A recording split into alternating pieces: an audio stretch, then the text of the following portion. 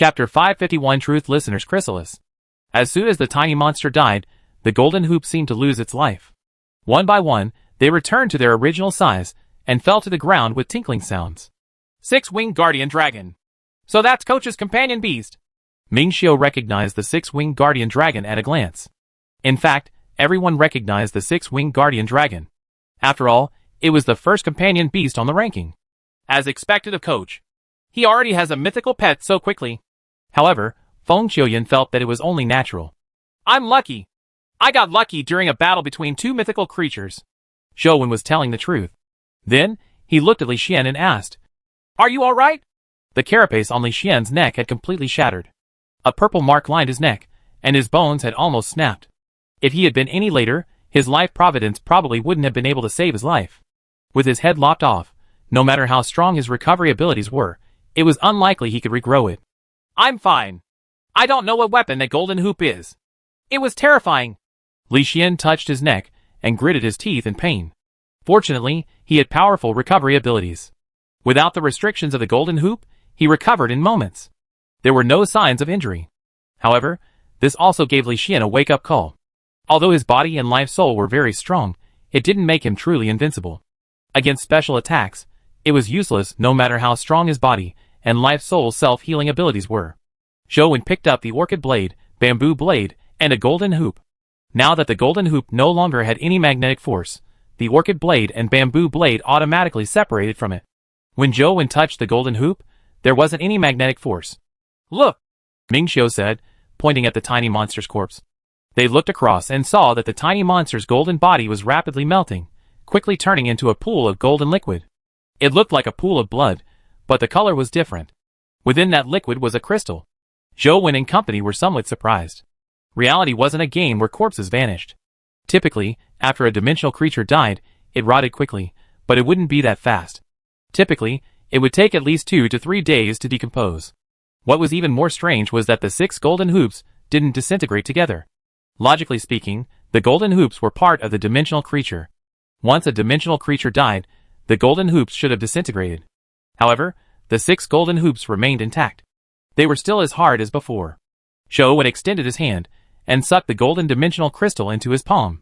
He wiped away the golden liquid on it before throwing it at Li Xian. They were originally here to help Li Xian, so they naturally had to give any spoils to him. Li Xian didn't stand on ceremony as he caught the crystal and put it away with a grin.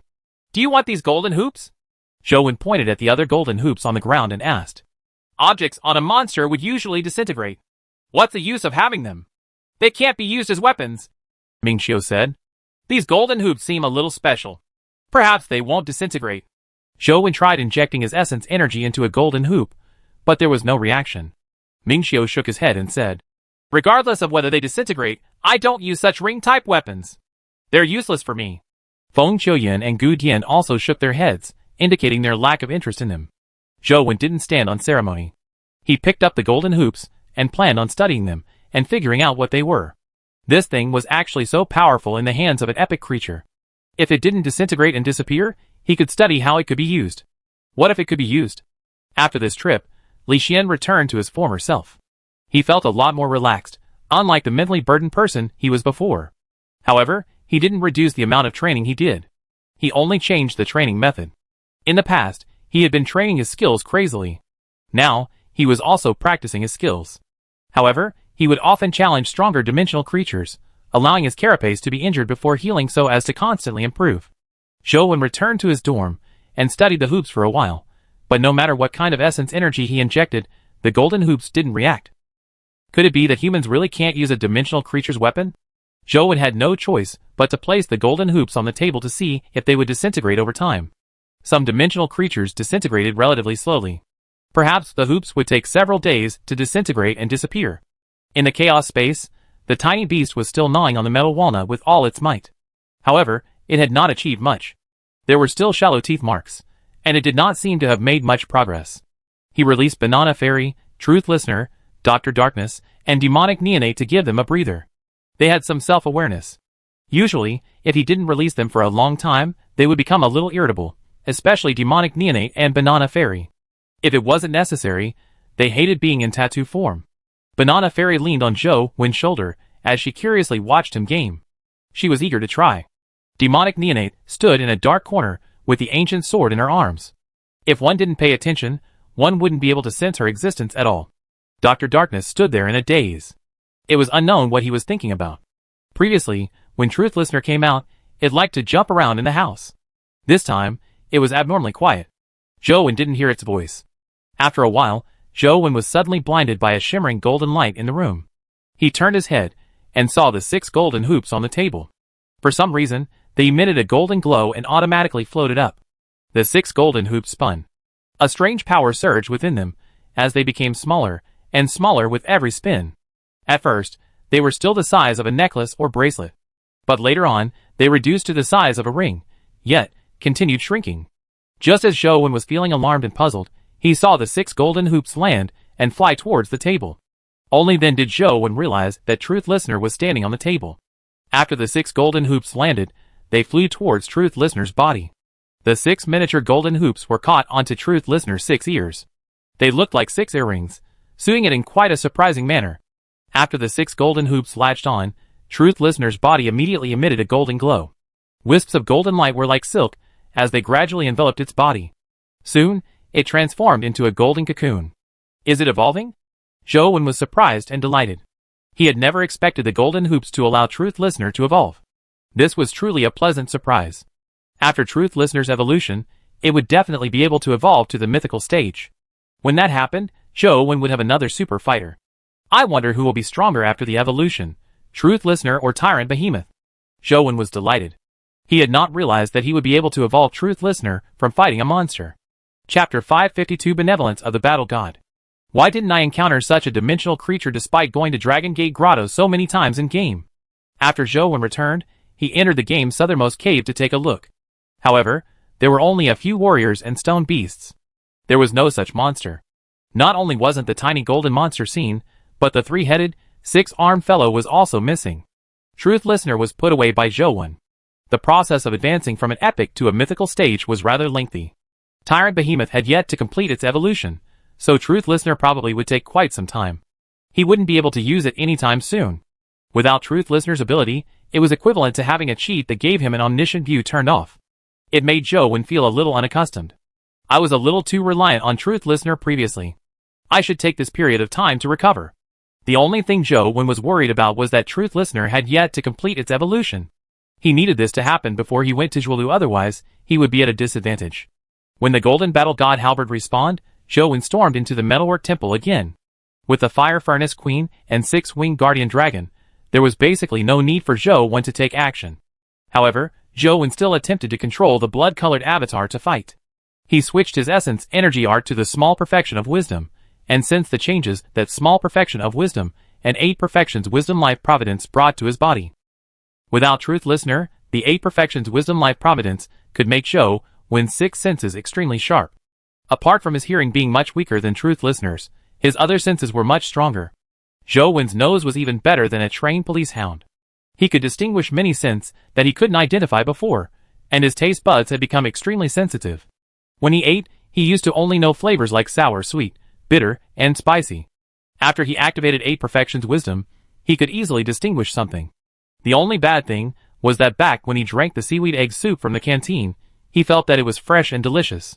However, ever since Zhou drank the seaweed egg soup with 8 Perfections Wisdom activated, he never drank it again. From the soup, he actually detected the flavor of a fly. His sense of taste was just so sensitive. Zhou felt that as long as he trained, it would be easy for him to tell the year of production for alcohol. Of course, Zhou wasn't that bored. He didn't have the time to dabble in those things either. All he did was constantly practice using the 8 Perfections Wisdom. Gradually, Zhou sensed the benefits of 8 Perfections Wisdom. With his sharp senses, he could discover many things that he usually couldn't. His hearing ability aside, his eyes could see further and more clearly. It was like a telescope that allowed him to see the enemy for any preemptive strikes, while his sense of smell allowed him to tell the dangers of different poisonous fog. Some gaseous poisons could not be seen with the naked eye, so this was when his sense of smell became very important. However, other than that, the 8 Perfections Wisdom didn't have any other uses. Compared to the other life providences, it was a little too simple.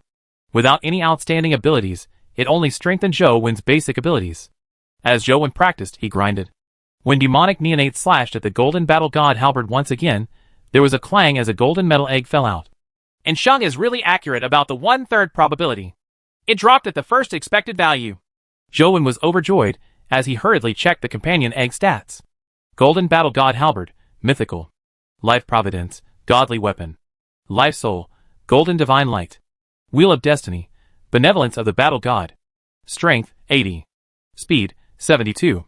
Constitution, 79. Essence Energy, 68. Talent Skill, Battle God's Radiance, Unstoppable. Companion Form, Golden Trident. The Golden Trident stats were rather good, much better than the 6-winged Guardian Dragon, before it was strengthened. However, what puzzled Zhou was why its Wheel of Destiny was called Benevolence of the Battle God. Could it be that it's not an offensive miracle like 6-winged? It can't be. This is a weapon-type companion beast. How can it not be an offensive-type miracle? Zhou hurriedly looked at the Benevolence of the Battle God's introduction. Benevolence of the Battle God. Benevolence on the battlefield is to end the enemy's life and reduce the enemy's pain. This is the pity of God. When Zhou saw this note, he immediately felt relieved. It looked like an attack-type miracle. The Golden Trident only had 2 skills. There were certainly several skills missing, but these 2 skills were very useful. Battle God's Radiance was the skill that had instantly killed Zhou. The Golden Trident glowed brightly as it attacked indiscriminately within a certain range. It was a large AoE attack essence energy skill that was similar to Banana Fairy's Granding Wind. It consumed a lot of essence energy. Unstoppable was a passive essence energy skill that was similar to Ever Victorious. Its effects were stronger, and it was exactly what Zhou needed. Life Providence, Life Soul, and so on needed Zhou's testing before he knew the specific effects. He switched back to the Slaughterer Life Soul and used his infinite essence energy to hatch the Golden Battle God Halberd. When Zhou held the Golden Trident in his hand, he knew that the opportunity to kill Torch Dragon had finally arrived.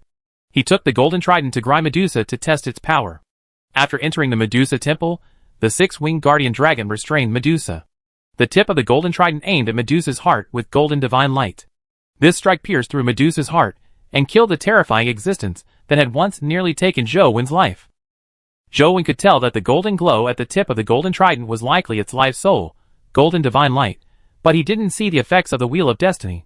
Could it be that Medusa is too weak and doesn't need the benevolence of the Battle God? With this in mind, Zhou made the Golden Trident use its miracle to kill some monsters. However, Zhou only saw it pierce through the monster's body and kill it without seeing it deliver any powerful move.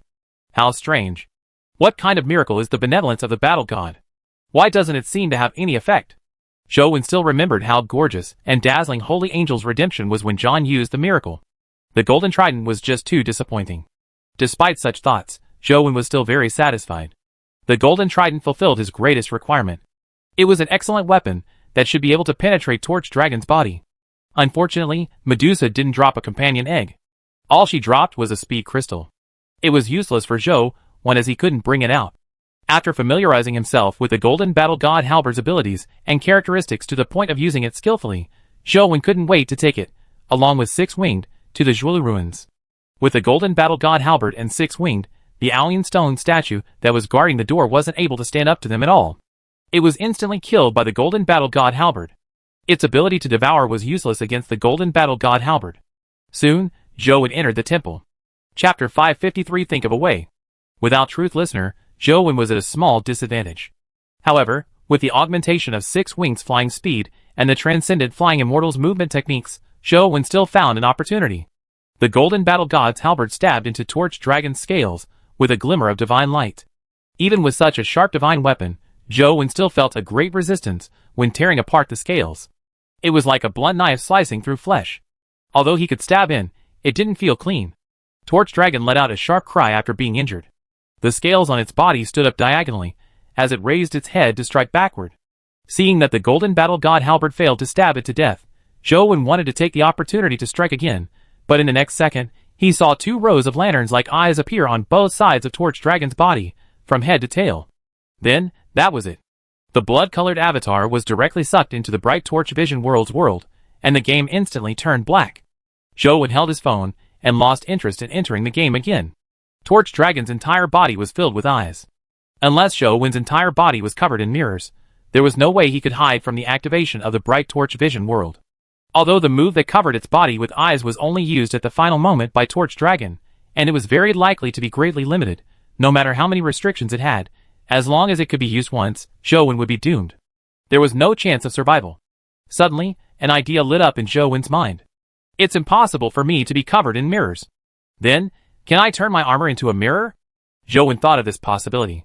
The crystal mirror formed by the Sun Beast couldn't cover his entire body, but if he combined the crystal mirror with another armor-type companion beast, would it turn into a mirror-like armor that reflected light? Although the possibility was very small, he had to give it a try. Otherwise, he would have to find a bigger mirror to completely block his body. If not, it would be impossible for him to dodge Torch Dragon's final eruption of the Bright Torch Vision World. However, Zhou only had one Sun Beast on him. The drop rate was pitifully low. After grinding for so long, Zhou had only had one drop. Zhou did a study and realized that the Sun Beast and Zhou's armor-type companion beasts didn't have high compatibility. They didn't even reach 40%, so the success rate definitely wasn't good. Even if he succeeded, the outcome might not become a mirror armor as Zhou wanted. Who knew what would happen after the two companion beasts combined? Zhou thought for a moment and planned on asking if there was any mirror-like companion beast armor. That would save him all the trouble. Zhou sent a message to Li Xian, but Li Xian didn't know where to find such armor. After asking Ensheng again, Ensheng thought for a while, but he also didn't think that there would be such an armor. According to him, the armor that was closest to the armor that Zhou mentioned should be an armor made of ice nightmares. However, according to what he knew, ice nightmares were mythical companion beasts. Only North District had one, and it belonged to Lance's family. However, the armor formed by the ice nightmare could not be said to be a complete mirror. It was like a smooth ice surface that could reflect light to a certain extent, but it was not as clear as a real mirror. So at the end of the day, it's still impossible? Zhou was somewhat disappointed. Young Master One, I'll be away soon. If there's anything you need, you can call this number. Ensheng sent a number to Zhou. Where are you going? Zhou asked. Didn't I obtain that mythical companion egg before? However, because I don't have enough essence energy, incubating a mythical companion egg will put my life in danger. Therefore, I can only use some special means. I plan on going to a dimensional zone with rich essence energy. Then, I'll use some special methods to successfully hatch the mythical companion egg. If I'm fast, I'll be back in a month. If I'm slow, it'll probably take 2 to 3 months. Ensheng said. Zhou thought and said, Sheng, I want to go to Zhuolu in the near future. When? Ensheng didn't ask why. He knew that Zhou would give it a try after having the 6-winged guardian dragon. I haven't decided on the time yet. I still need to make some preparations. I'll contact you when I'm ready. It'll probably take some time. Zhou wasn't sure when he would be able to resolve the problem of the mirror armor. However, even without the mirror armor, Zhou had to make a trip as soon as possible. He couldn't wait any longer. No matter how optimistic he was, the former principal probably didn't have any hope of survival. Now, Zhou only wanted to go in and take a look, or he wouldn't be able to feel at ease. If he really couldn't obtain the mirror armor, Zhou planned on taking a huge mirror made of tempered glass in. He could place the mirror in the chaos space, and use it to block Torch Dragon's Bright Torch Vision World when it used it. This move could only be used in reality. Furthermore, it hadn't been verified. He didn't know if an ordinary mirror could block Bright Torch Vision World. Unless it was absolutely necessary, Zhou didn't want to employ this step. Alright, I'll hatch the mythical pet as soon as possible and rush back. Ensheng went offline after replying to this message. Zhou knew that Ensheng's trip was definitely very dangerous. It wasn't difficult for Zhou to hatch companion beasts that were of a higher level, but to ordinary people, it was a grave matter. Zhou could only pray that Ensheng would return safely. It was impossible for him to stop him from hatching the mythical pet. After entering the temple again, Zhou once again stabbed Torch Dragon with the golden trident. Just like last time, Torch Dragon's body had countless eyes appear as it used Bright Torch Vision World. At that instant, Zhou switched to Lost Country and used teleportation to change his location. He wanted to see if he could dodge the Bright Torch Vision World, but it was all in vain. After he appeared from his teleportation, he was directly killed by the Bright Torch Vision World. From the looks of it, other than finding a sufficiently large mirror, the only way is to do it through pet fusion. Zhou really couldn't think of any other solution. However, he only had one Sun Beast. Zhou didn't immediately fuse with it. Instead, he continued grinding the music temple to see if he could get another Sun Beast. At the same time, Zhou began researching the First Order of Chaos. He wanted to see if he could condense a Life Providence using it. If the First Order of Chaos could condense a Life Providence, it might allow the Invisibility Cloak companion egg to hatch again. With the Invisibility Cloak, it might be able to crack the Bright Torch Vision World. The First Order of Chaos was somewhat similar to the other essence energy art that Zhou Wen had cultivated, Dao Sutra. Zhou Wen cross-checked them, and quickly gained insights into the First Order of Chaos. However, there were still some differences between the two. After studying it for 2 to 3 days, Zhou Wen gained insight into many profound mysteries. He vaguely felt that the First Order of Chaos was undergoing some strange changes, as though it was about to condense a life providence. In the past 2 or 3 days, Zhou Wen had farmed Medusa and the Golden Trident a few more times, but nothing good dropped. Medusa dropped a skill crystal that Zhou Wen couldn't absorb. Is the 1/3 drop rate Ensheng mentioned true? Zhou Wen was extremely puzzled. Chapter 554 Breaking the White Cocoon Again. The 1/3 probably of what Ensheng said was correct. However, that was the global drop rate across different mythical creatures. They had never killed the same mythical creatures consecutively.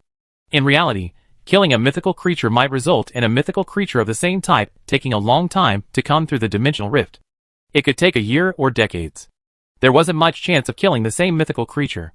Some families were rather lucky. They spent very little time researching a mythical creature. After killing it, they would have mythical creatures of the same type appear every year for years. Even after killing many mythical creatures, the chances of a companion egg dropping remained very low. Only when one was extremely lucky would a second companion egg of the same type drop. This was something that only a family with a deep heritage could do. The Yin family had only just risen to prominence a few years ago. They had killed mythical creatures, but up till now, they had not seen any mythical creatures of the same type. In reality, they hadn't killed many mythical creatures. How could they have a lot of experience? Over time, the Yin family might have a mythical companion egg of the same type, but the drop rate would probably be less than 1/3. This also involved the problem of uniqueness. Mythical companion beasts, like the 6-winged guardian dragon, might produce companion beasts of the same type, but for creatures, like Banana Fairy and Truth Listener, they were unique. It was impossible to have a completely identical Banana Fairy or Truth Listener appear. Zhou Wen still didn't know if the Golden Battle God Halberd and Medusa were unique mythical companion beasts. He could only confirm it after a long time of grinding. At that moment, Zhou Wen didn't really care about this problem. He was still studying the First Order of Chaos. Legend had it that it was the essence energy art of the Greek mythology's chaos. Chaos was probably equivalent to the egg that was split apart by Pangu in East District myth. It represented a chaotic world where yin and yang had yet to be separated. The Dao Sutra also studied nature. Although there were some differences between the two, it could be used for reference. It wasn't difficult for him to understand the profundity of the First Order of Chaos. In just 2 days, Zhou Wen had a breakthrough. The essence energy in his body circulated continuously, gradually transforming into a strange power that merged with his body and mind. He couldn't see the power, but he could sense that it was a life providence that Zhou Wen had plenty of experience condensing. After successfully condensing a life providence, Zhou Wen checked his stats. After switching to the First Order of Chaos, there was indeed an additional life providence. Life providence, Chaos Body. Zhou Wen gave it a try. This Chaos Body was very similar to his Dao Body. It was also extremely effective at recovering essence energy. It also strengthened his body, making it similar to his Dao Body. Zhou Wen tried to use his Chaos Body to inject essence energy into the invisibility cloak. The invisibility cloak vibrated even more intensely, as though it was about to break out of its shell. But after a long vibration, it still did not come out. Zhou Wen didn't manage to get the invisibility cloak out after all his hard work. He knew that he was still lacking something. He probably needed to wait for the First Order of Chaos to condense a live soul before he could hatch it. It won't be that easy to condense a live soul. These essence energy arts are simulated by the Lost Immortal Sutra, not something I really mastered. Previously, those live souls were condensed by absorbing a special attribute. To condense a live soul for the First Order of Chaos, I'm afraid I have to do something similar, right? Zhou Wen secretly calculated in his heart. Previously, the Dao Body absorbed the taboo attribute and condensed a live soul. And the taboo attribute was because I absorbed the blood of the creature inside the ant nest cocoon. Could it be that I can help the First Order of Chaos condense a live soul if I obtain another drop of blood? Due to the similarities between the First Order of Chaos and the Dao Sutra, Zhou Wen felt that it was likely easier for the First Order of Chaos to condense a live soul than small perfection of wisdom. After all, he had had similar experiences. What he lacked now was a drop of blood. This was because Zhou Wen didn't have the physique needed to cultivate the First Order of Chaos. It was purely simulated by the Lost Immortal Sutra. To condense a live soul, he needed a foundation. Having figured this out, Zhou Wen opened the Ant Nest dungeon and went to Ant City. He hadn't gone to Ant Nest for days. Now, he suddenly felt like he was in a dream. It was as if he had just obtained the mysterious phone, and the time, he had come to grind ants was just yesterday. However, the ants here were completely unable to harm him. Any companion beast besides Zhou Wen could finish them off. The Fire Furnace Queen threw down a ball of molten flames, burning large swaths of ants to death. The notifications of him killing dimensional creatures flooded the screen. To Zhou Wen, the golden flying ant was something he could kill easily. Six Wing smacked it to death with a single swipe of its claw, akin to squashing an ant. Apart from this white cocoon, I've seen two. One is protected by a white dragon while the other is protected by the chick's mother. They are extremely terrifying mythical creatures. In comparison, the Guardian, golden flying ant, is highly lacking in qualifications. Seeing nothing drop from the golden flying ant, Zhou Wen flew straight for the white cocoon. He summoned the golden battle god halberd. He held the trident in both hands, while the six-winged guardian dragon stood in front to protect him. The last time Zhou Wen came, he had been killed instantly by the creature inside the white cocoon. Although his strength had improved greatly, and he had two authentic mythical companion beasts, he still felt that he was probably no match for the creature inside the cocoon. Attack! Zhou Wen gripped his trident tightly as he stared intently at the white cocoon. Upon hearing the command, the six-winged guardian dragon's wings transformed into streams of light and slashed at the white cocoon like six blades. The six-winged guardian dragon was still quite powerful. Its dragon wings sliced open the white cocoon, revealing the creature that was curled up inside. Zhou Wen didn't hesitate at all. At the instant the white cocoon was torn open, the golden trident stabbed at the creature. He used all his strength. This strike was his fastest attack to date. Although Zhou Wen felt that he wasn't a match for the creature inside the cocoon, it wasn't difficult to get a drop of blood. After all, he had succeeded before when he was weaker than he was now. Moreover, he had previously used the golden trident and coupled it with Lost Country's teleportation to kill Medusa from behind with one strike. This proved the powerful destructive power of the golden trident. Zhou Wen thought that if the creature inside the cocoon didn't defend in time, he might be able to luck out and kill her. I wonder what will drop if she dies. A thought flashed through Zhou Wen's mind. It was only an instant. The golden divine light at the tip of the golden trident was about to stab the creature inside the cocoon. The creature didn't even raise her head to look at the blood-colored avatar. Zhou Wen's heart raced. Just as he thought he was about to succeed, the golden trident suddenly stopped. It moved from extreme motion to extreme stillness. It only took an instant. A snow-white hand grabbed onto the golden trident's edge. The incomparably sharp edge was unable to slice through the fair and slender fingers. The creature in the cocoon finally raised its head. It turned its head and looked at the blood-colored avatar with its demonic eyes. Chapter 555 The Terrifying Guardian. Zhou Wen's heart skipped a beat as he sensed something amiss. He subconsciously switched to the inverse ancient emperor and used the demon dragon true body. The six-winged guardian dragon roared and spewed out dragon breath. Boom! The blood-colored avatar and six-wing felt as though they had been struck by lightning. The blood-colored avatar's hands involuntarily released the golden battle god halberd as his body flew backward. Like a cannonball, they slammed into the mountain wall, producing a large and small hole. Zhou Wen felt that the blood-colored avatar was seriously injured, but thankfully, it wasn't dead. This time, it wasn't instantly killed by the creature inside the cocoon. Just as he was about to leave the cave, he saw a golden beam flash in front of him. The golden battle god halberd flew over and nailed the blood-colored avatar's body. It penetrated its chest, and the game screen instantly turned black. This fellow is a little too strong. The six-winged seraphim should be much weaker than her, right? Zhou Wen was somewhat depressed. He only wanted to get a drop of blood, but he still ended up being killed. However, Zhou Wen realized something. His encounter with her, this time, was clearly different from before. Her body seemed to have grown quite a bit. When he first came, the creature in the cocoon was still sleeping. She only woke up after he had injured her. This time, it was obvious that she had completely woken up. Her body had also developed more perfectly. Every time he saw her, she was somewhat different. This was clearly different from the other dimensional creatures in game. According to the Arch, the creatures in the cocoon should be the guardians of the various species. Then, can I drip my blood on the cocoon like John? If I can obtain her approval, will she become my guardian? It looks like she's clearly much stronger than the six-winged seraphim. This thought flashed through Zhou Wen's mind. However, it was only for an instant. He had many secrets. He definitely could not let an intelligent being who could betray him follow him around 24/7. Since I can't do it by force, I'll have to sneak and attack. Zhou Wen entered Ant City again, but he had learned his lesson this time. He didn't directly face the creature inside the cocoon. First, he used the six-winged guardian dragon as bait. The blood-colored avatar and demonic neonate hid in the ant honey pool, silently waiting for an opportunity. The six-winged guardian dragon blasted open the white cocoon. The creature inside the cocoon only took a glance at it before it was sent flying. From the perspective of the third party, it was even more shocking. The powerful six-winged guardian dragon was already considered a top-notch mythical creature, yet its huge body was actually blasted away by her gaze. Zhou and demonic neonate didn't sit idle. The blood-colored avatar held the golden battle god halberd and instantly teleported behind the creature inside the cocoon. The tip of the golden battle god halberd was about to touch her back. As long as Zhou thrust it a little further forward, the golden divine light could stab through her skin and cause a drop of blood to drip out. However, just as Zhou teleported out, he saw the creature turn her head to look at him. Boom! Zhou's body flew out like a cannonball. Soon, the game screen turned black again. Is the Guardian really only at the mythical stage? Apart from the Darch whose strength is unknown, she's many times stronger than any mythical creature I've ever seen.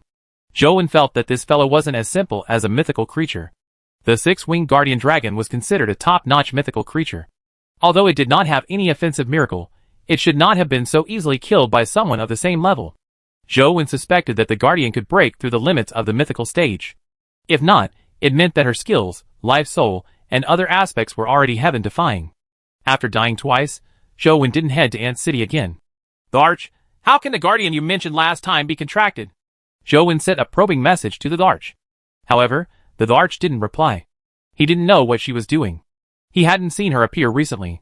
Before Zhou headed to Ant City again, he needed to think of a perfect solution. Making blind attempts was pointless. I wonder if the crystal mirror transformed from a sun beast can reflect her gaze. Zhou thought as he grinded. Ding! Suddenly, a strange sound entered Zhou's ears. He turned his head and saw a companion egg drop beside the six-winged guardian dragon. It was a sun beast companion egg. Zhou was delighted as he hurriedly went over to pick up the companion egg. After hatching it, he had another sun beast companion beast. Their stats were about the same. Unfortunately, the crystal mirror was too small.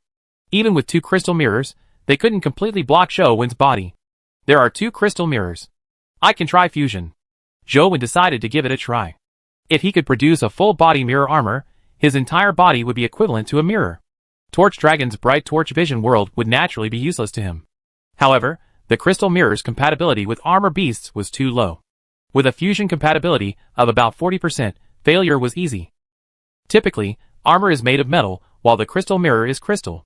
Could this be the reason why the compatibility is relatively low? Zhou thought for a moment before heading to the Cursed Demon Palace and grinding out a stone armor companion beast. He placed them together, and indeed, the compatibility was much higher, reaching 61. Indeed, this is the case. However, the skills and life providence of this stone armor are lacking. Most importantly, this isn't a full body armor. There's no way to cover my whole body. Zhou searched online and discovered that there were quite a number of jade-type companion beasts that could become full body armor. After looking through a lot of information, Zhou decided to buy a jade armor-type companion beast to fuse. He still had a large number of essence crystals. It wasn't difficult to buy an epic companion egg. Zhou decided to head to the companion egg shop. Whatever companion eggs were online might also be on sale at the local companion egg shops. However, Zhou didn't go to Qin Shiyuan's shop. He had a nagging feeling that there was something wrong with Qin Shiyuan. If he could avoid him, he would rather not interact with him.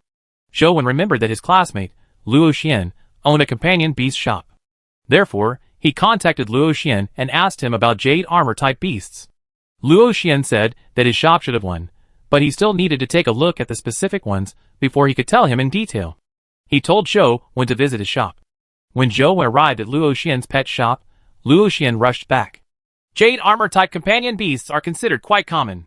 Compared to metal and wood armor, the price of the jade armor is relatively cheap, but not by much.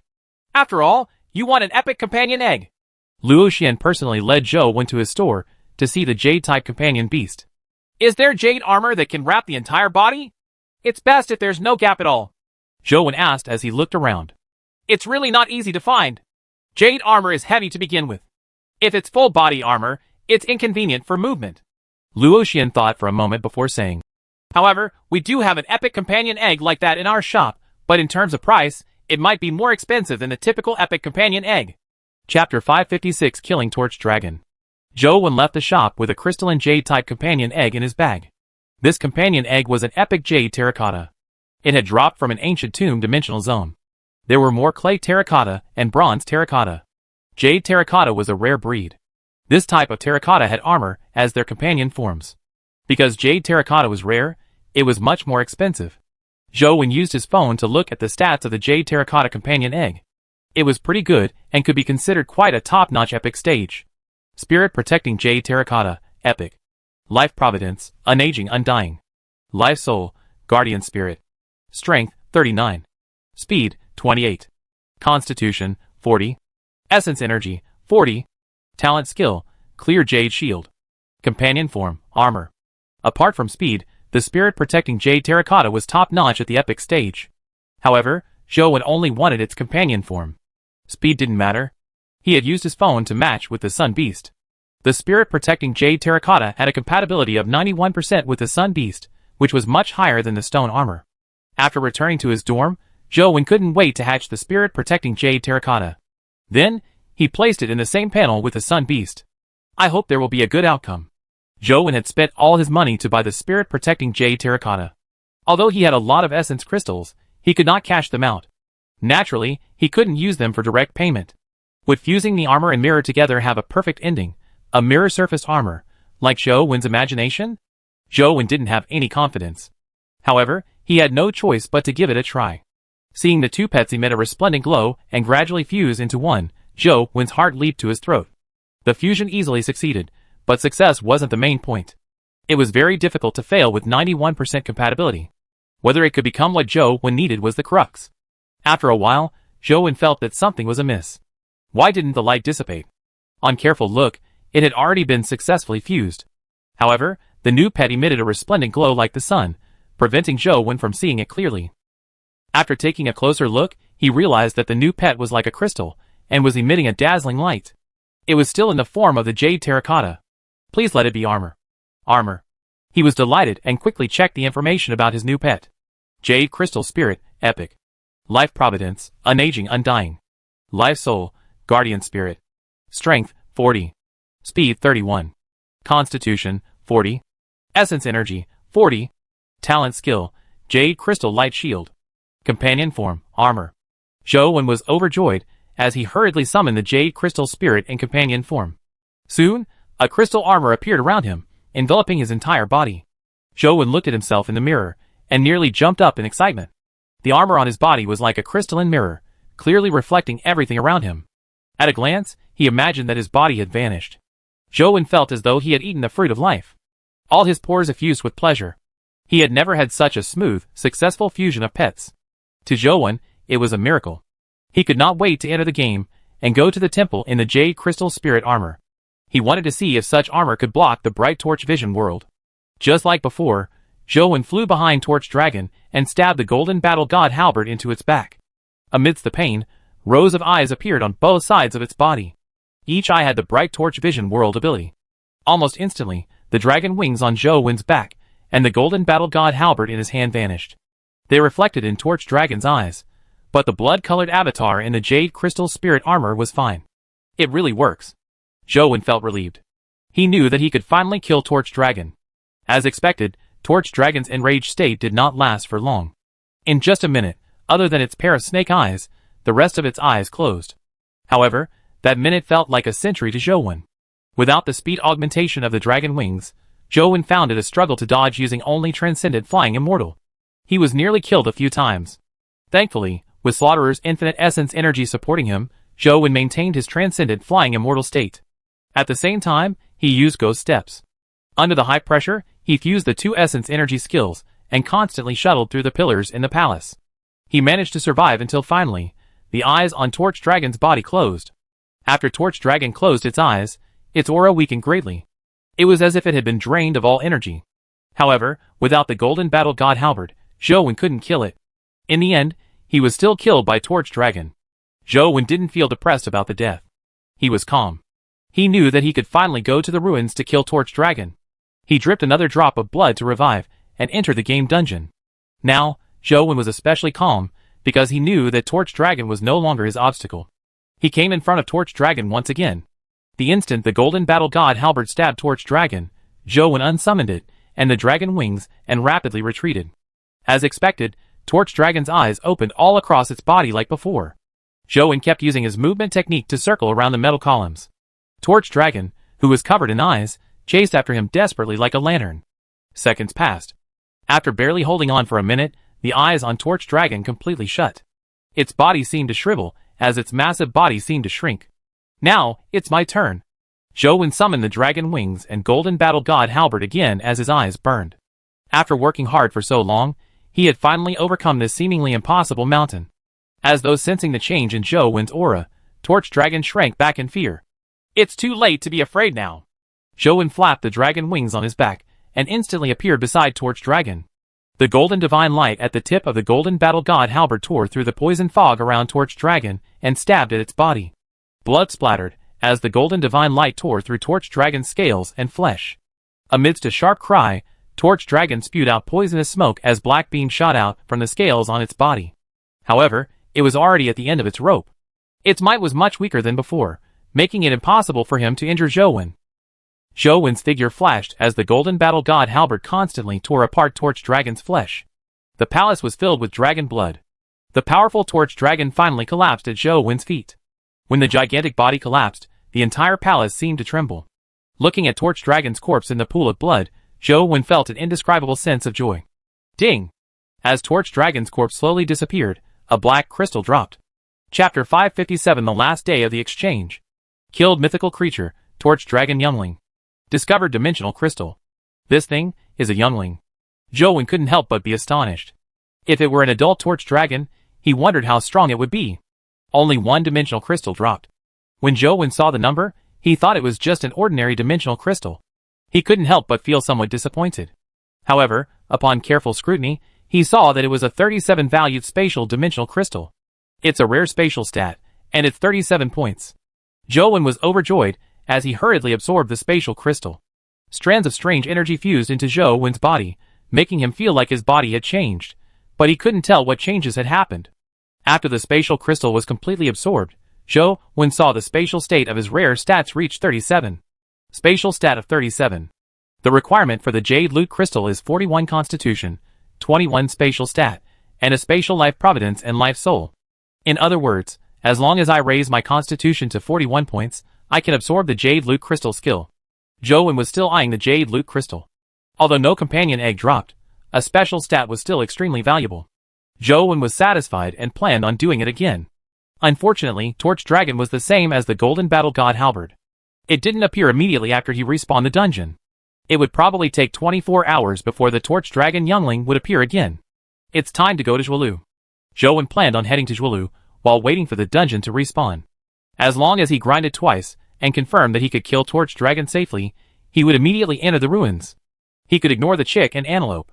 If the two of them didn't see Zhou Wen return, they would definitely head to Wan Lu's place for free food and drink. They wouldn't starve themselves. Zhou Wen planned on purchasing some items before heading to Zhuelu. Just as he walked out of Four Seasons Garden, he bumped into Ming Xiu and Tian Jinjin, who were looking for him. Coach, our exchange is about to end. I came to say goodbye before we leave, Ming Xiu said. So fast?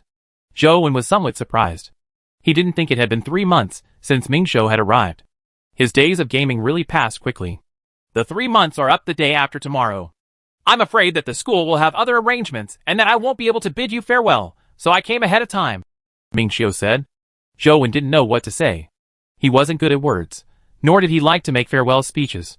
Coach, if you have the time, can you fight me again before I leave? Ming Xiu clearly wasn't the kind of person who would invite others to a farewell dinner. He wasn't just here to bid Zhou Wen farewell. I can do it now, Zhou Wen said with a nod. Then let's go to the training ground. I've improved a lot recently. Although I haven't advanced to the epic stage, I already have some insights, Ming Xiu said excitedly. The three of them arrived at the training ground and found an empty room. Tian Jinjin stood by the side and watched the battle. Zhou Wen and Ming Xiu took their practice weapons and stood there. Coach, please give me your guidance. With the sword in hand, Ming Xiu's temperament changed instantly. The warmth from before vanished. His being was even more terrifying and cold than the sword in his hand. Zhou Wen wielded the practice sword and displayed the stance of transcendent flying immortal. Since Ming Xiu specially came to spar with him, before leaving, Zhou Wen didn't want to brush him off. Ming Xiu held his sword. At the instant his aura reached its peak, he unsheathed his sword and transformed into a stream of light that stabbed Zhou Wen. It was like the last ray of light on the horizon during sunset. Ming Xiu's sword was gorgeous and resolute. It was the last ray of light, and also the final bloom. Although they were both focused on speed, Ming Xiu's sword techniques and Feng Qiuyan's saber techniques exuded a completely different feeling. Tian Jinjin watched Ming Xiu's strike from the side. Her eyes were filled with anticipation, hoping that the strike would surprise Zhou. She had been practicing with Ming Xiu the entire time. She knew how much hardship Ming Xiu had suffered in order to hone his sword, and she also knew how much Ming Xiu had improved in such a short time. Although she knew that Ming Xiu couldn't defeat Zhou, she also wished to see a look of surprise on Zhou's face. That was the greatest reward for Ming Xiu's hard work. Tian Jinjin knew very well that Zhou's shocked expression was more important than any other person's praise for Ming Xiu. However, Zhou didn't show any expression. With a slight movement of his practice sword, he blocked Ming Xiu's sword. Although Ming Xiu's sword was fast and ruthless, it was still too slow for Zhou. Ming Xiu couldn't help but feel a little discouraged when he saw Zhou easily block his sword that was infused with everything. He stood there with his sword in hand. "What are you waiting for? Continue," Zhou said when he saw Ming Xiu pause. Ming Xiu's eyes narrowed. He gripped the sword in his hand tightly and swung it again. Like before, his sword was as fast as lightning. However, Zhou still casually brandished his sword and blocked Ming Xiu's sword. However, this time, Ming Xiu didn't hesitate or stop as he struck again. Tian Jinjin was filled with disappointment. Ming Xiu had clearly put in so much effort, but Zhou was still able to easily block his sword art. Ming Xiu constantly attacked Zhou from all directions. His sword technique was like meteors that streaked across the sky, but Zhou didn't use his strongest strike. He even remained in place. All he did was wave his sword and block Ming Xiu's incoming strikes. Tian Jinjin could not help but smile bitterly. She knew that the difference between the two of them was too great. It was so great that it left one in despair. Looking at Ming Xiu, who constantly attacked Zhou but failed to make him even take a single step, Tian Jinjin felt her heart almost shatter. She really didn't wish to see Ming Xiu suffer such a blow. Ming Xiu had put so much effort into improving his sword techniques that when they failed, she wanted to rush forward and stop him from continuing the battle. She didn't want Ming Xiu to suffer such humiliation again. "If I were you, I wouldn't disturb him," a voice sounded beside her. Tian Jinjin was too engrossed and hadn't noticed someone standing beside her. "President Wei?" Tian Jinjin turned around and realized that the person was the president of the student council, Wei Gu. Wei Gu looked at the battle between Zhou and Ming Xiu and said, "No one is born to be a winner. Every man will experience countless failures in his life. However, some men will never get up again after failing. As for some men, they will get up and continue advancing after failing, ultimately becoming geniuses in the eyes of others. Trust him. Don't stand in front of him. Don't block his path. Just trust him." Tian Jinjin didn't understand him, but his words dispelled her urge to rush over. Ming Xiu's sword constantly slashed out, but it was also constantly blocked by Zhou. Wei Ji's eyes narrowed. He could tell that Ming Xiu's sword technique was evolving. He was searching for all possibilities. As long as he could get up and continue advancing, he would not lose. Chapter 558 Tomorrow's Sword AR. Zhou's sword art looked ordinary, but he had already used Transcendent Flying Immortals technique. However, he didn't take the initiative to attack, and only used it to defend. No one could tell what was so profound about it. However, even defense alone gave Ming Xiu a lot of pressure. Just like when Zhou and Xia Xianyu fought, Xia Xianyu used the path to snatching heaven to pressure Zhou. However, Zhou's movement technique wasn't the path to snatching heaven. It wasn't that aggressive. He was only defending, but it made Ming Xiu feel as if he would be killed by Zhou if he didn't attack. Therefore, Ming Xiu could only continuously attack and attack. If it was an ordinary person, under such pressure, they would probably be scared out of their wits. Their willpower would soon collapse, and they would give up on resisting or end up risking their lives. However, Ming Xiu didn't give up. Under such pressure, he constantly searched for an opportunity to defeat Zhou. He constantly attacked with his sword. This won't do. Not this either. Ming Xiu kept trying, but no matter how fast his sword was, no matter how gorgeous his technique was, or how brilliant his strikes were, they were perfectly parried by Zhou. What do I have to do to break through the coach's defense? Ming Xiu had already tried his best. He had already tried everything he could, but he couldn't think of any better methods. Ming Xiu knew that this couldn't continue. Once his train of thought was severed, his sword's might would weaken. When that happened, Zhou would counterattack. This was his last battle with Zhou before he left. He didn't wish to leave it just like that. What should I do? What should I do? Countless thoughts flashed across Ming Xiu's mind. Ming Xiu suddenly felt that this situation was a little familiar. He seemed to have experienced this before. Soon, Ming Xiu remembered why this situation was so familiar. It was because he had faced the same predicament when he was young. At that time, he had only been practicing his sword techniques for a short period of time. He was small and weak in strength. He was only 3 years old. The other students who practiced with him were already 6 or 7 years old. Therefore, during any sparring, the difference in strength was huge and Ming Xiu was always defeated by his classmates because he was too weak. He lost terribly in the daily sparrings. With Ming Xiu's temper, he naturally couldn't accept it. At that time, he often thought that if he could grow up faster and become as strong as his classmates, he would definitely not lose. Unfortunately, it was impossible for him to grow up overnight. However, ever since then, Ming Xiu constantly upped the ante when it came to training. He kept honing his skills. Although he was very young, after a few months, he was able to fight against his classmates, who were a few years older than him. A year later, no classmate was his match. The predicament back then was the same as the present predicament. Zhou Wen was much stronger than him in every aspect.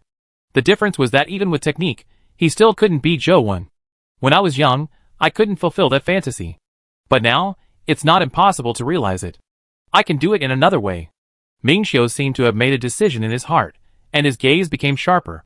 His gaze is different, Wei Ge said with narrowed eyes. What do you mean his gaze is different? Tian Jinjin asked doubtfully. Watch his next move. Perhaps this will be a very important moment in his life, Wei Ge said without elaboration. Tian Jinjin had no choice but to stare at Ming Xiu. She wanted to know how different his next strike would be. Ming Xiu held his sword as sword beams flashed like meteors. From Tian Jinjin's point of view, this strike was no different from many of his previous strikes. They were all so fast and furious, but such strikes couldn't defeat Zhou Wen. She had already seen it countless times. Such a magnificent sword art had been easily blocked by Zhou Wen. There had been no exception. Indeed, Zhou Wen's sword blocked Ming Xiu's sword again, but at the instant the two swords clashed, everyone was astonished to realize that Zhou Wen's sword had missed. It failed to block Ming Xiu's sword. As for Ming Xiu's sword, it acted as a late student. After Zhou Wen's sword swept over, his sword stabbed towards Zhou Wen's heart. Alright! Zhou Wen made a mistake! Tian Jinjin jumped up in excitement. She thought that it was Zhou Wen's mistake. Clang! However, in the next second, Zhou Wen's sword hilt slumped downwards and struck Ming Xiu's sword tip. It sent Ming Xiu's sword to the side, preventing him from stabbing him. That wasn't Zhou Wen's mistake, but a result of Ming Xiu's deliberate actions. The late sword wasn't even seen by Zhou Wen. It nearly hit him. It's really interesting. Wei Ge revealed a teasing expression. Ming Xiu had already ceased his attack. He did not continue fighting and sheathed his sword. Zhou Wen's sword-wielding hand drooped down as he allowed the tip of the sword to stick to the ground. Nice sword art. What's the name of that strike? Zhou Wen asked Ming Xiu. It doesn't have a name yet. Coach, if you don't mind, you can give it a name, Ming Xiu said. Zhou Wen didn't decline. After some thought, he said, Since it's a late strike, let's call it Tomorrow Sword Art. Sword of Tomorrow. Tomorrow Sword Art. Alright, I'll call it Tomorrow Sword Art. Ming Xiu seemed to like this name very much and decided to go with it. Then, let me see how far your Tomorrow Sword Art can go. Zhou Wen narrowed his eyes as he stared at the sword in Ming Xiu's hand. He felt his confidence and inspiration erupt due to Ming Xiu's strike. His mind was at peak activity. Coach, please appraise my Tomorrow Sword Art. Ming Xiu gripped the hilt of his sword. It was as if he had entered a mysterious realm that was surreal. Ka-cha! The practice sword and scabbard in Ming Xiu's hand actually broke apart. Cracks spread out on the scabbard. In the blink of an eye, the scabbard shattered, along with the sword hilt that Ming Xiu was holding. It was not strange that the practice sword shattered. The strange thing was that after the practice sword and scabbard crumbled, he still held a sword in his hand. It was a transparent sword of light, and a terrifying sword intent radiated from it. Life soul! Is that a life soul? Tian Jinjin could not believe her judgment and asked Wei Ge. Yes, that's a life soul. It's really enviable. He's still so young, but he has already comprehended a life soul, said Wei Ge. He was truly envious.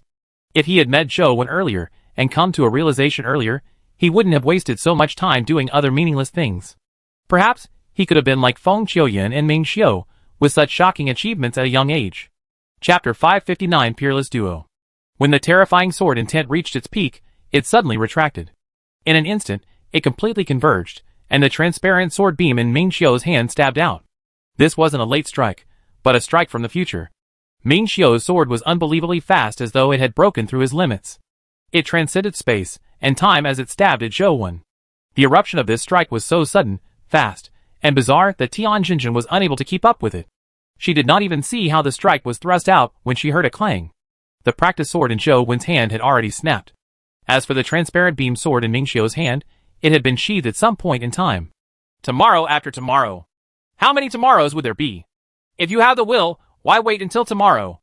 Live in the moment, and let the sword of tomorrow slay all grudges. Good sword technique. Wei Ge praised. Tian Jinjin only knew that Ming Xiu's strike was very powerful, but she did not know how strong it was, or which aspect of it was strong. She kept staring, but she couldn't tell. Thank you for your guidance, coach. I'll be leaving. Ming Xiu bowed seriously, and then turned to leave the practice room. Ming Xiu, you have finally won. Furthermore, you have condensed a life's soul. You are only 17 years old. It's great that you reached the epic stage at 17. Tian Jinjin chased after him, and said excitedly. No, I lost. Ming Xiu shook his head. How can that be? I saw you snap Zhou Wen's sword. You definitely won. Tian Jinjin explained. That's because coach used a practice sword, while mine was a life soul sword. That's why he blocked my sword. It was only because the practice sword was too weak that it snapped. Even so, my sword still failed to injure him, nor was it able to force him to attack. Indeed, I'm still too inferior. However, I now have a direction. There will come a day when I will catch up with coach. Ming Xiu said confidently. I see. However, you are already very powerful. You are at the epic stage at 17 years old. If your father knew, he would definitely be overjoyed. Tian Jinjin consoled. That's right. It's time to go back and make the old man happy. I have to let others decide if the sword art my father passed down is weak or strong.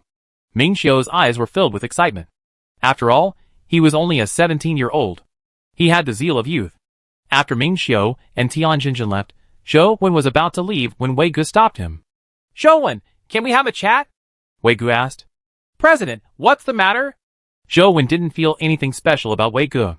He didn't have any negative feelings towards him or a good impression of him. He was just a schoolmate he wasn't familiar with.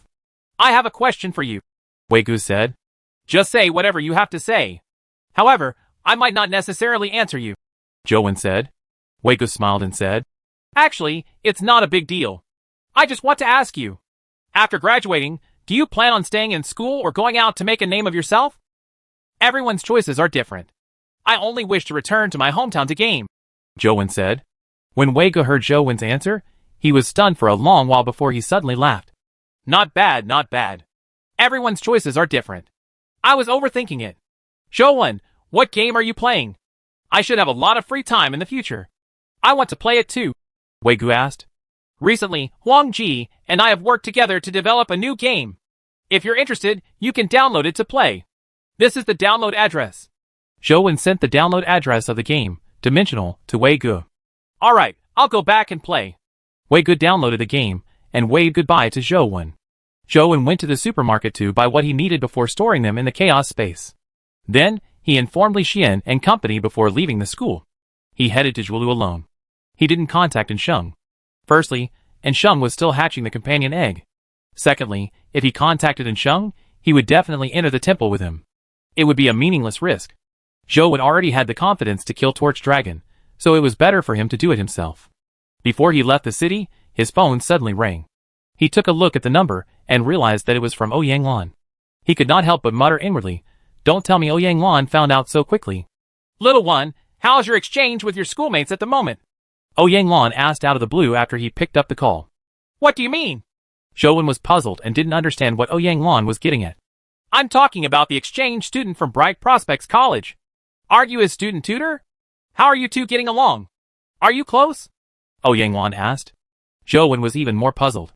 Why would Ouyang Lan actually care about this? He had no idea that Ouyang Lan had arranged for him to become Ming Xiu's student tutor. Our relationship isn't bad, I suppose. Zhou Wen felt that their relationship wasn't bad. At the very least, they hadn't quarreled. That's good. What do you think if I let you live with Ming Xiu in the future? Ouyang Lan asked again. Wait, Sislan, what do you mean? What do you mean by letting me live with Ming Xiu? Zhou Wen felt that something was amiss. Ouyang Lan said. Do you know what Ming Xiu's life providence is? I don't know. Zhou Wen had never cared about this. Didn't you say that you have a good relationship with him? Why don't you even know about his life providence? Ouyang Lan didn't wait for Zhou Wen to reply before continuing. His life providence is Peerless Duo. Do you know what it means? It means that there will be two peerless geniuses in the same era. And then? Zhou Wen still didn't understand what this had to do with him. Little one, I think that you should read more brain teasers in addition to your cultivation to strengthen your imagination. That's a peerless duo. Of course, it requires two people to be able to be called a duo. In other words, those who practice with him will be augmented by his life providence. Both parties will have their cultivation speed accelerate. Don't you think that you've improved faster in the past 3 months? Ouyang Wan said. There's actually such a thing. Zhou Wen really wasn't aware. Furthermore, he had never cultivated with Ming Xiu. Instead, it was Feng Qiuyan who practiced with Ming Xiu all day. Forget it. Your emotional quotient and reaction are too slow. My relationship with Ming Xiu's family elders isn't bad, so if you can get along well, I can consider letting you live together and cultivate together. Sis Lan, thank you for your kindness. There's really no need. I'm more used to living alone. Zhou Wen finally understood why Wang Fei said that the school had designated him as a student tutor and that he couldn't reject it. So it was Ouyang Lan's arrangement. Unfortunately, he had missed Ouyang Lan's good intentions. Chapter 560 Unexpected Discovery. After hanging up, Zhou Wen left Luoyang and rode a Qi towards Zhuolu. He had been to Zhuolu before, so naturally, he still remembered the way. However, compared to the last trip, the probability of seeing people outside the city was lower. Many of the roads were already abandoned and lush vegetation could be seen everywhere. Unless there was a large convoy or a pet transport team passing by, it would be hard to see a lone traveler. On the way, Zhou Wen encountered some breakout creatures. Although they weren't very strong, at the legendary stage, it made him even more uneasy. As the level for breakout creatures dropped, it was very likely that the dimensional zone seals would weaken further. Wang Mingyuan had said that in another 10 years, the dimensional zones would completely have their seals released. From the looks of it, it wasn't a lie. The Qi's speed was rather fast. Although it wasn't as comfortable as sitting in a car, it could traverse complicated terrain, unlike cars that were easily restricted. Many roads were destroyed by dimensional creatures. It was getting harder and harder to drive outside the city. There were also many vines and plants that covered the roads. Other than some roads that often had cars drive through them, it was hard to guarantee smooth flowing roads. Zhou Wen wasn't afraid of exhaustion as he traveled day and night. On the third day, he set up a tent and planned on sleeping for a while. Although he was full of energy and had endless essence energy, a person's body and mind wouldn't feel good if they did not sleep for prolonged periods. The path Zhou Wen took wasn't one visited by convoys, so there weren't many people around. Furthermore, this was a mountain path in the mountainous area, so the chances of encountering people were even lower. Zhou Wen set up a tent on a platform by the side of the road.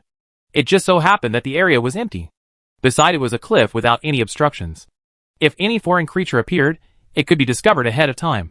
He summoned Six-Winged, Banana Fairy, Dr. Darkness, and other companion beasts and got them to guard him.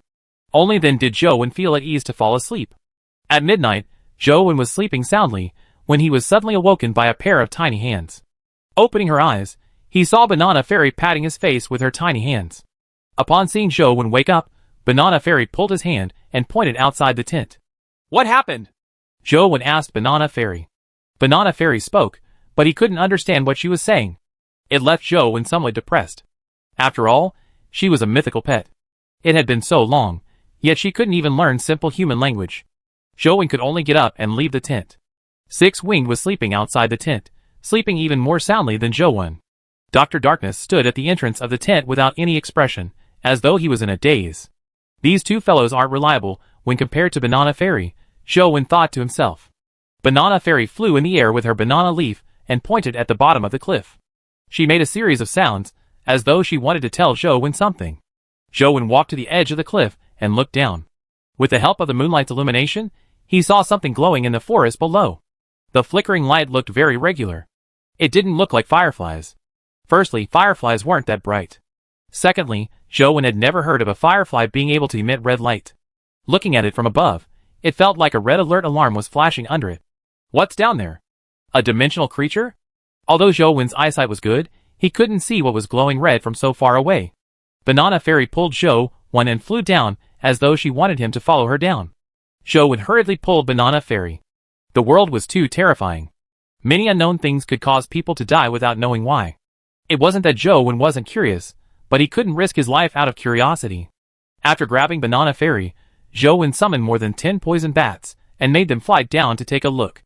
The dozen or so poison bats quickly flew to the forest below the cliff and tore apart the trees and vines, making the red light even clearer. Zhou Wen switched to 8 Perfections Wisdom and enhanced his vision. He could vaguely see that there seemed to be a red object glowing underground. As it was buried in the soil, only a tiny portion of it could be seen. Zhou couldn't tell what it was. He ordered the poisoned bats to dig up the soil near that object. They lay on the ground, their claws piercing into the soil covered by fallen leaves as they dug up the soil. Seeing that the object didn't have any reaction, Zhou heaved a sigh of relief. However, he didn't dare to be careless. He kept staring at the object and the poisoned bats. Once the poisoned bats had any abnormal reaction, he could immediately react. Thankfully, the situation that Zhou had expected didn't happen. After digging for a short while, the poisoned bats had dug out a huge hole. However, from above, he could only see a red ball that was more than 4 meters in diameter. It was shining brightly, but he could not tell what it was. Before confirming what it was, Zhou didn't dare let the poisoned bat touch it. After some thought, he put away the tent and other things. Then, he got Six Wing to fly down the cliff with him. Looking from the side, it was really a huge ball. It looked like a piece of jade that was half buried in the soil. The blinking light in it was constantly changing, sometimes strong, sometimes weak. That was why from afar, it looked like it was flickering. In fact, it was constantly glowing. A dimensional creature? It doesn't look like it. A companion egg doesn't seem like it either. What is it? Zhou sized it up, but couldn't tell what it was. Banana Fairy couldn't help but fly above the red ball.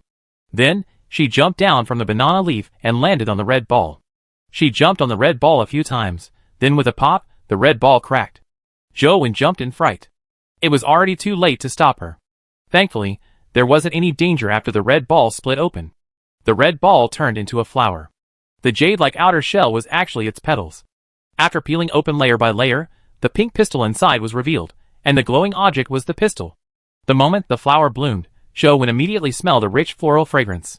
With the augmentation of the 8 perfections wisdom, he felt that the fragrance was refreshing, one that relaxed his mind. Banana Fairy had already landed in the pistil.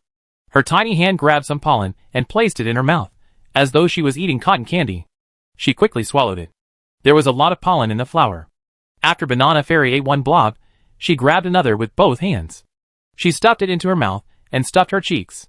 Chapter 561 Competition for the Pollen. A plant-type dimensional creature? Zhou noticed that the flower didn't show any abnormal reaction. It didn't react to anything the Banana Fairy did. He found the plant-type dimensional creature rather strange.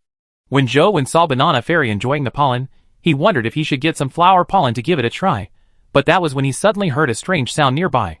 Zhou looked around and his expression changed slightly. He saw that in the nearby forest, snakes, insects, rats, and ants were all approaching. Zhou recognized rats, caterpillars, venomous snakes, and centipedes. However, there were many insects that he didn't know at all. These weren't likely to be real dimensional creatures. Most of them were ordinary creatures in the forest. Some of them were mutated creatures, but they were still a little far from the level of dimensional creatures. They could only be considered mortal. The snakes, insects, rats, and ants struggled to crawl over. They all rushed towards the huge red flower. As they stepped over each other, many of them either got injured or died. However, they still charged at the red flower as if they were possessed. Is it the fragrance of the red flower that attracted them? Zhou thought. Many insects flew over, but before they could reach the red flower, even more terrifying creatures appeared. They scared the snakes, insects, rats, and ants away. However, the former were unwilling to leave. They loitered around the area. A caterpillar coruscating with blue light crawled out of the forest. When the ants saw it, they immediately hid far away. They would rather squeeze together and trample on each other than get near it. Even the temptation of the floral fragrance didn't stop them from fearing the blue light-emitting caterpillar. Another breakout creature. Is there a dimensional zone nearby? When Zhou looked up, he realized that another dimensional creature had appeared. It was a butterfly that was as large as a crane. Its body and wings were golden in color. As it flew, it scattered golden specks of light and dust. It was rather eye-catching in the dark night, as though it was dancing in a golden galaxy. However, when the golden dust landed on the snakes, insects, rats, and ants, they all died immediately. Their bodies also turned a faint golden color. Both the blue light-emitting caterpillar and the gold dust butterfly rushed toward the red flower. Clearly, their target was the same. Banana Fairy, who was enjoying the pollen, saw the gold dust butterfly and blue light-emitting caterpillar rushing over. She reached out and grabbed her banana leaf before fanning at them. The terrifying granding wind immediately sent the two flying. However, they remained uninjured, so they quickly rushed over again. The gold dust butterfly swooped down at the red flower from the sky. The gold dust on its body constantly scattered. Unfortunately, It met Banana Fairy, and with a wave of her hand, the gold dust along with the butterfly was sent flying. Wherever the blue light-emitting caterpillar crawled, the leaves and soil burned, leaving a blue trail on the ground.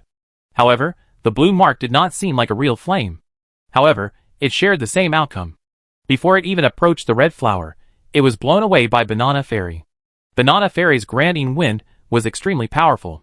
The two-dimensional creatures were sent flying, but didn't suffer any serious injuries. They quickly crawled back, shocking Zhou. Banana Fairy stuffed flower pollen into her mouth as she waved the banana leaf at the two of them. She didn't allow them to approach the red flower. Clearly, she was afraid that they would snatch the flower pollen from her. When Zhou saw that the blue light-emitting caterpillar and the gold dust butterfly weren't a threat to Banana Fairy, he didn't take action and just watched from the side. Apart from those two-dimensional creatures, no other dimensional creatures appeared. Instead, it was the ordinary snakes, bugs, rats, and ants. No one was willing to leave, but they didn't dare approach. They just watched helplessly from the side. The butterfly and the caterpillar tried to charge forward many times, but they were blown back by the granding wind. However, they still did not give up and continued charging forward. It seemed a little boring. After a while, Zhou yawned, feeling a little sleepy. Just as he was thinking about whether he should go back and take a nap, he suddenly felt that something was amiss. Sweeping his gaze over, he saw that many of the snakes, insects, rats, and ants were lying there motionless as if they were dead. The insects that were flying in the air also staggered and fell from the sky. Zhou took a careful look and realized that they weren't really dead. They were just asleep. Something's wrong. Could it be the floral fragrance? Zhou immediately realized the problem. Zhou hurriedly stopped breathing. Indeed, he felt much less sleepy. From the looks of it, there is poison in the floral fragrance. Thankfully, my poison stat is high enough, so I didn't fall asleep like those snakes, insects, rats, and ants. Zhou saw that Banana Fairy, the butterfly, and the caterpillar weren't affected by the floral fragrance and were still warring for the flower pollen. The ordinary creatures around them had all fallen to the ground and were asleep. Although Zhou wasn't afraid of the floral fragrance, he felt bored. He drew a saber and slashed at the blue light-emitting caterpillar and the gold dust butterfly, killing them. The gold dust butterfly didn't leave anything behind, but the blue light-emitting caterpillar rolled out a sapphire-like bead. It was a companion egg. I never expected my luck to be so good. Zhou took out his phone and snapped at the blue light-emitting caterpillar's companion egg. Netherworld Caterpillar, Epic.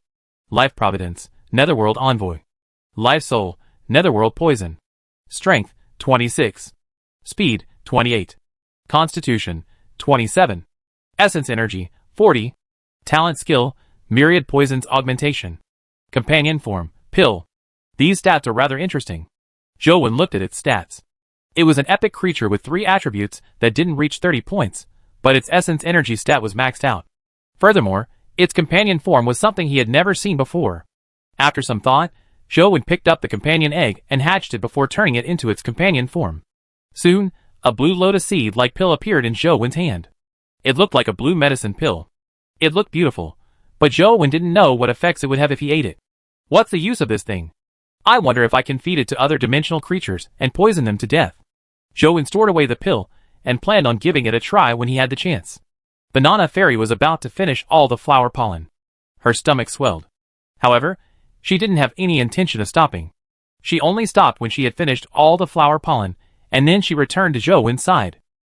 The next morning at dawn, the morning sun shone on the red flower. The flower instantly withered at a speed visible to the naked eye. It didn't take long before it turned into ashes on the ground and was gone, leaving behind a red crystal. Chapter 562 Entering the Underground Ruins Again. Before Zhou could see what the red crystal was, Banana Fairy had already flown over. She blew a breath and sent the red crystal flying into her mouth. The red crystal melted in her mouth and was swallowed by Banana Fairy. She licked her lips as if she hadn't had enough. It was only at this moment that those sleeping snakes, insects, rats, and ants woke up. They scattered and returned to the forest. Seeing that there was nothing else there, Zhou continued on his journey and headed straight for Zhuolu. It had only been a few months, and this road was very different from the last time he took it. Previously, he had not seen so many breakout creatures on the way, but he could see them now. Although they were low-level dimensional creatures, it also indicated that the dimensional zone sealing powers were rapidly weakening. When Zhou arrived at Zhuolu again, he didn't head to the encampment. He headed straight for the battlefield and circled around the soldiers stationed there before arriving at the entrance of the ruins.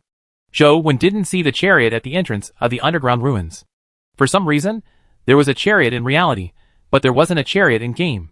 After grinding so many Zhuolu instance dungeons, Zhou Wen still couldn't find the chariot. He entered the underground ruins, which he was extremely familiar with. After passing through the maze-like underground passageway, he went to the longevity tree. There was no longevity tree in game either, but the longevity tree in reality was still fine. The fruits on the tree were as many as Zhou Wen had seen before. No one had touched it. He aimed his phone at them, but there was still no reaction. He knew that it was impossible to store the longevity tree on his phone. This longevity tree is so similar to the Dead Man tree, but it can't be shown in game. I wonder what its origins are. Zhou Wen looked at the fruits. Although he knew that eating them would give him immense strength, he wasn't willing to try. Lord Alcohol's fate made it evident. There were definitely unseen consequences of eating it. Since he couldn't store away the longevity tree, Zhou Wen was preparing to leave when he suddenly felt a burning sensation on his tattoo. Demonic Neonate was throbbing. Zhou Wen's heart stirred as he summoned Demonic Neonate.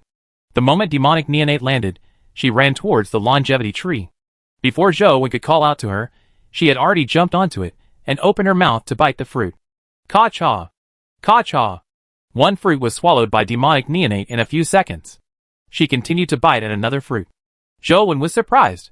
Ever since Demonic Neonate had been born, she hadn't eaten or drunk.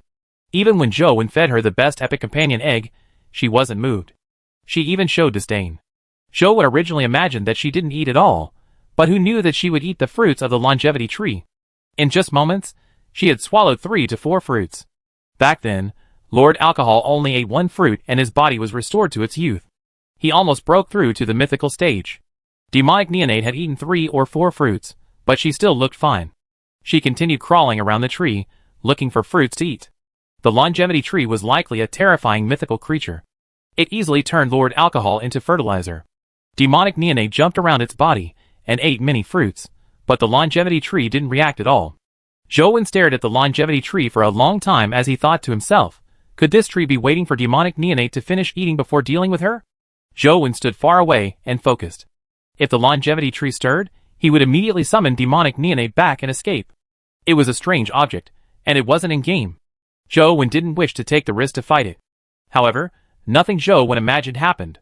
Demonic Neonate jumped around on the tree and ate many longevity fruits, but the tree didn't react at all. Demonic Neonate finished more than 10 longevity fruits and was about to eat more, but she suddenly fell from the tree, giving Zhou Wen a fright. He immediately summoned her back. Demonic Neonate transformed into a stream of light and returned to Zhou Wen. Zhou Wen felt that Demonic Neonate's tattoo was burning hot, like a piece of burning iron. It was so hot that Zhou Wen nearly cried out. All he could do was summon her out again.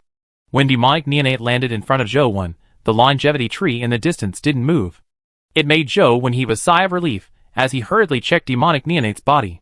Her face was flushed red, and there was even a hint of white air coming out of her body. It was like steam. However, Demonic Neonate's aura was completely uniform, and she didn't appear to have a problem. Instead, her vital energy was constantly surging, as if she was about to advance. Don't tell me she's about to advance to the legendary stage? Zhou Wen felt that there was a high chance that he was right. However, he didn't know what changes would happen if this happened.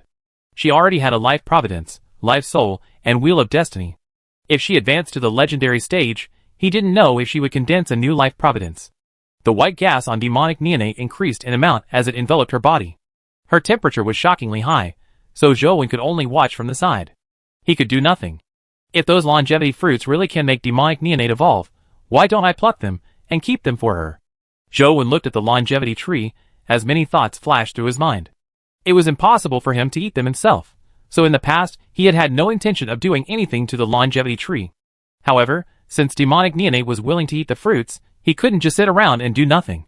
After some thought, Zhou Wen summoned a poison bat, hoping to see if it could pluck the longevity fruit. The poison bat flapped its wings and flew over. Before it could pluck the fruit, a tree root emerged from the ground. It wrapped around the poison bat's body like a flood dragon and pulled it into the ground. Then, nothing else happened. From the looks of it, not anyone can pluck the fruits. Zhou Wen summoned some of his other companion beasts, but the outcome was the same. They were killed by the longevity tree the moment they approached. They couldn't even touch the tree, much less the longevity fruit. Zhou Wen didn't wish to touch the longevity fruit himself, nor did he wish to take the risk with a mythical pet. All he could do was wait for Demonic Neonate to complete her evolution. If there was nothing he could do, he would get Demonic Neonate to pluck the fruit herself and take everything away. It would be her food for the future. After a while, the white gas on demonic neonate's body gradually dissipated, and her body temperature also gradually decreased. However, it didn't seem like her body had undergone any special changes. She was still tiny, and she was still hugging the ancient sword in her arms. After demonic neonate had fully recovered, she stood up and looked in the direction of the longevity tree. However, she seemed to hesitate and did not go over immediately. "If you can't eat anymore, why don't you pluck the fruits now, and I'll help you keep them?" Zhou suggested. Chapter 563 Take Everything Away. Demonic neonate thought about it for a moment before finding it feasible and nodding. Zhou was delighted as he hurriedly took out a huge cloth bag from his chaos space and handed it to demonic neonate. He patted her head and said, "Try your best to pick more fruits. I'll store them for you. You can eat them anytime in the future." Demonic neonate was too short, so she had to drag the cloth bag to the longevity tree. Zhou held the bamboo blade and stared at the longevity tree. If it made any abnormal movements, he would be able to react in time. However, Zhou's worry was unnecessary. The longevity tree seemed to treat demonic neonate exceptionally well. It allowed demonic neonate to pluck the longevity fruit from its body without any reaction. Demonic neonate was even more greedy than Zhou. Regardless of its size or ripeness, she plucked all of them and stuffed them into the cloth bag. As expected of an existence with a supreme true demon life soul, she sure is greedy and ruthless. Zhou didn't find it strange considering how demonic neonate dared to bite him and Xia Xianyu before her death. Zhou saw demonic neonate pluck dozens of fruits from the tree.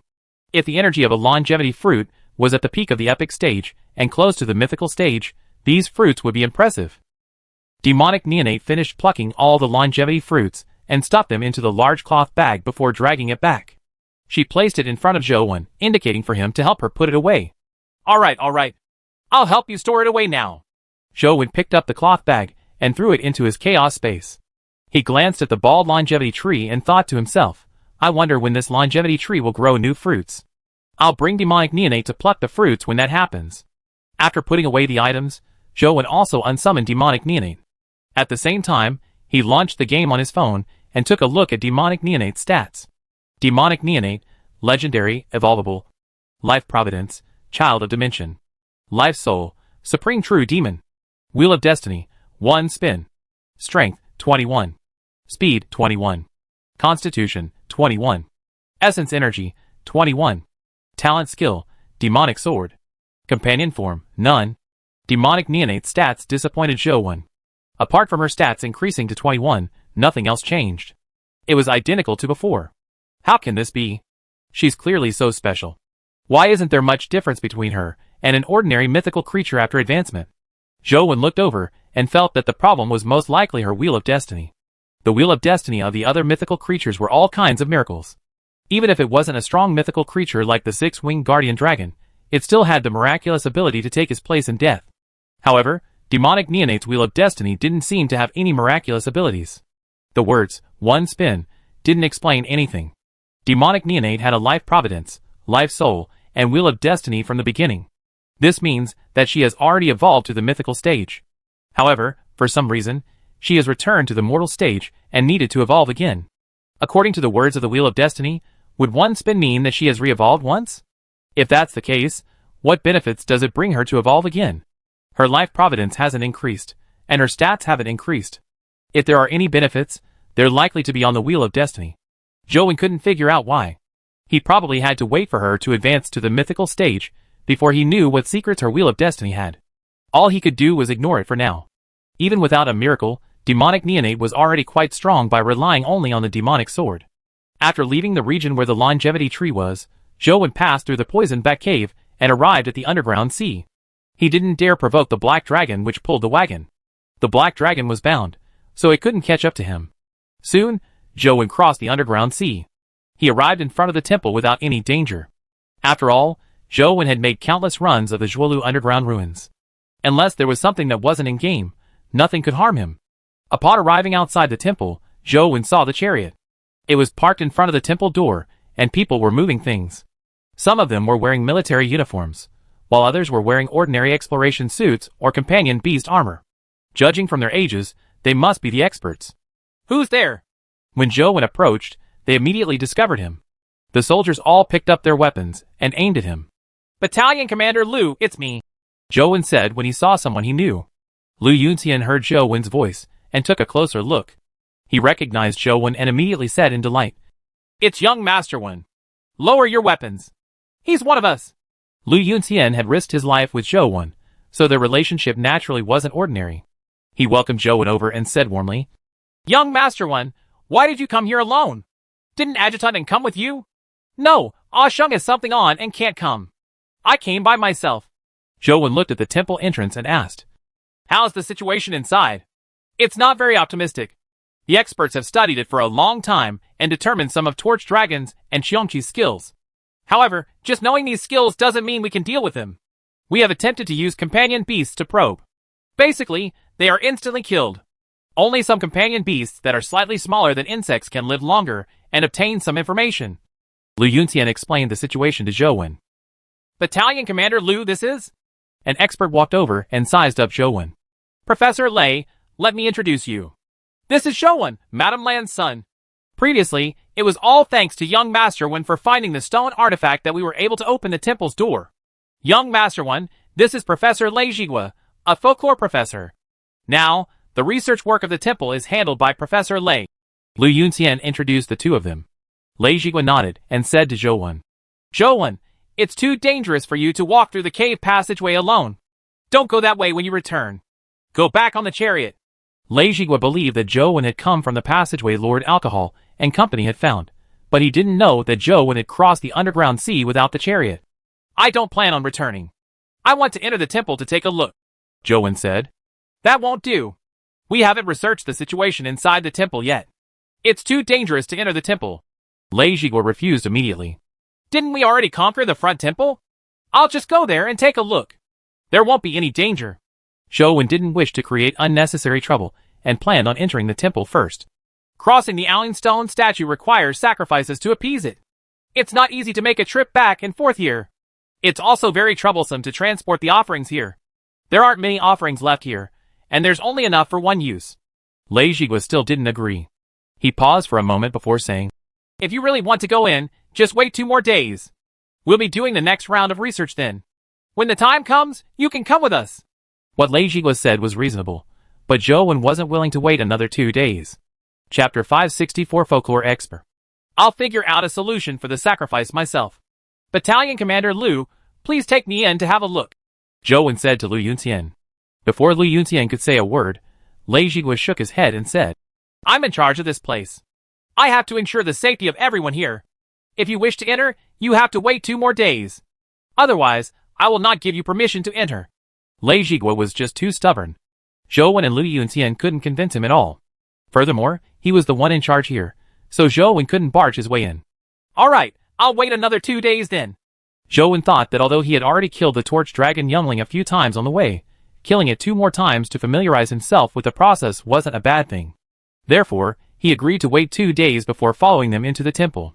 Zhou Wen had recently farmed the Torch Dragon youngling, Medusa, and the Golden Battle God Halberd a few times, but the drop rate wasn't as high as Sheng had described. Most of the items dropped were stack crystals. Occasionally, an Essence Energy Skill crystal would drop. Due to the limitations of his stats, Zhou Wen couldn't use them nor take them out. All he could do was watch them disappear with each respawn. Up to now, the companion egg that had dropped was only the Golden Battle God Halberd. "Young Master Wen, the conditions here are rather poor. You can rest in my tent now." Lu Yuntian took Zhou Wen into his tent. Lu Yuntian didn't have a tent for himself because space was limited.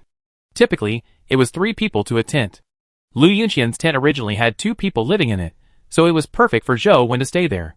The two of them chatted for a while about what happened after they had parted previously. It was mainly Lu Yuntian speaking. Zhou Wen mostly listened silently. Lu Yuntian had been stationed at the ruins all this while, having been responsible for cleaning up the dimensional creatures and protecting the experts. Those comrades, who had been with him previously, had been transferred. Most of them were promoted and were deployed to other places. As the two of them were chatting, a middle-aged man in his 30s walked in. Lu Yuntian introduced, "Young Master Wen, this is Professor Lei's student, Chu Qingyun. He is also an expert in folklore. During his research on Torch Dragon and Xiongqi, he gave us quite a few valuable opinions." Lu Yuntian introduced Zhou Wen to Chu Qingyun. Chu Qingyun only said a few polite words before he went to bed. Clearly, he wasn't interested in chatting with Zhou Wen. Zhou Wen and Lu Yuntian didn't wish to disturb him, so they went out of the tent for a stroll. They slept immediately after they returned. The next day, when Zhou Wen and company woke up, they heard the commotion outside. They went out to take a look and saw that the logistics team had sent their supplies over. Everyone was busy moving things. Chu Qingyun also walked out of the tent. When he saw someone in the logistics team, his eyes lit up.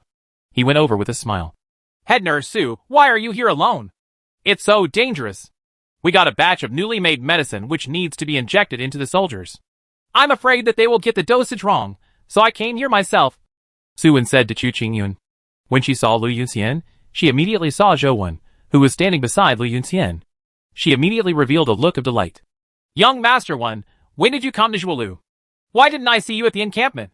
Su Wen quickly walked towards Zhou Wen and asked in pleasant surprise. "I didn't go to the encampment because I came straight to the ruins. I only wanted to take a look and leave, but I was delayed by some matters. I still need to stay for another 2 days," Zhou Wen said. "Young Master One, that's not very nice of you. Since you're here in Zhuolu, how can you not visit us?" Su Wen and Lu Yunxian were the same. They had been through thick and thin with Zhou Wen, so their relationship with him wasn't something ordinary comrades could compare with. Chu Qingyun couldn't help but frown when he saw how friendly Su Wen was with Zhou Wen, but he didn't say a word. "Su Wen, deliver the injections to the soldiers first. Young Master Wen will be here for 2 days. It won't be too late to catch up later," said Lu Yunxian with a smile. "All right, I'll get back to work then. Young Master One, let's have a good chat later." Su Wen returned to her work. "Go ahead and busy yourself." Zhou Wen's mood improved significantly. To be able to meet such sincere friends in such a dark place made him feel better than getting a treasure. 2 days quickly passed. Zhou Wen had grinded the torch dragon youngling twice in this period of time. Although it was a harrowing experience each time, Zhou Wen was confident that he could kill it safely. Professor Lei and company were already prepared. They brought Zhou Wen and entered the temple. Even Su Wen followed Lu Yunxian in. "The dangers in the temple are unimaginable. Remember not to act on your own. You must abide by the arrangements, or you will harm others and yourself." Lei Zhiguo was a little worried about Zhou Wen as he repeatedly told him. "I understand." Zhou Wen agreed seriously. Only then did Lei Zhiguo feel a little relieved. He was afraid that Zhou Wen was the kind of Scion who would disregard everything just because of his temper. He had no idea that Zhou Wen's understanding of the temple far exceeded his. Under the lead of Lei Zhiguo and the other experts and professors, Zhou Wen and company finally headed for the passageway where the Alien Stone statue was. "Head nurse Su, the Alien Stone statue is extremely evil. If you touch it, it will hurt people. Stay by my side. If there is any danger, I can protect you," Chu Qingyun said as he walked beside Su Wen. Anyone could tell that Chu Qingyun was interested in Su Wen. Su Wen shook her head slightly and said, "Mr. Chu, you must be joking. I'm a soldier. It's my duty to protect you." Chu Qingyun smiled and said, "Outside, you are naturally the one protecting me. However, in such a place, many problems can't be solved by brute force. I should be the one assuring you." He paused for a moment before saying, "Just like this Alien Stone statue. Even if the Overseer personally came, I'm afraid he wouldn't be able to do anything to it.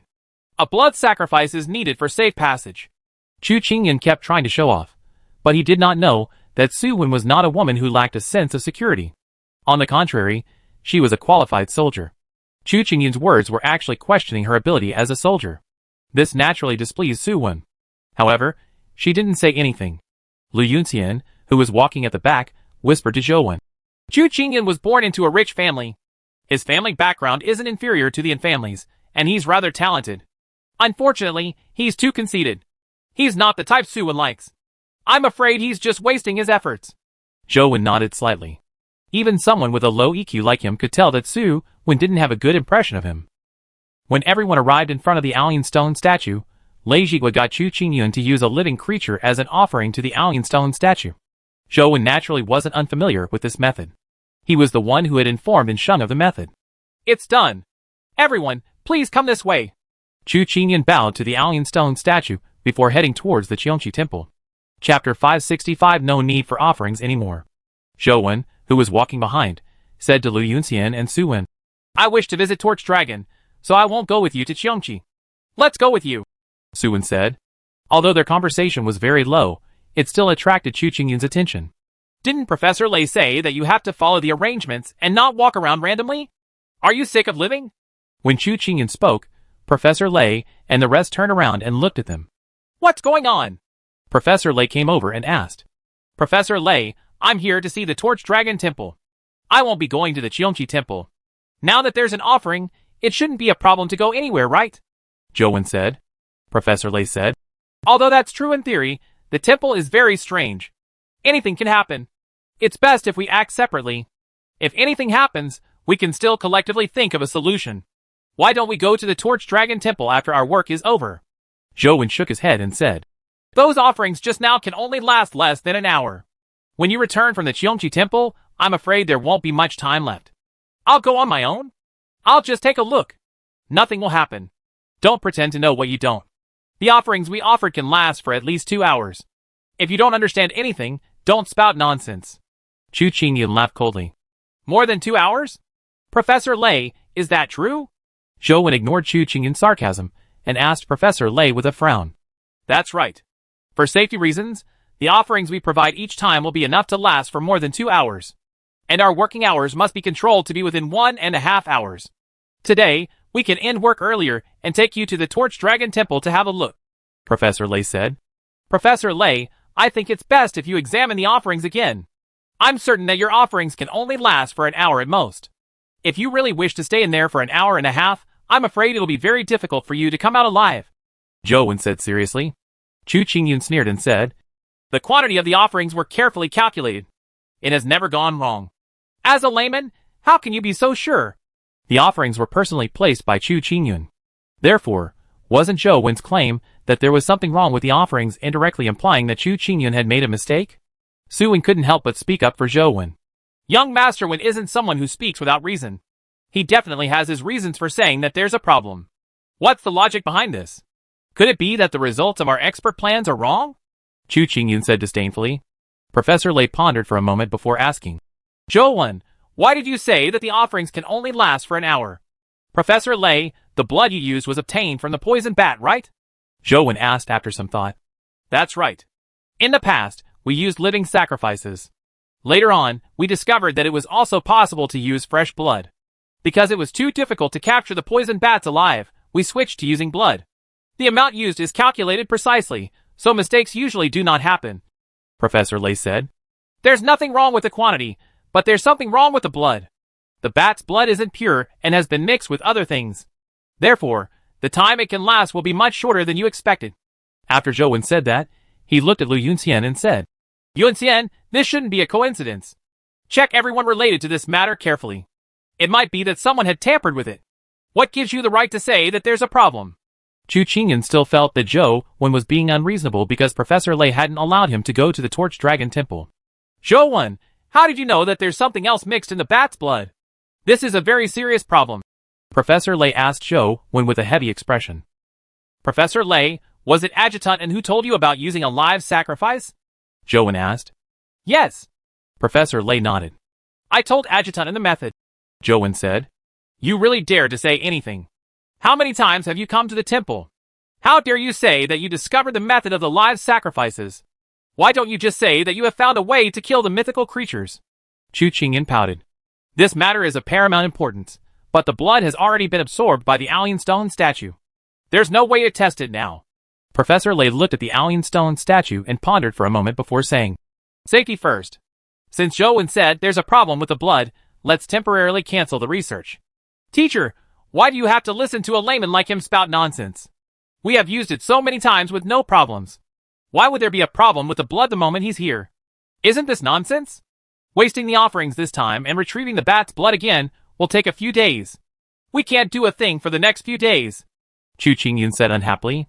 Professor Lei insisted. Safety first. Since there are doubts, we can't take the risk regardless of whether it's true or not. Since Professor Lei had already said so, what else could Chu Qingyun say? He could only feel frustrated. Since you said that the offerings can last for about an hour, and we have given up our plans for today, let's go to the Torch Dragon Temple to take a look. We can return in about 10 minutes. Even if there's a problem with the blood, it won't hinder us, Professor Lei said to Zhou. Zhou thought to himself, I'm going to kill Torch Dragon. If I take you along, I'm afraid Torch Dragon will be able to kill all of you in one breath. Professor Lei, I think it's best you head to the Qiongqi Temple. I'll go to the Torch Dragon Temple myself, Zhou said to Professor Lei. Chu Qingyun retorted angrily. You are the one who said that there's something wrong with the offerings. You are also the one who said we shouldn't go. Now, you are also the one saying we should go. You are basically playing every possible role. Professor Lay frowned and said, if what you said is true, the offerings can only maintain the passage for less than an hour. Our preparatory work already takes half an hour. There's no point in going. Zhou Wen didn't say a word as he looked at the alien stone statue and walked in front of it. No one knew what he was trying to do as they looked at him. Chu Qingyan opened his mouth to say something, but before he could say anything, he saw Zhou Wen standing in front of the alien stone statue. Wielding the bamboo blade in hand, he suddenly unsheathed it. Everyone was shocked. It wasn't that they hadn't tried to destroy the alien stone statue, but the result was a terrible loss. Inside the temple, the alien stone statue was strengthened by some kind of power. Despite being attacked by several epic companion beasts, it could devour all of them.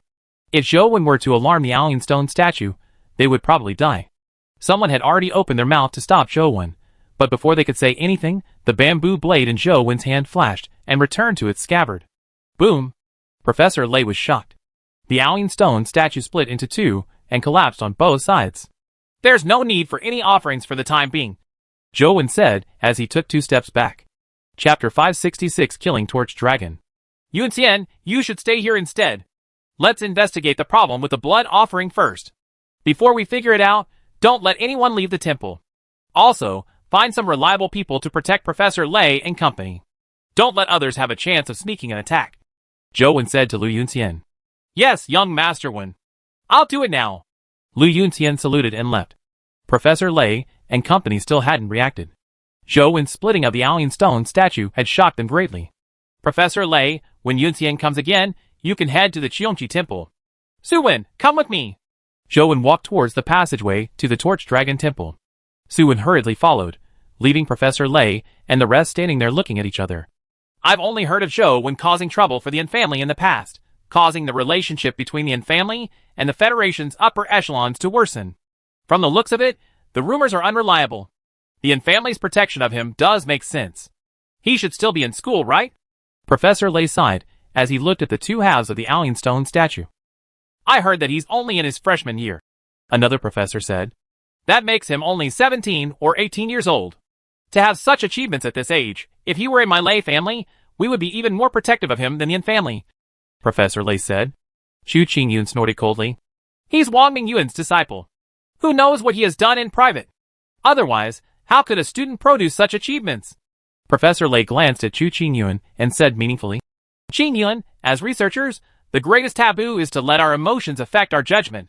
Chu Qingyun's expression changed slightly when he heard that, but he quickly calmed down. He said respectfully, Teacher is right. I know what to do. Everyone, let's rest for a while. When Battalion Commander Lu brings his men over, we'll head to the Qiongqi Temple again. Now that there are no restrictions from the alien stone statue, we can work for longer periods. We have to replan our working arrangements. Professor Lay picked up a notebook and began studying it. Zhou Wen led Su Wen into the passageway to the Torch Dragon Temple. After walking for a short distance, he stopped and said to Su Wen, Help me guard this place. No matter what happens inside, no matter what you hear, don't come in. Don't let anyone pass. Do you understand? Young Master Wen, what are you going to do? Su Wen was alarmed. She immediately knew that Zhou Wen's trip wasn't as simple as taking a look at the Torch Dragon Temple. To kill Torch Dragon. Zhou Wen didn't hide it from her. He couldn't hide it either. With that said, he headed for the tunnel. Su Wen was taken aback. By the time she reacted, Zhou Wen had already walked into the tunnel. Although he had been in the game countless times, he had a different feeling coming here in real life. After all, he wasn't in game. If he made any mistakes, he might die. Standing in front of the temple's metal door, Zhou Wen took a deep breath and closed his eyes, allowing his body and mind to calm down. It wasn't to adjust himself to an optimal state, but to make himself treat what lay ahead normally. If one needed to use 120% of their abilities to complete something, it would be a gamble. As for Zhou Wen, he didn't need to gamble.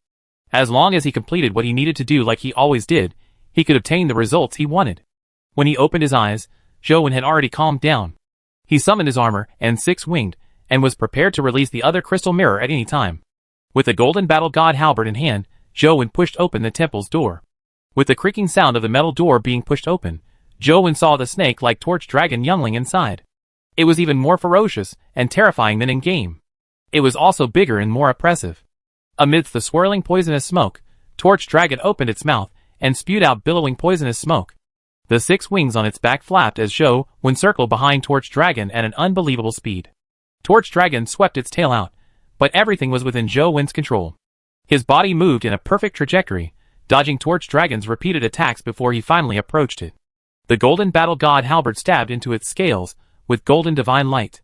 Blood immediately gushed out from where the golden battle god halberd hit, as Torch Dragon let out a terrifying cry. In an instant, rows of lanterns like eyes lit up on its body. Their eyes reflected light like mirrors, illuminating the entire metallic temple. The 6 wings on Zhou Wen's back, and the golden battle god halberd in his hand, were immediately unsummoned. The power of the bright torch vision world shone on his armor, and was reflected by the mirror, preventing him from being sucked into the vision world. With his experience in game, Zhou Wen knew very well that the next minute was the most critical period. As long as he could withstand this 1 minute, the Torch Dragon youngling would enter a weakened state. It would be incapable of using the bright torch vision world again, and all its assortment of skills would be greatly weakened. That would give him the confidence to kill Torch Dragon. However, this 1 minute was difficult even in game. He had to ensure that he didn't make any mistakes. He activated Transcendent Flying Immortal not to kill the enemy, but to escape. Zhou Wen's speed was raised to the limit as he dodged behind a metal pillar. His every move had been carefully calculated, and he knew the optimum way to stall for time. The Torch Dragon youngling chased after him with all its might and circled around the metal pillar. The beams of monstrous light shot out from the eyes like laser beams that crisscrossed in the temple. Without any pause, he constantly moved. With the help of the metal pillar in the metallic temple, Zhou Wen dodged the Torch Dragon youngling's lethal attack time and time again. As time passed, Zhou Wen remained calm. He knew that he was getting closer and closer to killing the Torch Dragon youngling. Lu Yunxian quickly brought his men over and arranged for them to protect Professor Lei and company. Although it was a form of protection, it was actually a form of surveillance. This was because those who could tamper with the blood would likely be Professor Lei and the others after excluding the ones who obtained the blood and transported it. Although it didn't seem likely for them to do that since they had to enter too, who knew if someone among them would find an excuse to leave early. Therefore, while protecting them, he also had to prevent any spies from harming them. Lu Yunxian arranged his men and ran over to see Zhou Wen. However, just as he reached the tunnel, he saw Su Wen standing alone at the entrance. "Why are you here? Where's young Master Wen?" "Young Master Wen went in," Su Wen said. "Why didn't you go in with him?" Lu Yunxian felt that something was amiss. "Young Master Wen didn't allow me to enter. He also said that no one is allowed in. He wants to kill Torch Dragon," Su Wen answered truthfully. Lu Yunxian's expression changed drastically. "Why didn't you stop him? You should know how terrifying Torch Dragon is. Although young Master Wen is very strong, his chances of survival are still very slim when facing a creature like Torch Dragon." As Lu Yunxian spoke, he heard a sharp cry from the Torch Dragon Temple. Chapter 567 Metal Block. "That's bad. Something's really happened." Lu Yunxian rushed into the tunnel without any hesitation. "Young Master Wen said that no matter what happens, we can't go in." Su Wen pulled Lu Yunxian back. "Do you have any idea what's happening now? If young Master Wen dies inside, how are we going to answer to Adjutant and an Overseer in? Furthermore, young Master Wen saved our lives." Lu Yunxian shook off Su Wen and rushed in. Su Wen gritted her teeth and charged in as well. She couldn't be bothered anymore.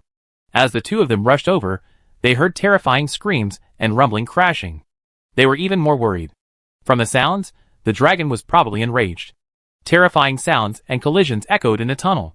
Even Professor Lei, who was setting up various equipment, heard them. "Oh no, it's Torch Dragon. It has been stirred. Could Zhou Wen have opened the Torch Dragon Temple's door?" Professor Lei's expression changed as he immediately ran over. Chu Qingyan gloated when he heard that. "That Zhou Wen is so arrogant. He must have thought that he's amazing and opened the door to the Torch Dragon Temple." As researchers, they knew very well that Torch Dragon was a true mythical creature. It wasn't something Alien could compare with. It was almost certain death.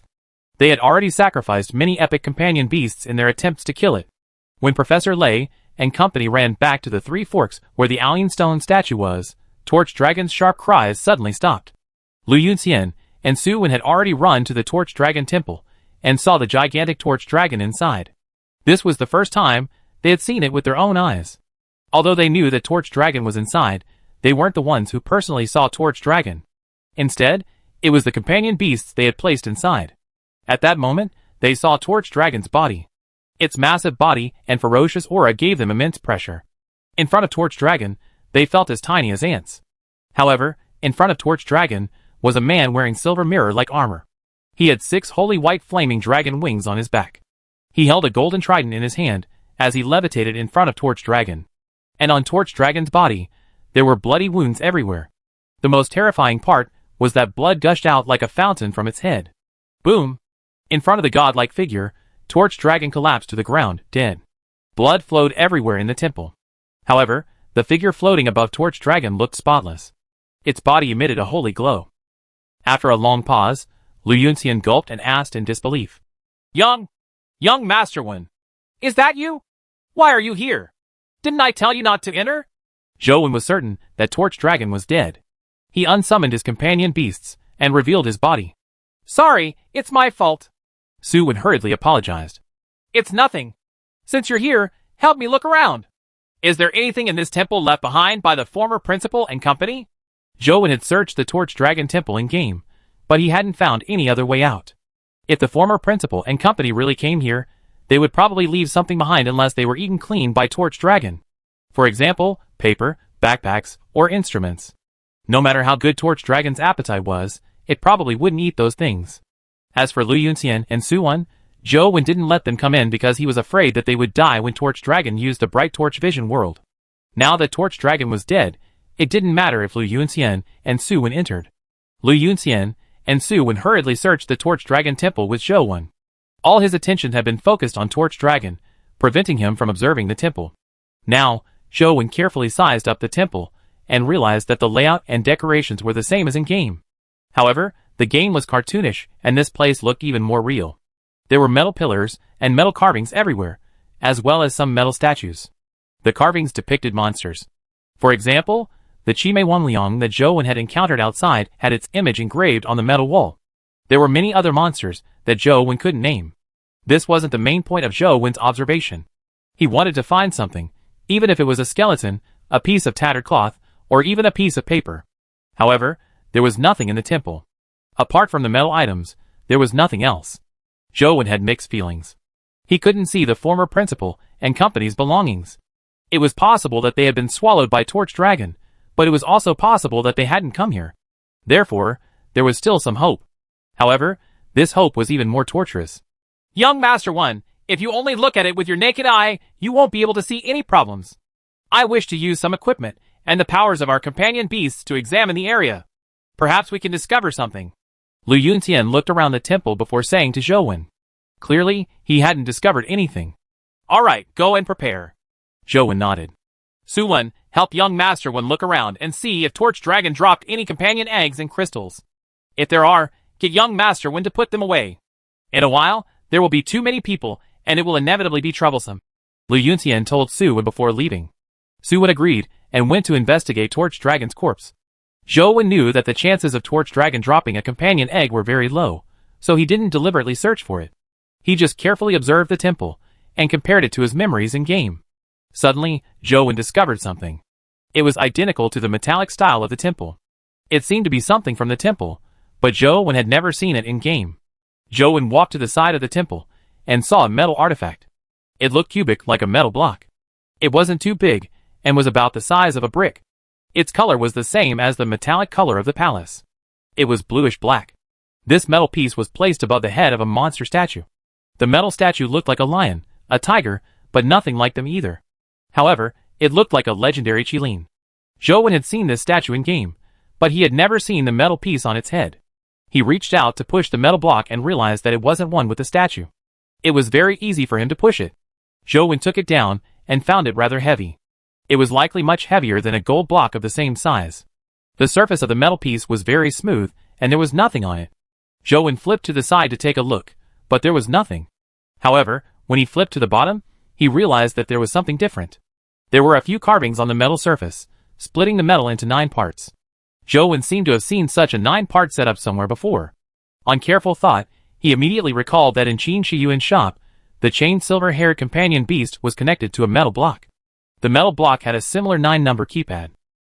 Chapter 568 Torch Dragon Egg. However, the metal block that chained the strange person was many times bigger than this one. Furthermore, there were numbers on the 9 keypad. There were no numbers on the tiny metal block here. Each box was blank. Zhou Wen thought for a moment, and stored the metal piece into the chaos space. He planned on studying it when he returned. Young Master Wen. A companion egg? It's Torch Dragon's companion egg, Su Wen suddenly said in pleasant surprise. Zhou Wen was just about to examine the temple again to see if there was anything else that was different from the game when he heard Su Wen's voice. He couldn't help but be taken aback. He turned his head and saw Su Wen holding a soccer ball-sized crystal in her hand. It seemed to have billions of starlights circulating in it. It looked beautiful and surreal. Young Master One, quickly put it away. It's best not to let others see it. Su Wen handed the companion egg to Zhou Wen. Zhou Wen took the companion egg and looked at it. He couldn't help but sigh inwardly. I've grinded so many times in game, but nothing dropped. I never expected it to drop in real life. Outside the tunnel, Professor Lei and company couldn't hear anything anymore. They were guessing what was happening inside. From the looks of it, Zhou Wen should have been killed by Torch Dragon. Chu Qingyan gloated inwardly, but he said, Teacher, Zhou Wen is probably doomed. How do we explain this to Overseer Yin? Professor Lei was also feeling vexed. The Yin family definitely placed great importance on a cultivation genius like Zhou Wen. Although this matter had nothing to do with him, he was still in charge here. He ultimately had to bear some responsibility. Let's head over to take a look first. Professor Lei summoned his companion beast and planned on figuring out the situation to see if Zhou Wen could be saved. Although the chances were slim, he had to give it a try. There's really no need. Sending companion beasts over is just sending them to their deaths for nothing, said Chu Qingyun. Professor Lei was about to say something when he saw someone rush out of the tunnel. It was Lu Yuntian. Commander Lu, how's the situation inside? Zhou Wen didn't enter the Torch Dragon Temple, did he? Professor Lei hurriedly asked when he saw Lu Yuntian come out. Young Master Wen is in the temple, Lu Yuntian answered. It's over. When Professor Lei heard Lu Yuntian say that, he felt that Zhou Wen was definitely dead. Professor Lei, where's your scanning equipment? Bring it with you. Follow me to the Torch Dragon Temple, Lu Yuntian said. What's the use of taking in the equipment? Those instruments can only be used to gather data, not save someone, Chu Qingyan said with a twitch of his lips. Lu Yuntian said with a smile. Who are you saving? Young Master Wen has killed Torch Dragon. Hurry up and bring the equipment over. Check the interior of the temple carefully and see if there are any traces left behind by old Mr. Ouyang and the others. What? Professor Lei and the others thought that something was wrong with their ears. Battalion Commander Lu, are you joking with us? A professor looked at Lu Yuntian in disbelief. What do you mean joking? Young Master Wen is waiting for you in the temple. Quickly bring the equipment and follow me, Lu Yuntian said. Professor Lei and company were doubtful, but seeing that Lu Yuntian didn't seem to be joking, they could only gather their equipment and follow him to the Torch Dragon Temple. When they arrived outside the Torch Dragon Temple and saw the massive body lying in a pool of blood, everyone was dumbfounded. They had studied the area for months, but they had never seen Torch Dragon in person. Now, they had seen it with their own eyes, but Torch Dragon had already turned into a corpse. Chu Qingyun's expression was even more thoughtful, as if he couldn't believe it. He was also somewhat horrified. Zhou Wen looked back and forth at the temple several times. After confirming that it wasn't different from in-game, he left the temple and handed it over to Professor Lei, Lu Yuntian, and company to deal with it. He returned to the encampment and waited for their results. Although many electronic devices couldn't be used in Zhuolu, there were still some more rather practical investigative methods that could be used. For example, blood tests, fingerprint tests, etc. Some tiny skin tissues could be collected and tested. The entire team did a carpet sweep of the area. Since Zhou Wen couldn't do anything, he had to just wait for the results. And Luo Yanzhen family and Sheng had just returned to the office. Just as he was reporting the hatching of his companion egg to Tianzua, the phone on his desk suddenly rang. And Tianzua gestured slightly, and Sheng answered the call. What?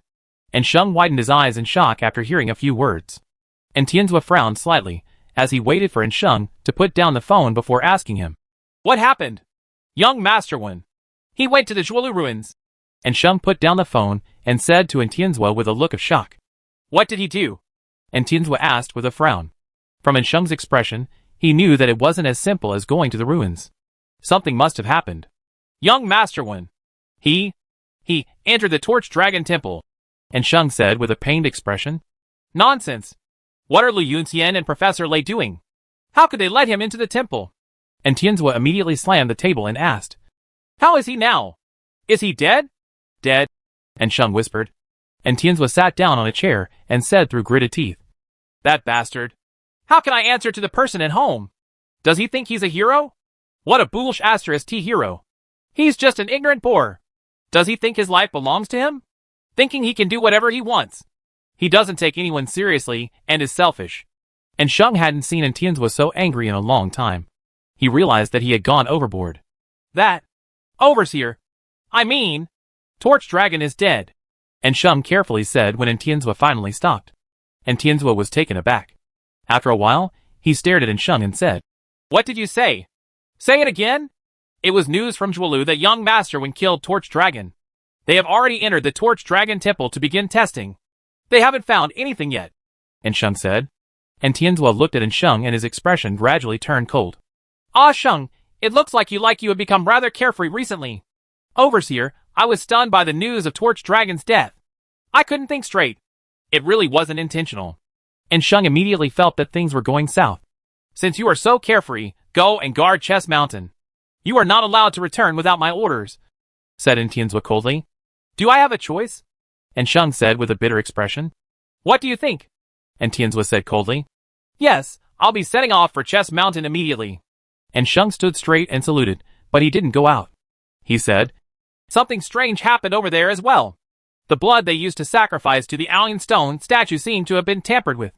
Zhou Wen returned to his tent and took out the metal piece he had obtained from the temple to study it. Apart from being a little smaller, it looked very similar to the things that chained the silver-haired companion beast. Chapter 569 Password Box. Zhou Wen tried using the mysterious phone's camera function to snap the metal block, but there was no reaction.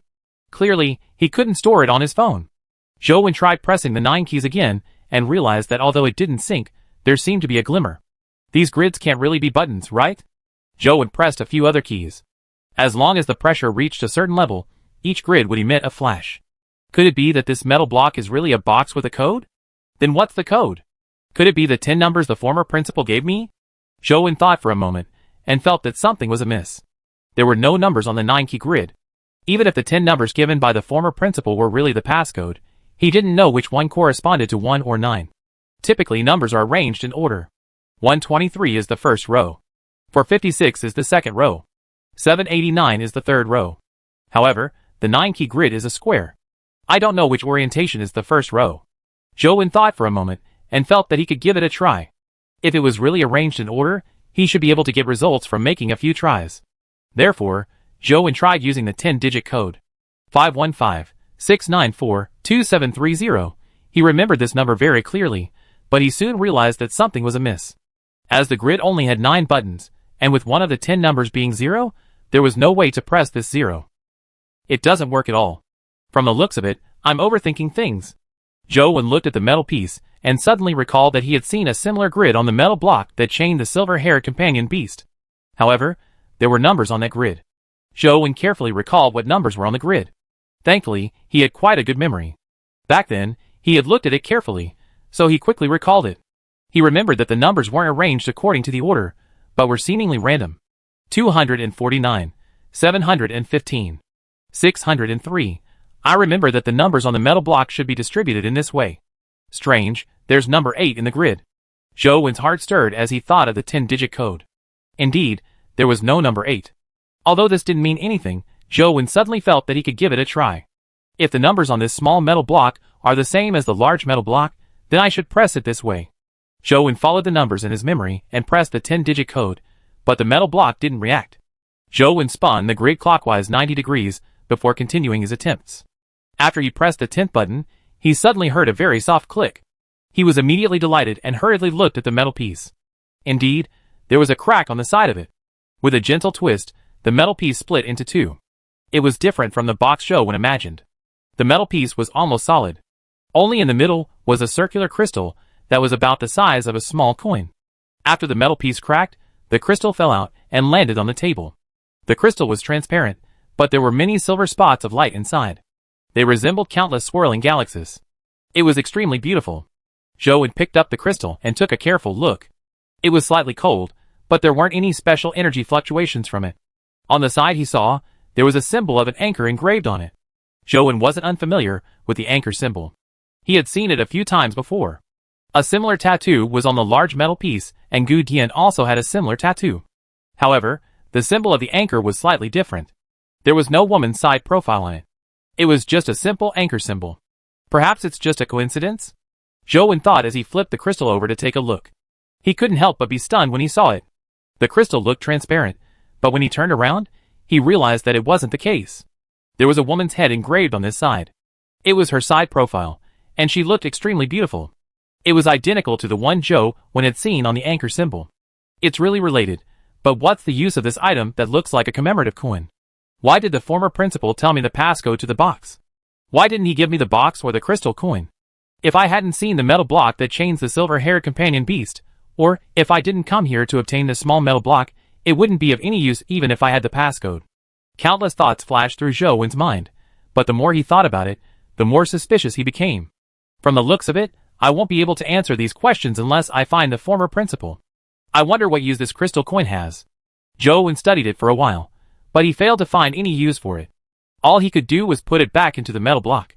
When the cracked metal pieces were placed together, it immediately seemed to have a powerful magnetic force that firmly sucked both parts together. Even the gap in the middle could not be seen. Zhou used his hand to try to pry it open a few times, but it remained solid, as though there was no gap. This metal block sure is magical. I wonder if the large metal block that chains the silver-haired companion beast can be opened with the passcode. Although Zhou hatched that it was very likely, he didn't plan on attempting it. After putting the metal piece into the chaos space, Zhou was about to take out the Torch Dragon companion egg to try hatching it, when he suddenly heard someone walk into the tent. "Young Master One, someone has arrived at the encampment. He wants to see you immediately. Adjutant wants to talk to you," Lu Yunxian said as he entered. "Got it. How's the investigation of the blood offerings?" Zhou asked casually. "We're still investigating. There were more than 20 people involved, but we are investigating every one of them. We haven't found anything yet.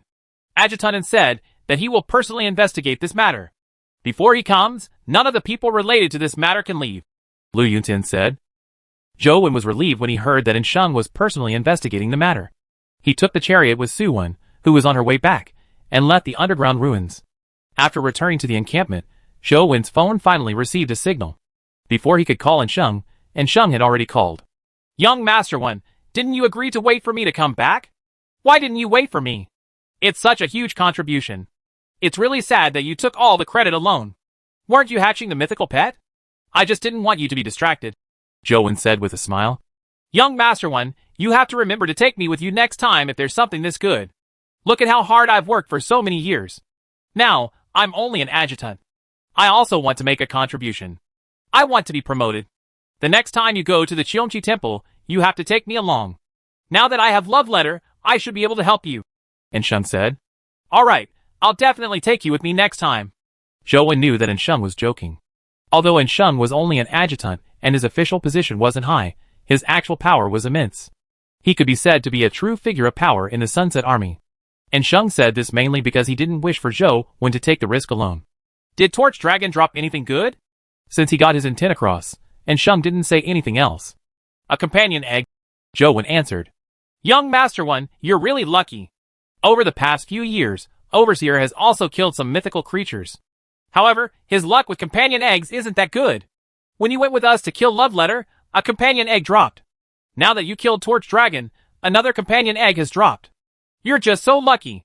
If I were to kill mythical creatures again, Young Master One, you have to help me," Sheng said with a smile. Zhou thought to himself, my luck is good? Joke's on you. I've killed countless mythical creatures in game, but none of them dropped companion eggs. By the way, Young Master One, we've obtained some information regarding the cube's ranking, Sheng said solemnly. Chapter 570 Top Mythical. Currently, there are internal rumors amongst the 6 families that as long as a companion beast enters the rankings, they will have a chance of being further improved in the future, Sheng said. What do you mean by further improved? Enhanced? Zhou remembered that the Dwarf had told him that only the first companion egg on the rankings would obtain the opportunity to be enhanced. I don't know. The rumors are all over the place right now. It's difficult to determine their authenticity. However, the Xia, Zhang, and Dugu families already have mythical companion beasts on the rankings. Furthermore, there are also some unknown companion beasts on the rankings. Haven't you realized that your 6-winged guardian dragon's ranking has dropped? Sheng asked. I really didn't notice that. Zhou had no time to pay attention to those things. He had been studying how to kill Torch Dragon. Your 6-winged ranking has already dropped to 5th place. The number 1 pet is no longer the Death of the Underworld. It has been replaced by a companion beast named Primordial Sword Immortal. Death of the Underworld is 2nd, Genie is 3rd, Frost Giant is 4th, and your 6-winged Guardian Dragon is 5th. There are already more than 30 companion beasts on the rankings. The number 1 Primordial Sword Immortal doesn't seem to belong to the 6 families. We haven't found out who it belongs to. The 6 families have a real headache now. The number of companion beasts that aren't from the 6 families on the rankings has increased significantly. And Shang explained the situation to Zhou Wen in detail. Why didn't you let Love Letter give it a try? Zhou Wen didn't care much about the ranking. After all, it was only a ranking for humanity's companion beasts. Compared to dimensional creatures, humans were still too weak. Just 30 mythical companion beasts were nothing in the massive dimensional mythical system. It doesn't make a difference even if I put it up on the rankings. The current rankings definitely aren't final. There are still many companion beasts from the 6 families that haven't been placed. The truly powerful ones haven't shown up. Furthermore, the bigwigs from all over the world might not be as rich as the 6 families, but they should have some mythical pets. When the time comes, the rankings will definitely exceed 100 entries.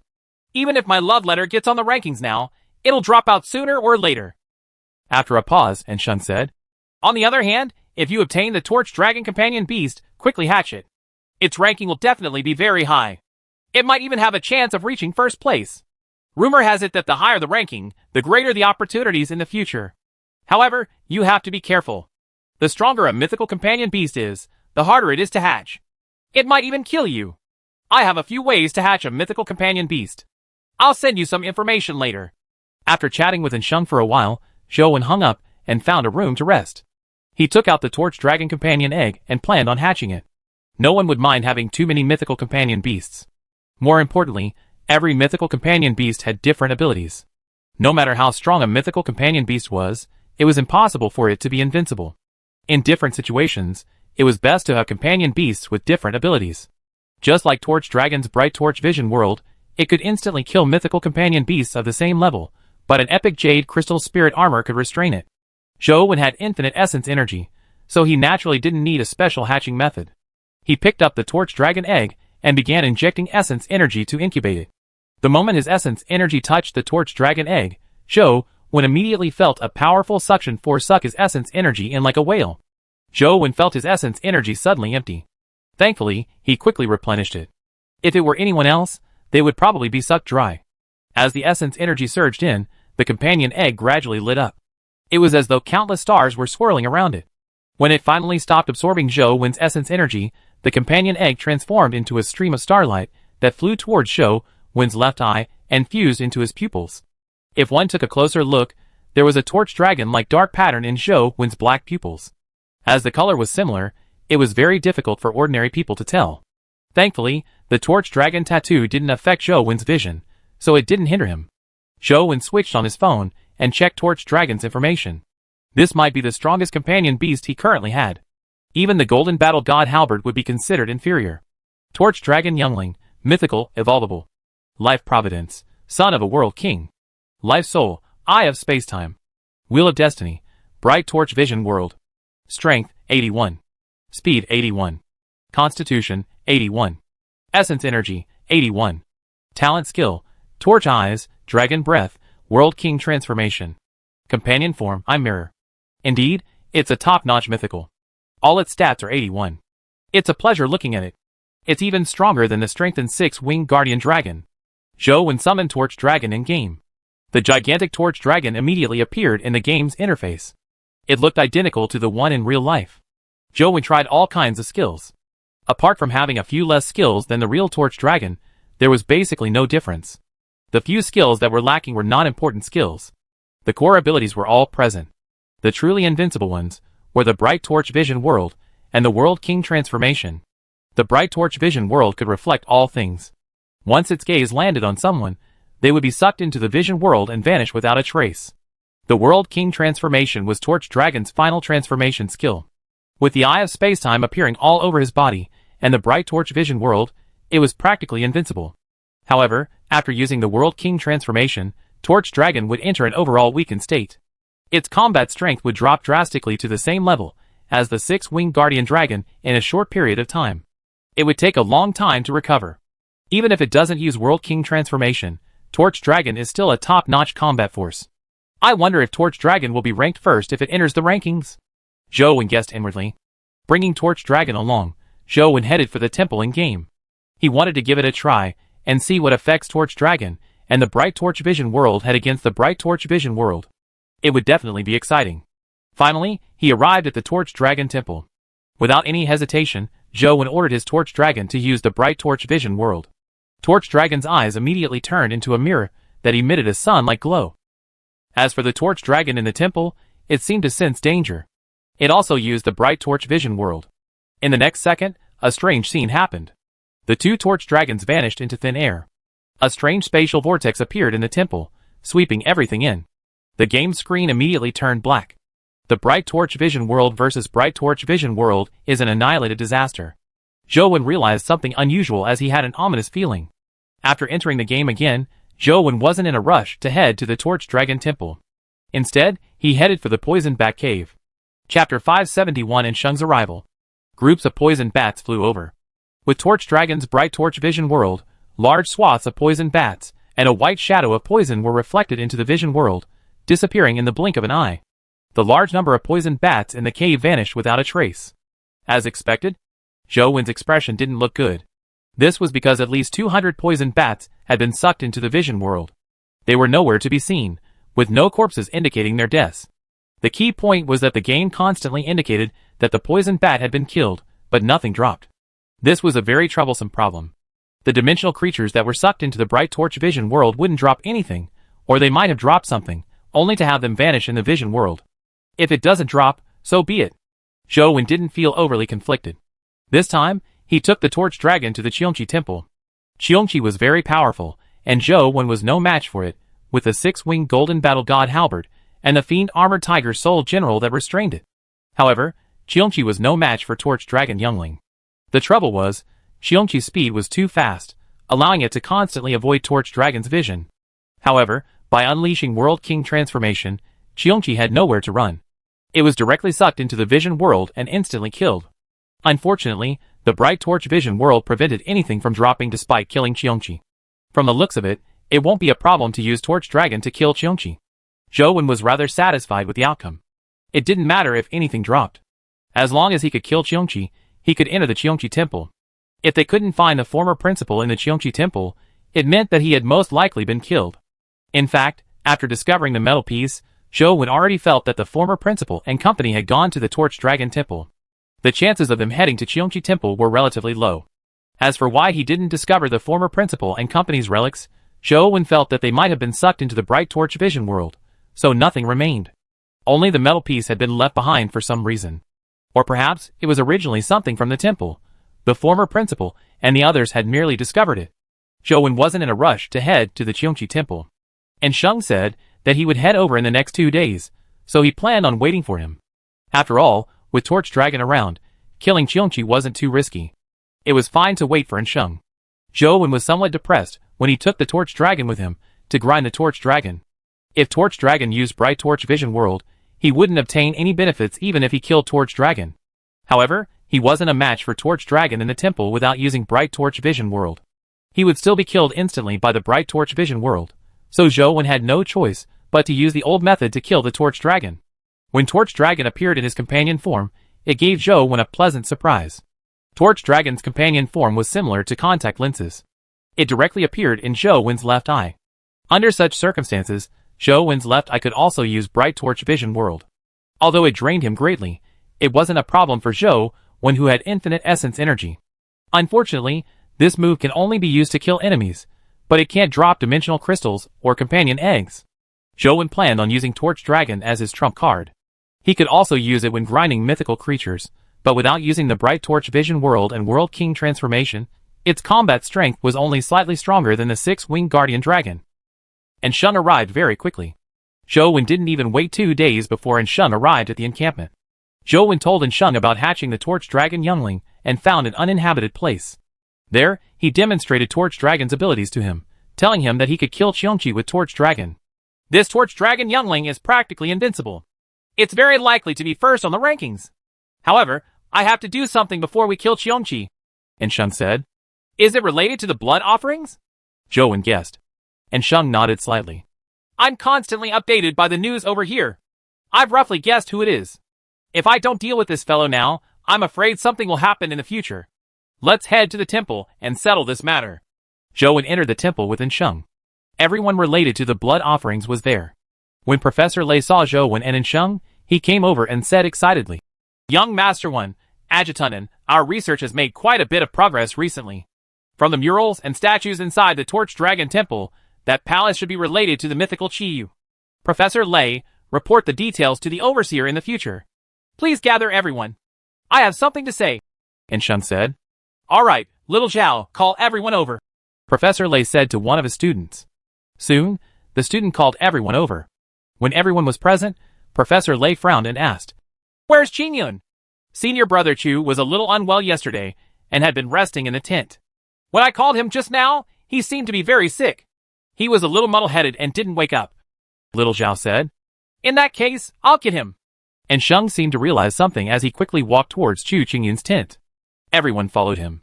Ensheng pulled open the tent and saw Chu Qingyun sleeping inside with a blanket wrapped around him. His body seemed to be trembling like a patient suffering from a severe cold. Ensheng walked over and reached out to pull the blanket away. He saw Chu Qingyun curled up into a ball as his body trembled. Qingyun, what's wrong? Professor Lei saw that Chu Qingyun seemed to be seriously ill and wanted to go up to check on him. However, Ensheng stopped Professor Lei and pulled out a flying dagger before throwing it at Chu Qingyun. The flying dagger instantly stabbed into Chu Qingyun's body. With a bang, a white fog erupted from the body. After the white fog dissipated, they saw the dagger nailing the corpse of a fox to the ground. What's going on? Professor Lei and the others were dumbfounded. Adjutant, I'll lead my men to chase after him. Lu Yunqian's expression changed. Chu Qingyun slept in the same tent as him, but he had actually failed to notice anything amiss. There's no need. This person isn't simple. Furthermore, the terrain in the ruins is too difficult. It's easy for accidents to happen. Watch the vicinity of the temple and investigate the important areas. Don't let him have another chance, Ensheng said. Yes. Lu Yunxian went to make arrangements. The matter was already very clear. Even Professor Lei and the rest had guessed that there must be something wrong with Chu Qingyun's sudden disappearance and him playing such a trick. It probably had something to do with the blood offerings. Adjutant, I really didn't expect Qingyun to do such a thing, Professor Lei said in embarrassment. Professor Lei, don't blame yourself. Everyone has cavities in their teeth. You weren't to know. Having settled the matter, Ensheng headed to the Qiongqi Temple with Zhou Wen. Chapter 572 Killing Qiongqi. The duo went all the way to the Qiongqi Temple. With Torch Dragon as their main force, Ensheng and Zhou Wen didn't even plan on entering. Before the temple door opened, Zhou Wen summoned Six-Winged and Torch Dragon. At the same time, he summoned the Fiend Armored Tiger Soul General. Is this tiger riding companion beast also at the mythical stage? Ensheng asked curiously, as he sized up the Fiend Armored Tiger Soul General. It's not at the mythical stage. It's just an epic companion beast. However, his life providence has some restraining effects on Qiongqi. It will make killing Qiongqi easier, Zhou Wen said with a smile. These words were very honest. Without the Fiend Armored Tiger Soul General, Torch Dragon could only kill Qiongqi in its World King transformation state. And with the Fiend Armored Tiger Soul General, there was no need to use the World King transformation. A single Bright Torch Vision world would seal the deal. There's actually a life providence that can restrain mythical creatures. Although it's at the epic stage, it's sufficiently precious, Ensheng commented. Yes, it wasn't easy to obtain it. It'll probably be difficult to find a second one, Zhou Wen said as he opened the temple door. Qiongqi was inside the temple. The moment the door opened, it pounced forward. However, due to the influence of the Fiend Armored Tiger Soul General, its speed decreased significantly. Under Zhou Wen's orders, Torch Dragon activated the Bright Torch Vision world to which Qiongqi dodged. Unfortunately, its speed was greatly reduced, and it failed to escape. Torch Dragon immediately swept its gaze at it, making it disappear. Torch Dragon is really too strong. It will be unreasonable if it can't get first on the rankings. Ensheng praised when he saw Qiongqi being settled so easily. Zhou Wen also felt that Torch Dragon was very strong, but he wondered if it could defeat the Guardian of a White Cocoon. Unfortunately, after being killed by the Bright Torch Vision world, nothing will be left. Even if dimensional crystals and companion eggs drop, I won't be able to take them out. There are a lot of limitations, Zhou Wen said. That's not too good, but it's still very strong. There are some mysterious dimensional zones with many good things inside, but they are protected by terrifying mythical creatures. It's almost impossible to get the treasures out. Having this Torch Dragon makes things much simpler. When I'm free later, I'll take you to those places to take a look. After a spin through them, we'll definitely be able to obtain some good things, and Sheng said. The duo entered the Qiongqi temple. Inside the stone temple, there were also many stone sculptures and murals. Many of the murals depicted a huge battle. Various creatures that looked like monsters and ghosts were fighting, while humans were just cannon fodder. The monsters were the main combat force. The two of them carefully explored the temple several times, but they didn't find any passageway or any clues left behind by the former principal. Zhou Wen didn't discover anything different about the temple versus the in-game temple. It was completely identical. Let Professor Lei and the rest come over and study it. They are the professionals in this area. If there are any clues, they will definitely discover them. And Sheng said, That's all we can do. Zhou Wen nodded helplessly. He now knew that the former principal and company were doomed. They had either been killed by Torch Dragon or eaten by Qiongqi. No matter what the possibility was, there was no need to investigate further. Zhou Wen planned on returning to school. The outcome was no longer important to him. No matter how the former principal died, it was impossible for him to come back to life. Wait another 2 days for me. When I'm done here, we can return together. I can also take you to kill a few mythical creatures on the way. It's a crime not to use such a powerful Torch Dragon and 6-winged Guardian Dragon. And Sheng said, What will you be doing here? Zhou Wen looked puzzled as he asked. Of course I have to find Chu Qingyun. And Sheng said, Will he still be here? Zhou Wen felt that Chu Qingyun had definitely escaped Zhuolu. According to the time, he was definitely still inside the underground ruins when we entered. The underground ruins only have one exit. I planted some companion beasts at the exit, but I haven't detected his departure. That means he's definitely still here. And Sheng said, When did you set up the companion beasts? Why didn't I know? Zhou Wen asked in surprise. It's an ordinary companion beast. Apart from being small, it doesn't have any special abilities. However, it's very useful for monitoring. And Sheng said, Alright, I also want to know why Chu Qingyun did that. Before I came, he hadn't done anything. Yet, he took action after I came. This clearly isn't a coincidence. Zhou Wen felt that Chu Qingyun was targeting him, not Professor Lei and company. Otherwise, he could have done it long ago. If I want to find him, I'll have to rely on Love Letter. And Sheng said, as he summoned Love Letter. Although its name was Love Letter, it looked like a huge scorpion. There were many strange blood-colored texts on its body. No matter how one looked at it, it had nothing to do with a romantic love letter. Does Love Letter have the ability to find people? Back when Entienza fought Love Letter, he was also present. He had never seen Love Letter display such abilities. It doesn't have the ability to find people, but its language skills will be useful. And Sheng left the temple with Love Letter. Zhou Wen followed beside him, and saw that Love Letter would open the wall or the ground at a fixed distance every time. The words quickly fused into the rock. There were also some words that landed on the plants in the ruins, like grass. It was unknown what they could do. Although these words don't have any offensive power, Love Letter will naturally sense any creature that passes by. I left something in all the necessary areas. Unless Chu Qingyun doesn't move in the ruins, we will be able to catch him sooner or later. And Sheng explained. Take your time. I wish to visit the underground sea. Zhou Wen had nothing to do, so he wanted to take a look. Zhou Wen had already explored most of the Zhuolu underground ruins.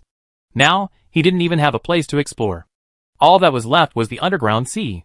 Ignoring the 9 black dragons, and the cocoon in the war wagon, there was also something strange inside the sapphire sky.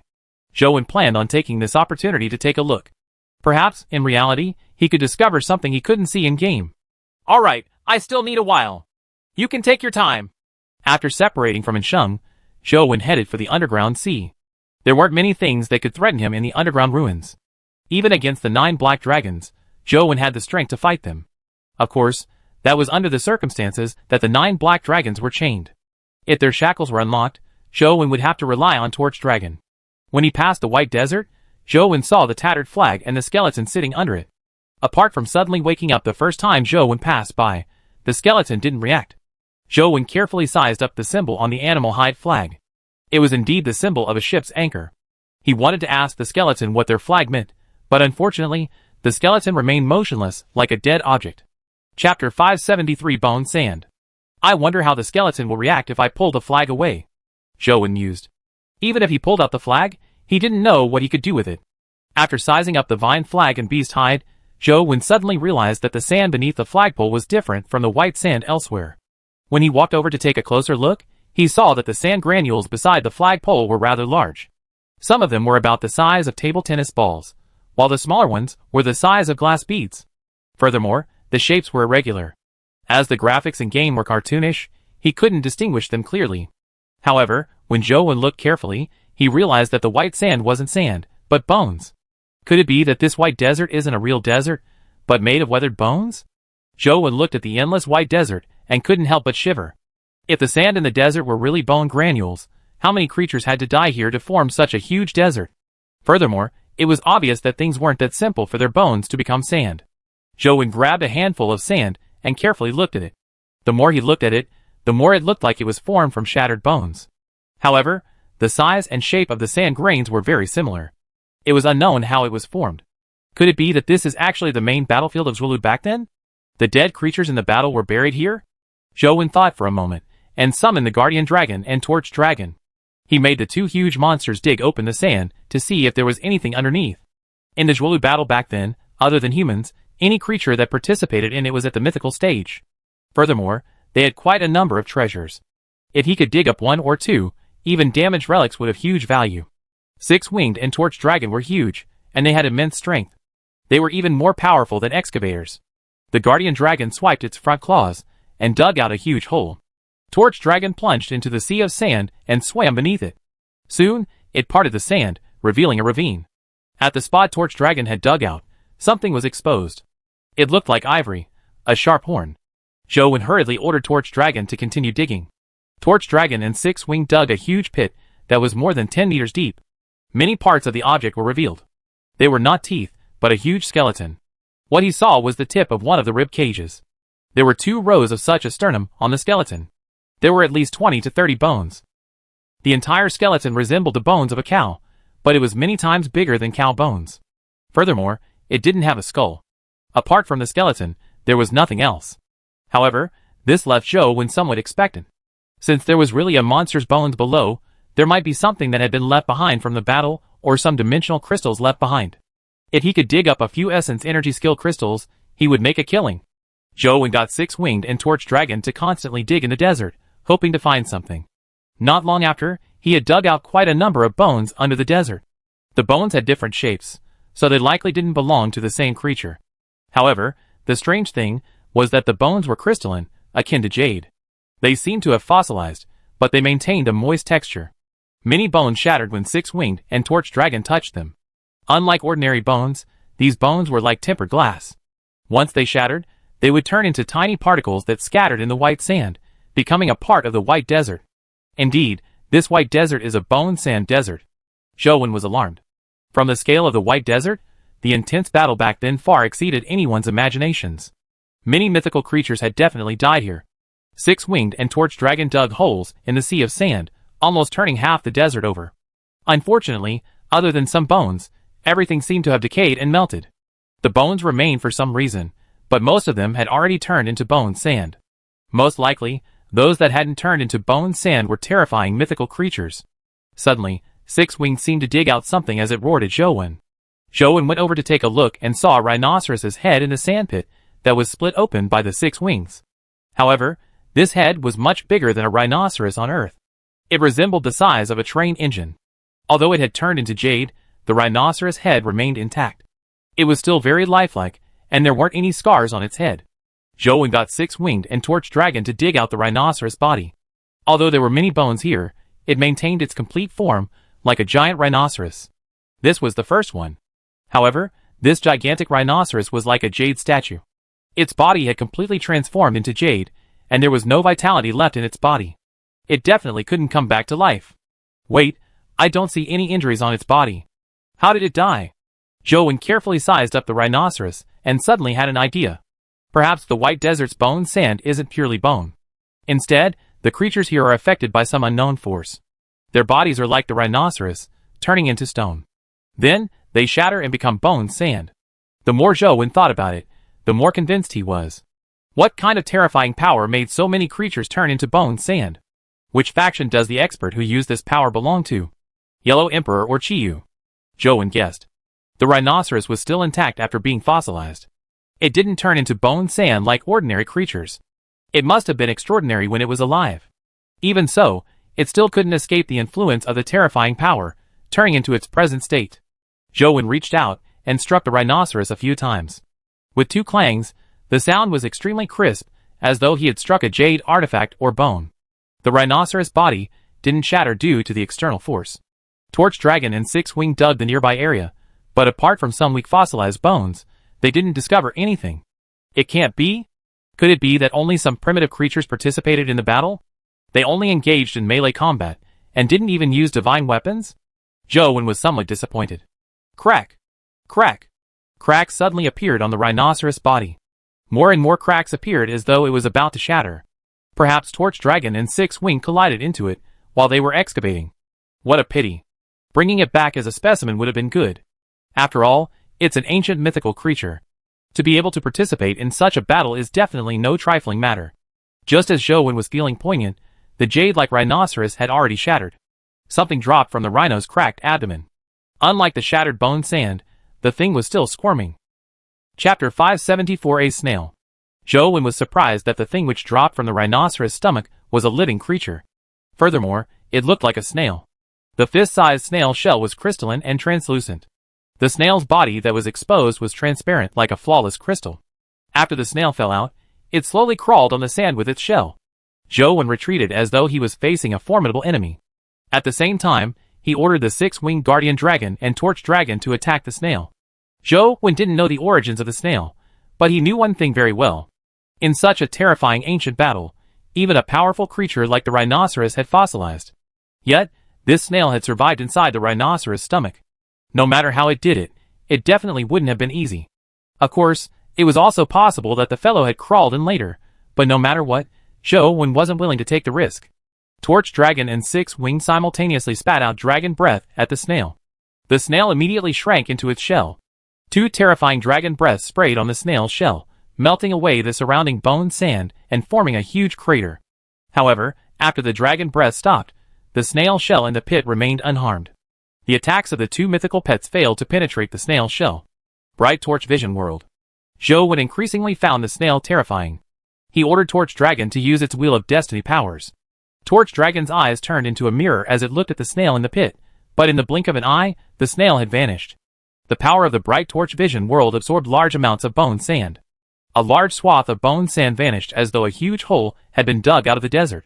Zhou Wen carefully observed his surroundings, but he didn't find the snail. Was it absorbed by the Bright Torch Vision World, or had it escaped? Zhou Wen didn't dare be careless as he summoned several important companion beasts to prevent any mishaps. If this lineup still allowed it to escape, it would be terrifying. Torch Dragon and company stood around Zhou Wen and constantly scanned the nearby desert, but they didn't find any traces of the snail. Now, Zhou Wen missed Truth Listener a little. If he had Truth Listener's ability, he wouldn't be at such a disadvantage. Now, he had to be more careful. After waiting for quite some time, the snail still didn't appear.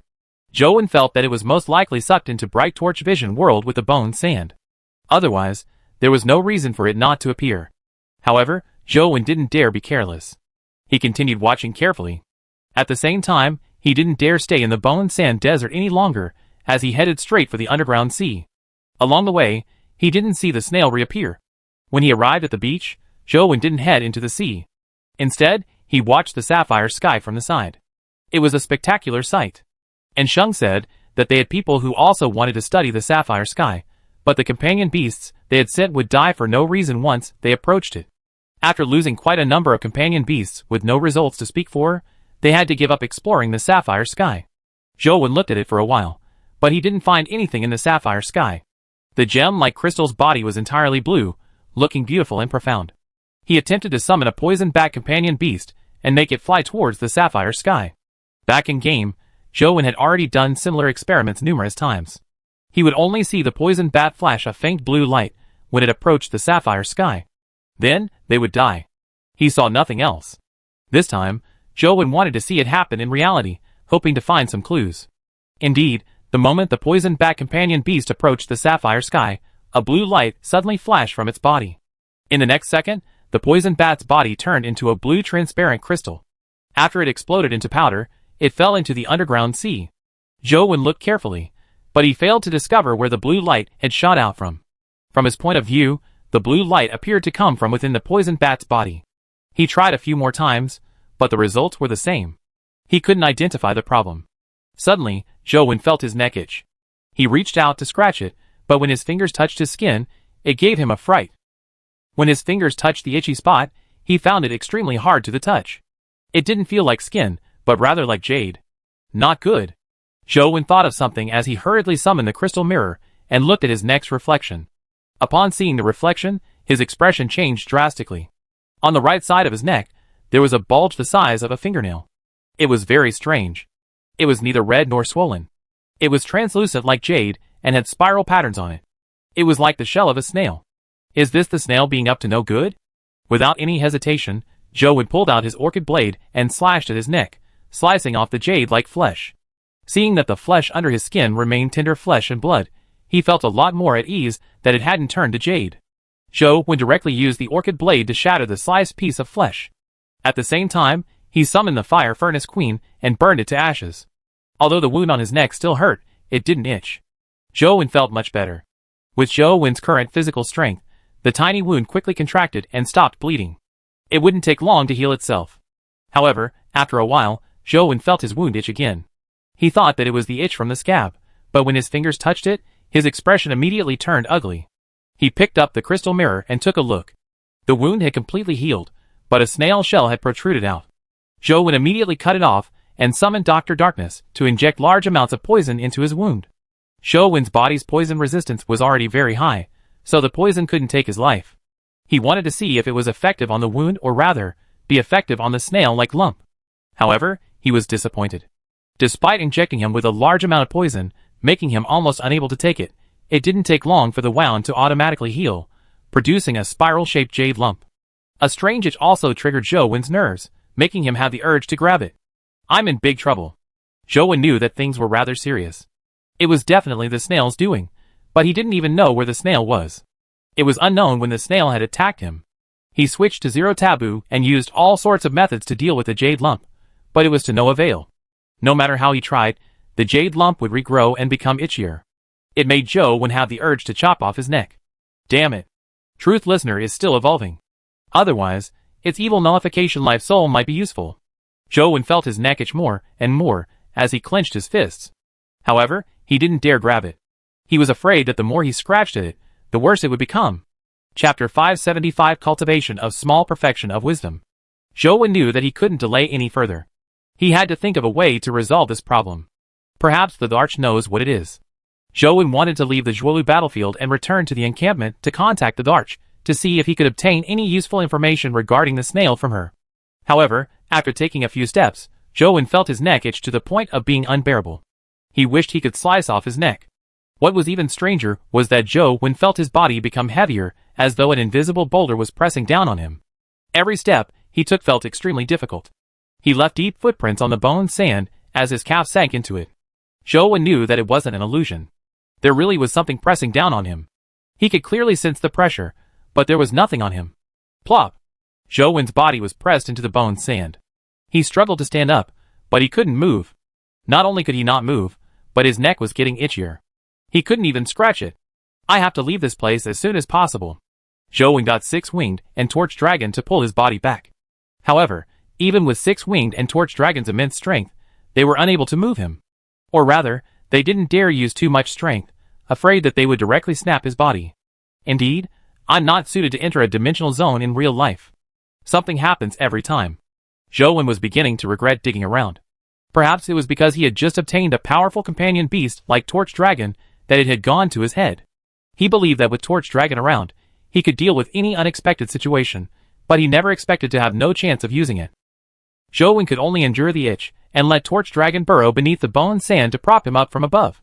However, when Torch Dragon tried to prop up Zhou's body with all its might, it nearly flattened Zhou. It still failed to lift his body up even a centimeter. However, Zhou was pressed down on Torch Dragon's back. As Torch Dragon retreated, Zhou immediately fell into the sandpit, incapable of moving. Zhou had thought of all the solutions he could, but they were useless. He was trapped there, unable to move. The pressure on his body was secondary. The itch on his neck was unbearable. It was so itchy that it nearly reached deep into his soul. All his strength was useless. All Zhou could do was switch to the small perfection of wisdom, and circulate the 8 perfections wisdom life providence. It wasn't that the power of the small perfection of wisdom could reduce the pressure on him, nor was it that the 8 perfections wisdom could stop the itch. Instead, the small perfection of wisdom had one benefit: it had a high tolerance. Taoists cultivated life as it was, while Buddhists cultivated their future incarnation. They pursued the great release of the future. Although small perfection of wisdom was an essence energy art that cultivated his constitution, it was different from the invincible Kane divine art that directly strengthened one's body.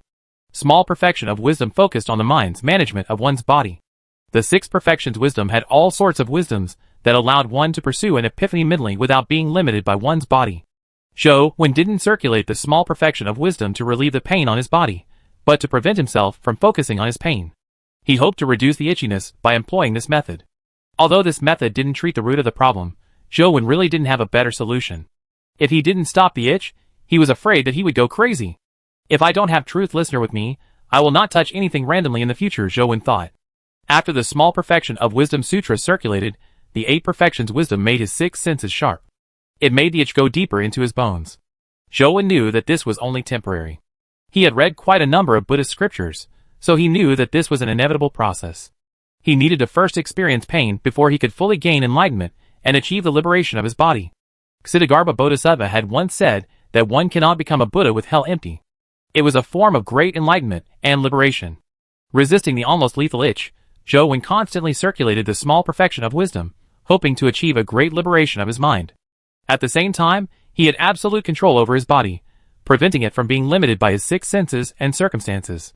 If it were an ordinary person, they wouldn't be able to calm down and think about the meaning behind the scriptures when suffering from such an itch. They wouldn't be able to fully focus on circulating the essence energy art. However, Zhou Wen was clearly not an average person. His talent at focusing allowed him to think and gain insights without being affected. The scriptures he had read previously weren't for nothing. Zhou Wen had taken the right path. With the circulation and comprehension of the small perfection of Wisdom Sutra, Zhou Wen's senses became sharper. The itch on his neck still existed, but the mental effects on Zhou Wen decreased significantly. It made him feel less uncomfortable. This is indeed feasible. Zhou Wen continued studying from this angle, hoping to break through the small perfection of wisdom's bottleneck and condense a life soul. Unlike ordinary essence energy arts that strengthen one's constitution, the small perfection of Wisdom Sutra could not eliminate the pain in one's body. Instead, it used one's wisdom to understand the pain. Of course, being able to understand something didn't mean that he could resolve it.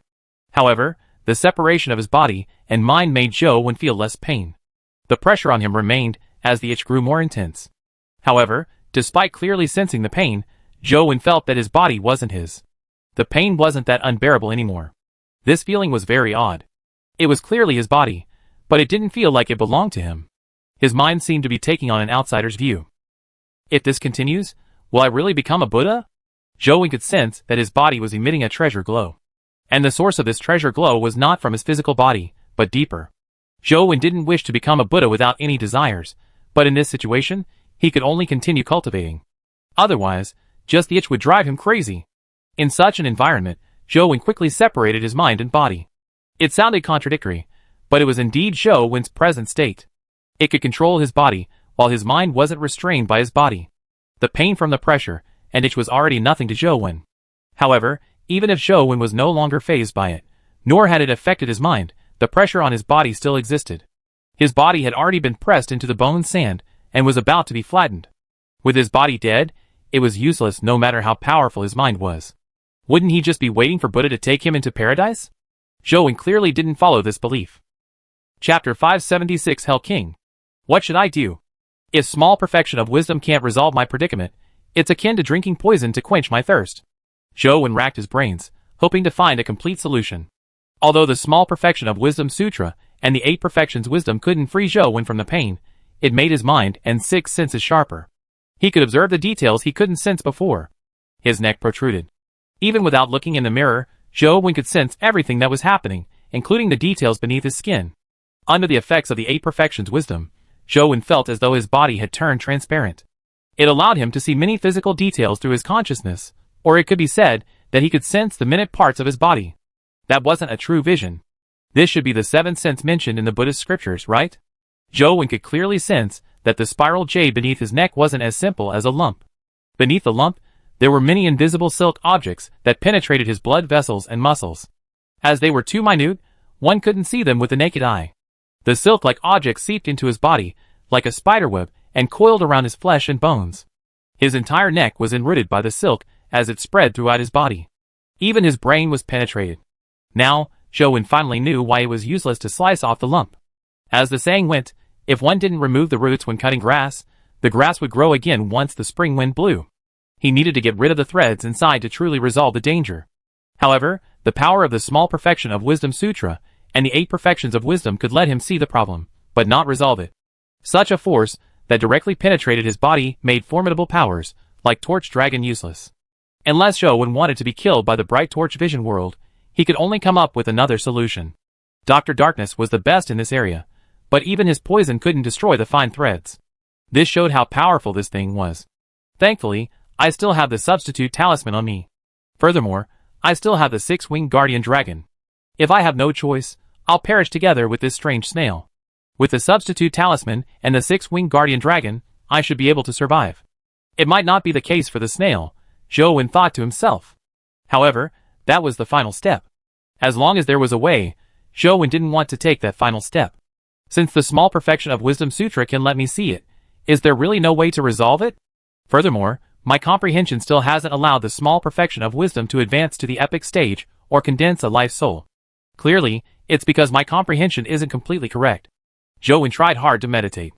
The treasure glow on his body became more and more crystalline. However, due to the immense pressure, his body was almost unable to withstand it. His bones creaked from the pressure as though they would snap at any moment. Zhou could sense a huge snail shell pressing down on him. It couldn't be seen with the naked eye or touched, but the pressure existed. It was extremely odd. Since my mind can't control my body, why don't I do the opposite? If I can't even live this life, what's the point of a future incarnation? With a thought, Zhou reversed the small perfection of Wisdom Sutra. Zhou originally believed that reversing the small perfection of wisdom would definitely damage his body, but he soon realized that after the small perfection of wisdom was reversed, it could also smoothly circulate without any obstruction. It was as though it should have been that way from the start. Zhou's heart suddenly stirred as he thought of the 3-faced Buddha in Small Buddha Temple. The 3-faced Buddha had 3 faces, but they weren't all smiling benevolently. They were somewhat different from ordinary Buddha statues. Could it be that the small perfection of wisdom isn't a pure Buddhist essence energy art? One body with 3 sides. Then what's the last side? Zhou seemed to figure out something.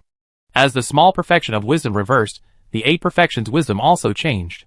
Zhou, who was originally in a state of separating his mind and body, once again fused his mind and body. The extremely itchy feeling immediately returned to Zhou, making him nearly go crazy. However, almost at the same time, this crazy itch made Zhou feel like he was brimming with strength. The more painful and itchy his body was, the more mentally sharp he became. Not only did he not feel the pain, but he also felt a sense of pleasure, as though he wanted to tear apart everything. Humans have 3 sides. One side is Buddha, the other side is the devil. When Buddha arrives, I will be Buddha. When the devil arrives, I will be a devil. When Buddha and the devil are not present, I am my true self. As Zhou constantly gained insights, his essence, vitality, and spirit, as well as his life providence, erupted with terrifying power. It made his body glow and emit a shocking treasure glow, as though an indescribable power was building up in his body. Zhou wasn't unfamiliar with this power. It was the condensation of a life soul. However, it was different from the previous times when he condensed a life soul. This life soul was not an incorporeal object in the consciousness like Zero Taboo, nor was it a corporeal entity like Lost Country. It also wasn't an independent entity like the Inverse Ancient Sovereign. Zhou's life soul seemed to be his body being the life soul. It was probably unprecedented. Crack! Crack! As his life soul condensed, the jade lump on Zhou's neck cracked. Wisps of invisible threads peeled out from his body. It was as though invisible transparent strands of hair had automatically crawled out from his body. However, it wasn't that the silk that had crawled out by itself. It was because of a strange change in Zhou's body that prevented any external object from attaching to him. Therefore, the threads had no choice but to leave his body. The threads separated from Zhou's body and gathered together. Soon, they transformed into a transparent snail with a milky white shell on its back. It was the same snail that Zhou had dug out from the rhinoceros' stomach. Its tiny eyes sized up the glowing Zhou as though it was pondering over something. However, when it looked at Torch Dragon beside it, it ultimately bowed its head and burrowed into the bone sand. It seemed to be invisible as it disappeared in the blink of an eye. As for Zhou's body, it had already turned crystalline, like jade. He looked like a mighty being, as though he was nurturing an immense amount of energy. A vertical eye appeared at his glabella. At the instant the vertical eye opened, it was as though a door to the endless hell had opened. Countless vengeful and ferocious ghosts roared in it. Zhou Wen himself seemed to have become a demon king, as he emitted a terrifying aura of death. Little perfection of wisdom had finally condensed to life soul, but this life soul looked somewhat odd. Zhou Wen dispelled his life soul, and returned to his normal state. The bulge on his neck had vanished, and the pressure on him had vanished. At the same time, he came to realize something. Hell King? Zhou Wen muttered to himself as he read out the name of the life soul. Chapter 577 The Thearch's Drug. Zhou Wen had naturally sensed the snail's departure, but he didn't chase after it. The Hell King life soul could only prevent the tiny threads from clinging onto his body, but if the snail unleashed its strength, it could still destroy Zhou Wen's body. The snail's retreat without fighting Zhou Wen wasn't due to the Hell King life soul. Although the Hell King life soul was good at strengthening his body, even Torch Dragon and Six Wings attacks couldn't injure the snail. Zhou Wen didn't believe that the Hell King life soul could really threaten it, so he was still somewhat puzzled when the snail retreated. However, no matter what, he had finally resolved a huge problem. Zhou Wen quickly left the Bone Sand Desert, not daring to stay any longer. He used his phone to look at his information and realized that the postfix, guilt, of his constitution had vanished. The life soul that small perfection of wisdom had condensed was also Hell King. It had the effect of strengthening his mind and body, but this wasn't the most important ability. The strongest aspect of the Hell King life soul was turning the body into a life soul. Zhou Wen didn't know what use it had, for now, so he could only slowly study it. After returning to the temple, Zhou Wen heaved a sigh of relief when he didn't see the snail appear. I should just game in the future. Zhou Wen wasn't willing to give up. He lay in the tent and launched the game before heading to the Bone Sand Desert to get Torch Dragon and Six Wing to continue digging. However, Zhou Wen was somewhat disappointed. He didn't find the fossilized rhinoceros in game, neither did he find the snail. He only found a few bones. There's no snail in game? Zhou Wen spent 2 days searching the Bone Sand Desert, but he still failed to find the snail or encounter any other danger. As for treasures, he found nothing. The hidden forces Sheng had set up failed to capture Chu Qinyun. It was unknown if Chu Qinyun had covered his tracks well, or if he had already used some method to escape the ruins. And Sheng didn't have the time to be stationed here. All he could do was send someone to guard the ruins and bring Zhou Wen back to Luoyang. On the way, Zhou Wen used his phone to check the internet. Indeed, just as Sheng had said, the Six-Winged Guardian Dragon's ranking had dropped to 5th place. There were already 37 companion beasts on the rankings. There were a few more than what Sheng had said. Should I get Torch Dragon on the rankings as well? Zhou Wen had been pondering over this question. Beep! Beep! A message was sent by the Thearch. I have a gift for you. Accept it with the Void Flower. Zhou Wen immediately had an ominous feeling when he read the message. Zhou Wen refused to believe that the Thearch would take the initiative to deliver something good to him. I'm driving now. The Void Flower isn't with me. What gift did you send me? Zhou Wen probed. It's a world-shaking invention that I came up with. You lucked out, the Thearch replied. What shocking invention? Zhou Wen heaved a sigh of relief. If it was just an experimental product made of chemicals, Zhou Wen felt that it couldn't be too dangerous. You'll know when you get back. The Thearch kept him guessing. After returning to school, Zhou Wen took out the Void Flower pot from the Chaos Space. The Void Flower couldn't open a portal in the Chaos Space. Therefore, when Zhou Wen took it out, a portal appeared on the flower. Something floated out. Zhou Wen took a careful look and saw that it was a glass bottle. It was one of the items he had bought for the Thearch. It wasn't dangerous, so he reached out to catch it. Inside the glass bottle was half a bottle of purple liquid. It was unknown what it was. He didn't know what the purple liquid was, but Zhou Wen definitely didn't dare use it. Just as he was about to put it into the Chaos Space, he received a message from the Thearch. Have you received it? Let your companion beast drink it. Then, it's time to witness a miracle. No matter how Zhou Wen looked at it, the Thearch's tone was like a scammer online. However, since it wasn't for him to drink, Zhou Wen didn't mind. It didn't matter if he gave it a try. After all, he had plenty of companion beasts. After randomly summoning a Qi and letting it drink the Thearch's medicine, Zhou Wen stared at it with widened eyes. According to what Zhou Wen knew, ordinary chemicals didn't have much use for companion beasts. Instead, they had a certain effect on dimensional creatures that could make them mutate. Unfortunately, companion beasts were pure energy bodies, so their composition was relatively stable. The possibility of mutation was very low, so chemicals were useless. However, after the Qi drank the medicine, its body seemed to be dyed purple, the same color as the drug. Its body also rapidly transformed as it underwent a significant change. After the transformation ended, its body hadn't appeared to have undergone many changes. Even the purple color faded. Zhou Wen took a look at its stats and realized that its stats had greatly increased. It had gained another skill, making it one of the best at the epic stage. Ignoring the increase in stats, it had actually allowed the chi to comprehend a new skill. It went from 2 skills to 3 skills, a shocking feat. The Arch, what drug did you give me? Zhou sent a message to the Arch. The Pet Skill Insights agent I invented can stimulate the potential of a companion beast, allowing it to comprehend a hidden talent ability. The effects aren't bad, right? I'm guessing you didn't dare give it to your 6-winged and truth listener. Instead, you let an ordinary companion beast drink it. Are you regretting it now? The Arch seemed to see through Zhou thoughts. It was as though she had seen Zhou actions with her own eyes. Zhou knew that the Arch was deliberately trying to see his regret by not mentioning the effects of the drug in the beginning. Zhou naturally wouldn't let her wish come true. Who knows if your drug is really useful? Perhaps it's only effective on low-level companion beasts and useless for high-level ones? Zhou deliberately said. Goading me on is useless. You're too old-fashioned. If you want a Pet Skill Insights agent, you have to exchange it with something.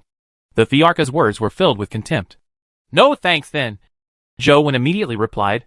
Who knew if the Thearka's medicine had any side effects? Zhou found it unreliable no matter how he thought about it. How could ordinary chemicals allow a companion beast to gain insights into a skill? It was highly likely that she had added something else. It's fine if you don't want the Pet Skill Insights agent, but you have to return me the items. The Arch directly sent a list. How much Pet Skill Insights agent can these items get? Since he couldn't reject it, he naturally had to try his best to benefit himself. 1 bottle, the Arch replied. At least 10 bottles. I was the one who bought all the ingredients you used to make the drug, right? It's not worth that much money. Zhou deliberately said this to know if the Arch had added anything else. However, the Arch didn't answer him.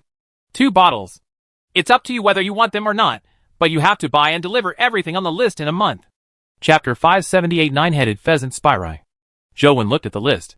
The items the Arch wanted this time weren't very expensive. They were all relatively common items. Most of them were electronic products. He had no idea why she wanted them. When Zhou was in Chess Mountain, many electronic devices couldn't be switched on, much less get any reception. Occasionally, he would switch on the phone only to have it crash with a black screen. The Arch clearly had a way to resolve these problems, but it was unknown how she did it. Now that I have Torch Dragon, I might be able to explore Deer Terrace Pavilion. Even if I can't get anything to drop, storming my way in to see what's inside would be good too. Zhou decided to head to Deer Terrace Pavilion in-game. After getting Li Xian to help get someone to buy the items on the list, Zhou entered Chess Mountain's instance dungeon and headed for Deer Terrace Pavilion. With the Demon God catalog, Zhou successfully ascended the Deer Terrace Pavilion. However, he didn't sneak up this time. Instead, he summoned 6-winged and Torch Dragon to kill all the fake fairies and immortals. After the fake fairies and immortals were killed, they revealed their true forms: foxes, night cats, rats, and wolves. Killing them wasn't difficult. With the 2 pets leading the way, Zhou soon arrived at the ancient building on the Deer Terrace Pavilion. He could see 6 male and female immortals drinking and enjoying themselves inside the ancient building. One of them was the fake fairy who had chased after Zhou last time. When she saw 6-winged and Torch Dragon, the 6 fake immortals inside were alarmed. However, Zhou didn't give them a chance. Torch Dragon's bright torch vision world opened and instantly reflected all 6 fake immortals into it, instantly killing them. The phone indicated that he had killed the mythical creature, Fox Demon, but unfortunately, they were all pulled into the vision world.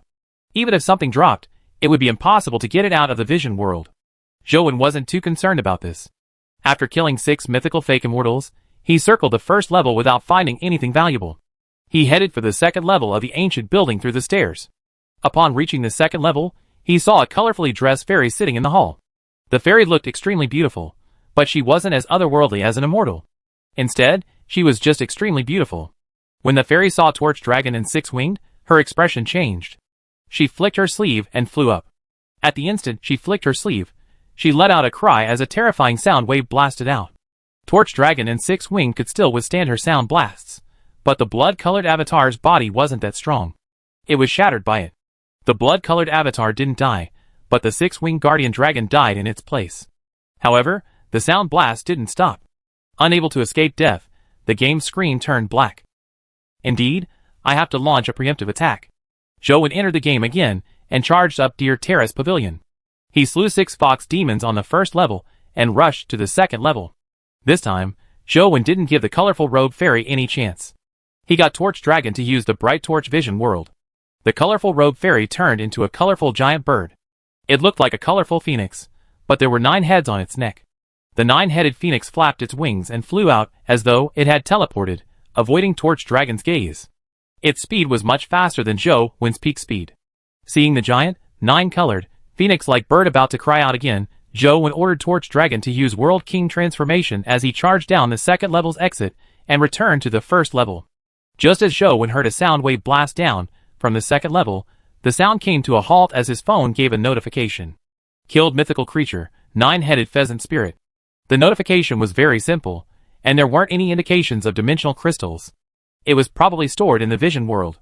Zhou Wen sent the blood-colored avatar back up to the second level and indeed, he realized that the 9-headed pheasant spirit was gone. Only the weak Torch Dragon was lying on the ground. Clearly, it was draining for it to use the World King transformation. This building has a total of 3 levels. The second level is the 9-headed pheasant spirit. Could the third level be the legendary demon consort? Zhou Wen really wanted to head to the third level to take a look. However, Torch Dragon was too weak. Without Torch Dragon, Zhou Wen couldn't even defeat the 9-headed pheasant spirit, much less the demon consort. Could the arch be that demon consort? Zhou Wen guessed inwardly. Instead of continuing upstairs, he logged out of the game. Zhou Wen planned on heading to the top of Deer Terrace Pavilion after Torch Dragon recovered. He first went to other dungeons to grind all sorts of rare dimensional creatures. Just as he was grinding Medusa, his phone suddenly rang. He took a look at the number, and saw that it was an unknown number. It continuously rang a few times before Zhou Wen picked up the call. "Junior brother, how have you been recently?" A clear and gentle voice came from the phone. "Jian Yin." Zhou Wen nearly jumped up. Ever since they separated at Holy City, Zhou Wen had not heard of Jian Yin again.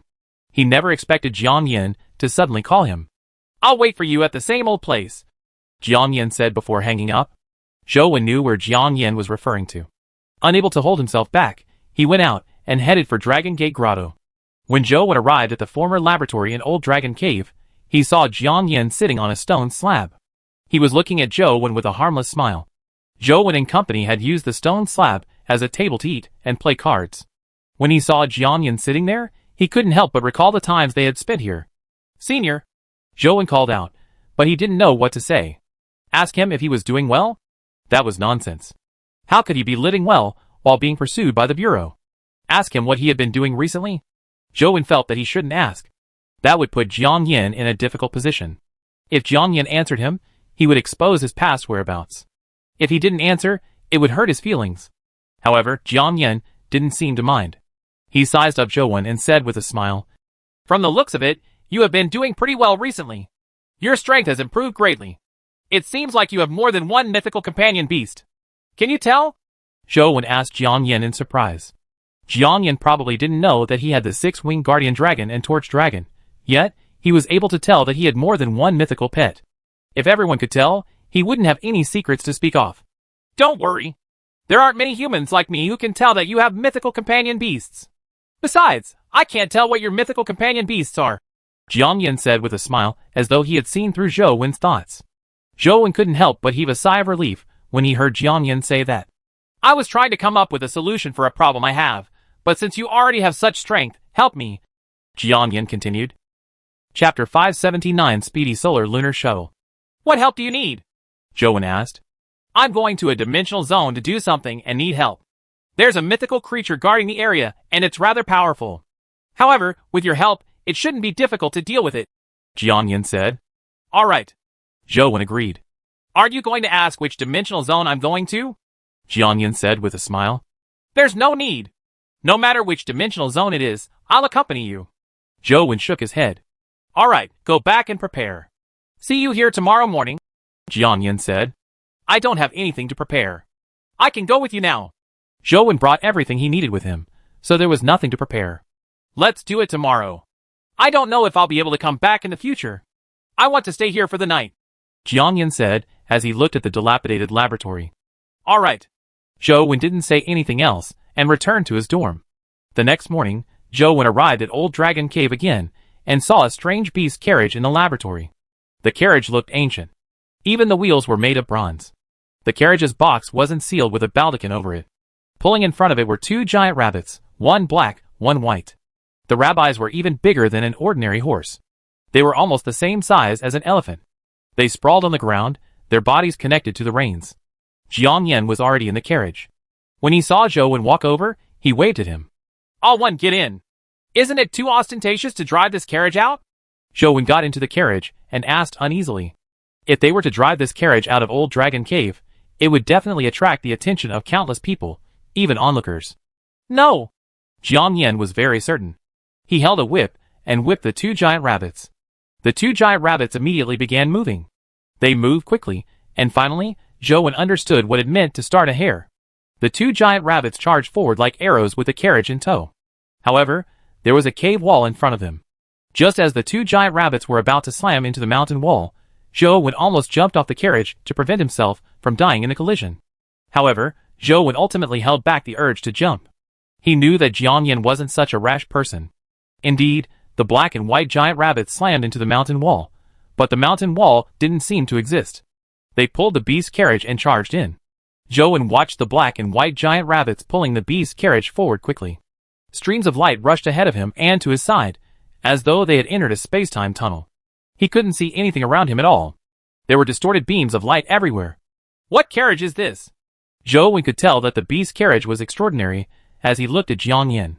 "Speedy Solar Lunar Shuttle," Jiang Yan continued when he saw that Zhou Wen was still in a daze. "The two rabbits pulling the carriage are day, and the other is night. When they are together, they can produce the ability to shuttle through space. Although they aren't strong enough to reverse the flow of time, they can cross space and travel great distances in an instant. It's best to travel with them." Zhou Wen was alarmed when he heard that.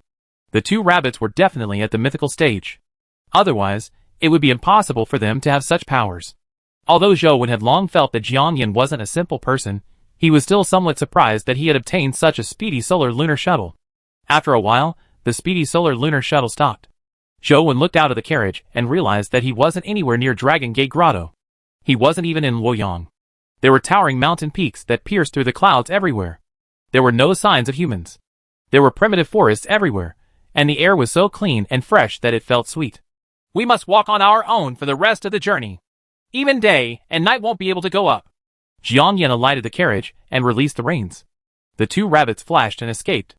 "Aren't they your companion beasts?" Zhou Wen asked in surprise. Jiang Yan shook his head and said, "No, I only temporarily invited them to pull the carriage. They aren't companion beasts." Zhou Wen's expression turned odd again. To be able to invite wild dimensional creatures to pull carriages wasn't something an ordinary person could do. Jiang Yan pointed at the mountain that went straight into the clouds and said, "We have to climb to the top of this mountain. However, this mountain is extraordinary. When we climb it later, we can only advance and not retreat. Under no circumstances are you to retreat. Otherwise, you will be doomed." "Why is that?" Zhou Wen asked, puzzled. "This mountain is called Immortal Seeking. Legend has it that immortals live at the top of the mountain. Anyone who wishes to become an immortal can be reborn as an immortal if they can climb to the top of the mountain. Although this is only a legend, this mountain is indeed different. It has a terrifying taboo protecting it. Once someone steps into this mountain, they will definitely die if they take a step back. There's no reason. That's the rule of this mountain," Jiang Yan said. "I wonder if my zero taboo can restrain the taboo of Immortal Seeking Mountain." Zhou Wen thought to himself, but he didn't plan on trying. All he did was look around the foot of the mountain, hoping to see if there was a tiny palm symbol. Unfortunately, he didn't see one. All he saw was a stone staircase spiraling up the mountain. It was like a heavenly staircase that pierced through the clouds, with no end in sight. "There are many obstacles along the way, but with your willpower, I believe there won't be any problems. Just remember that you can't retreat," Jiang Yan said as he stepped onto the stone steps. Zhou Wen followed him. Just as he stepped onto the stone steps, he immediately felt an invisible force tugging at his body. His body sank slightly as he nearly fell onto the stone steps. With every step Zhou Wen took to climb the stairs, he felt like he was carrying a mountain. After taking a few steps, his clothes were almost drenched in sweat. Jiang Yan was no different. He could see that his hair was drenched in sweat. The power on the stone steps was very strange. It didn't constantly grow stronger, nor would it constantly weaken. This power was just right to reach the limits of Zhou Wen's body. In other words, Zhou Wen had to use all his strength to take every step. After taking a few steps, Zhou Wen felt that he had expended a lot of his strength, but the power on the stone steps seemed to possess intelligence. It would also weaken relatively, but the effort Zhou Wen needed to walk was maintained at maximum. The first step was the limit. If it was someone with a weak will, their will would quickly collapse, and they would have the intention to retreat. However, Jiang Yan had said that they absolutely could not retreat. Retreat meant certain death. Chapter 580 Immortal Seeking Path. They trudged up the mountain step by step. Although they could continue walking no matter how tired they were, seeing the stone steps that seemed to have no end threw one into despair. As Jiang Yan walked in front, he said, "The ancients believe that there are immortals in the sky. Only by meeting immortals on high ground can one obtain the great Tao's heritage. Therefore, since ancient times, the east, west, south, and north districts have myths regarding the ascension. For example, in the fairy tales of the west district that we are more familiar with, a young man planted magic beans that ended up growing high into the sky. Then, he climbed up the beanstalk to a giant castle in the sky. There's also the foundational tree legend of our east district. Those are plants. It doesn't seem to have anything to do with mountains, right?" Zhou Wen added. "There are mountains too. Don't many deities and myths and legends live on the mountain? Like the gods of Mount Olympus, the immortal palace on Kunlun Mountain, and Mount Buzhou that connects the heavens and earth," Jiang Yan said as he walked. Zhou Wen and Jiang Yan chatted not because they wanted to conclude anything, but it was a way to kill time. The mountain was just too tall. They had to do their best with every step, and they couldn't walk fast. They did not know when they would finish climbing. It was really boring. Furthermore, speaking could also eliminate some negative emotions, making one feel less despair. "I wonder if these legendary things have corresponding dimensional zones. If there are, I really want to get a few magic beans to plant one. Then, I'll take a visit to the giant castle in the sky. I want to know if there's really a goose that can lay golden eggs and the beautiful girl trapped in the cage," Zhou Wen said. "I'm not sure if there are any magic beans, but I've seen the Fusang Divine Tree of the 3 divine trees overseas," Jiang Yan said. "Is there really a Fusang Divine Tree? Are there really 10 sun golden crows on that tree?" Zhou Wen asked curiously. "I don't know if there are sun golden crows, but that tree grows in the sea. It's so high that it's unreachable. It's covered in sun-like fruits. Just a glance from afar is enough to blind one. No human can approach it." Jiang Yan paused before continuing. "It's said that in ancient times, Hou Yi shot down 9 suns while standing on the Fusang Divine Tree. If the legend is true, Hou Yi would definitely be the strongest among humans today. If Hou Yi really exists, doesn't that mean that the mighty figures in myths like Shirong, Gong, and Quafu exist as well? If we could also draw a bow and shoot down the sun in the future, drinking a river dry with a mouthful, and destroying a mountain with a single strike, that would be amazing." Zhou Wen was somewhat excited when he thought of the scene. "Why wait? If your mythical pet is an offensive type, it shouldn't be a problem to slice off a small mountain," Jiang Yan said with a smile. "It's possible, but it's just a tiny mountain. Even if it's sliced off, it would be meaningless. At the very least, it should be able to split 5 famous peaks into 2 or slice off the entire Mount Everest," Zhou Wen said. "It's probably impossible for an ordinary mythical stage to reach that level," Jiang Yan said. As the two of them climbed up the mountain, they chatted, their stamina draining in the meantime. They panted heavily every few steps. Their clothes were drenched, as though they had just been scooped out of the water. "What are you going to the mountaintop for? Don't tell me you want to become an immortal?" Zhou Wen joked. "I really want to seek immortality," Jiang Yan said seriously. Zhou Wen was slightly taken aback as he asked in disbelief. "Seek immortality? Aren't the so-called immortals dimensional creatures?" "Not entirely. On this mountain peak, there's a cocoon. The creature inside the cocoon can be said to be a dimensional creature, but it's not completely one," Jiang Yan said. "Guardian?" Zhou Wen exclaimed. "I'm surprised you know about guardians. That makes it easy to explain things." "That's right. Although there aren't any immortals on this mountaintop, there's a guardian. My goal is that guardian, but there's a terrifying mythical creature guarding it. I'm not its match alone, so I have to find helpers." Jiang Yan didn't seem surprised that Zhou Wen knew about guardians. "Why are you looking for a guardian? Kill it? Or is there another way to use it for yourself?" Zhou Wen was somewhat worried. Could Jiang Yan also know of the spirit casting skill? If he knew it as well, would he be following Wang Mingyuan's path in his search of a guardian? This wasn't impossible. Before Wang Mingyuan tore out of the realm, he had given his research information and experience to Jiang Yan. Perhaps the spirit casting skill was included. "I'm afraid we won't be able to kill the guardian with our current strength. However, I've studied the information left behind by teacher. As long as the method is right, we can obtain the guardian's loyalty. Since you know about guardians, you should have read the information, right?" Jiang Yan said. "I haven't seen information about it, but I've seen a living guardian before." Zhou Wen recounted John and the 6-winged seraphim to Jiang Yan. "Senior brother, you have to be careful. Those guardians are probably unreliable," Zhou Wen said. Jiang Yan smiled again and said, What's absolutely reliable in this world? It's just like how there are plenty of people who are betrayed by their business partners. There are also quite a number of people who have conflicts. Don't tell me that one can't earn money by not doing business. Everyone is just acting in their self-interests. Even blood relatives like parents and brothers can turn against each other and become enemies. Don't treat the guardian as personal property and treat them as a partner. That way, it won't be so difficult to accept certain developments. Zhou Wen was slightly taken aback. Jiang Yan's words weren't without reason, but Zhou Wen didn't plan on choosing that path because he had too many secrets he couldn't let others know. Jiang Yan continued, "Since this is a path to break past the epic stage, be it right or wrong, someone has to pass it before we know. I'll try it first." The two of them chatted as they walked and exchanged some information regarding guardians. According to Jiang Yan, there was indeed an azure silk cocoon on the mountaintop. The guardian inside might be more compatible with his cultivation attributes, and he might have a chance of contracting the guardian inside.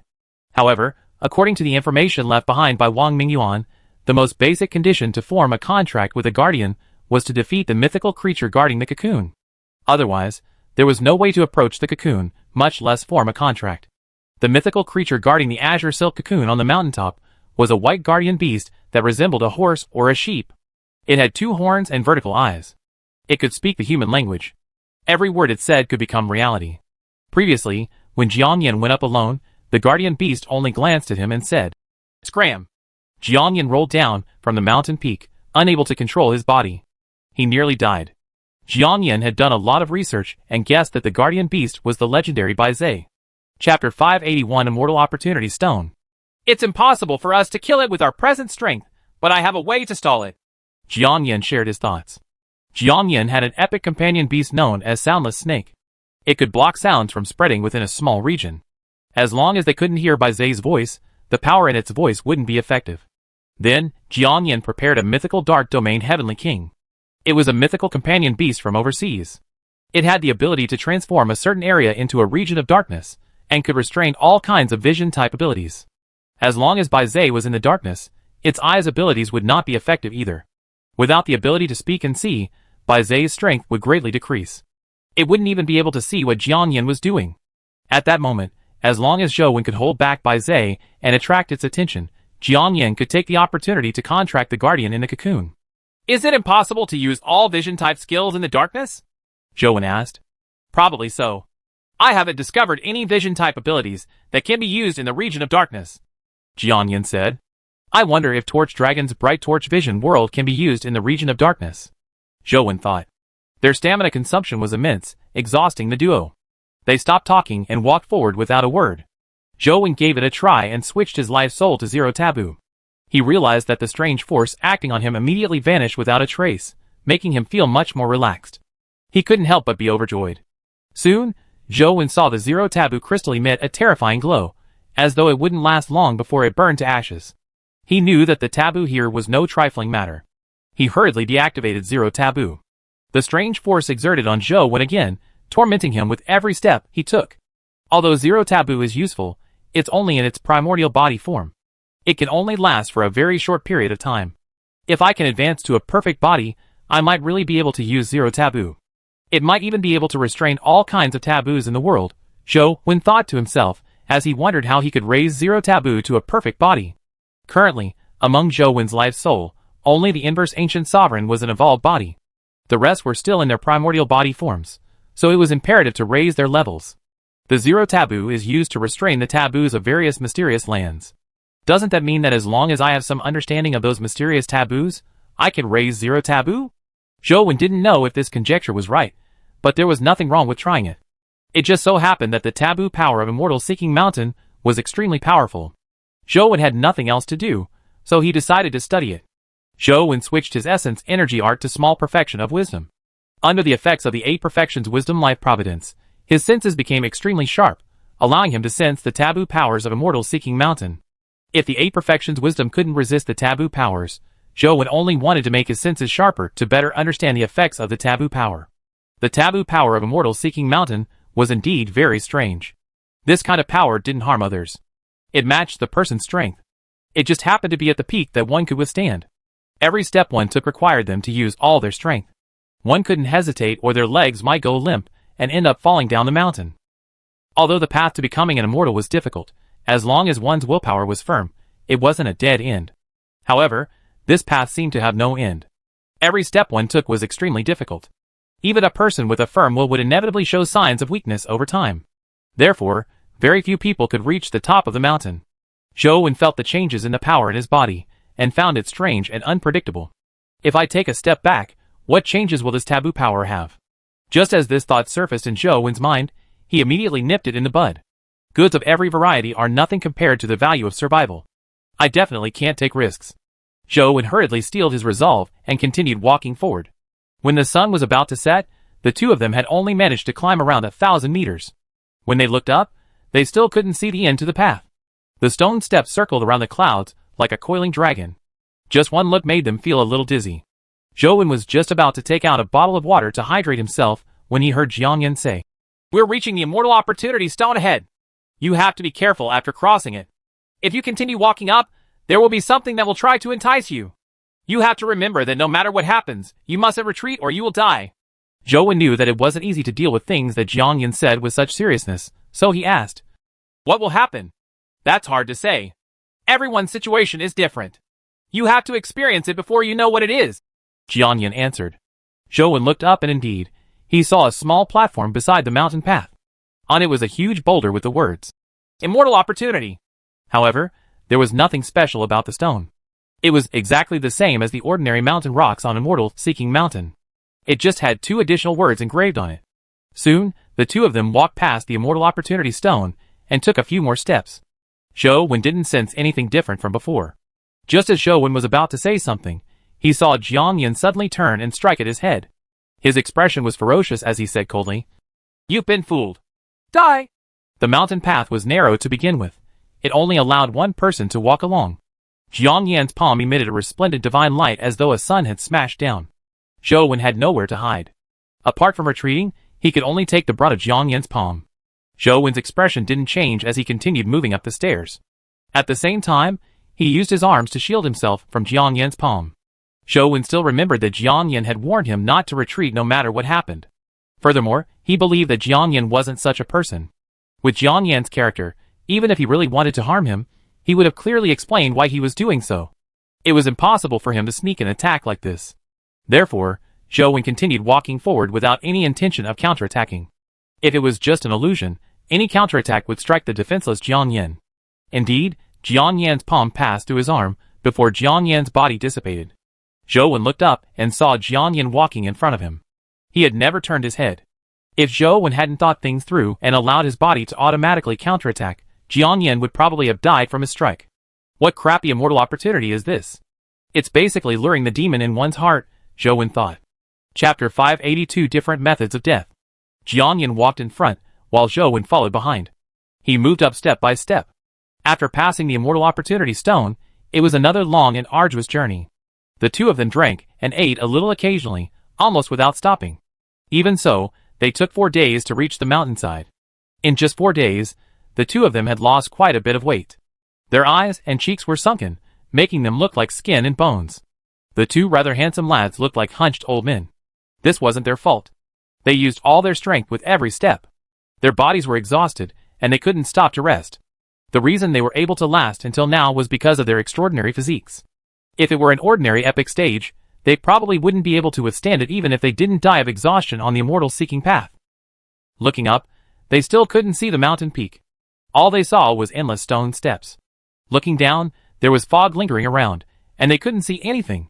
In this godforsaken place that prevented them from seeing the sky or the ground, the reason they knew that this was halfway up the mountain was that there was the word Half Cliff engraved on a boulder beside them. Once we cross Half Cliff, we still have halfway more to go. However, it's even more difficult than the first half of the journey. Can you still hold on? If you can't hold on, you can rest for a day on Half Cliff's platform before turning around and leaving the mountain. You won't be affected by the taboo of Immortal Seeking Mountain. However, once you reach Half Cliff's platform, you can never go up the mountain again, Jiang Yan said. We're already here. No matter what, we have to go up and take a look. It's impossible for me to give up halfway. I can still persist. Let's continue, Zhou Wen said. After Half Cliff, if you continue walking forward, you will see things. When the time comes, no matter what you see, don't speak or make a sound. Just close your mouth and walk forward, or something bad will happen, Jiang Yin added. No speaking. Got it. Zhou Wen nodded slightly, but he was somewhat puzzled. The taboos on Immortal-Seeking Mountain weren't written anywhere. If Jiang Yin knew about these taboos, someone must have tried them. Otherwise, if it was really as Jiang Yin had said, he would have died if he took a step back. Zhou Wen refused to believe that Jiang Yin wouldn't retreat without knowing about the taboo. However, Zhou Wen didn't dig into it since Jiang Yin didn't say anything more. He continued walking behind Jiang Yin. The stone steps on the first half of the mountain were very narrow, but after half-cliff, the stone steps became much wider. It was more than enough for 2 to 3 people to walk side by side. But now, the two of them couldn't speak.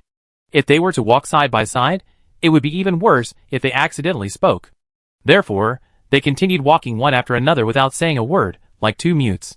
Every step Zhou Wen took made him feel like his legs were trembling.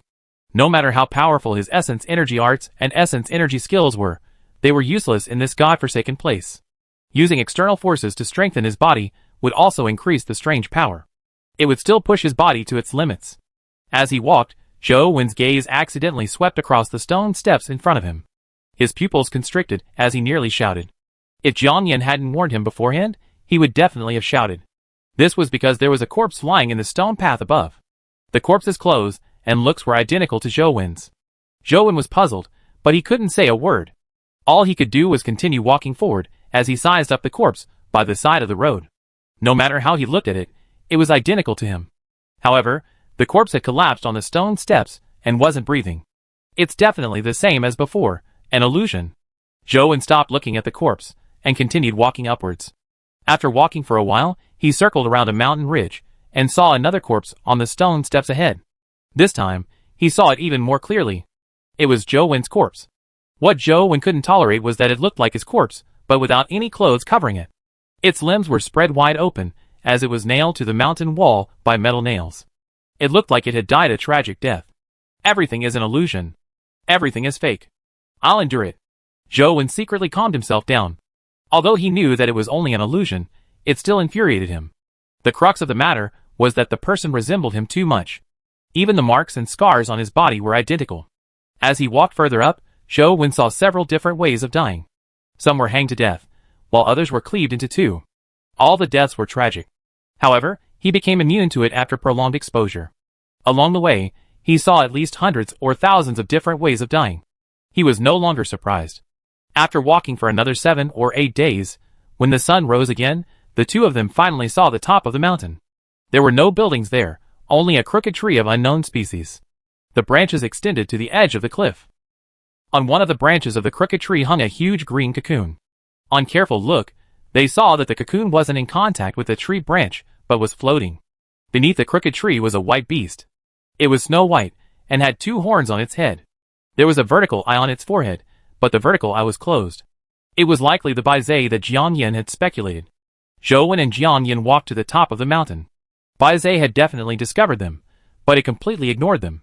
It continued resting and lying there, completely ignoring them. It didn't even spare them a glance. Zhou Wen had heard from Jiang Yin that the white beast wouldn't take the initiative to attack them. This was also one of the main reasons why he had determined that the white beast was Baizai. Baizai was a kind-hearted, auspicious beast. It was knowledgeable and capable of human speech. It could identify all kinds of supernatural beings.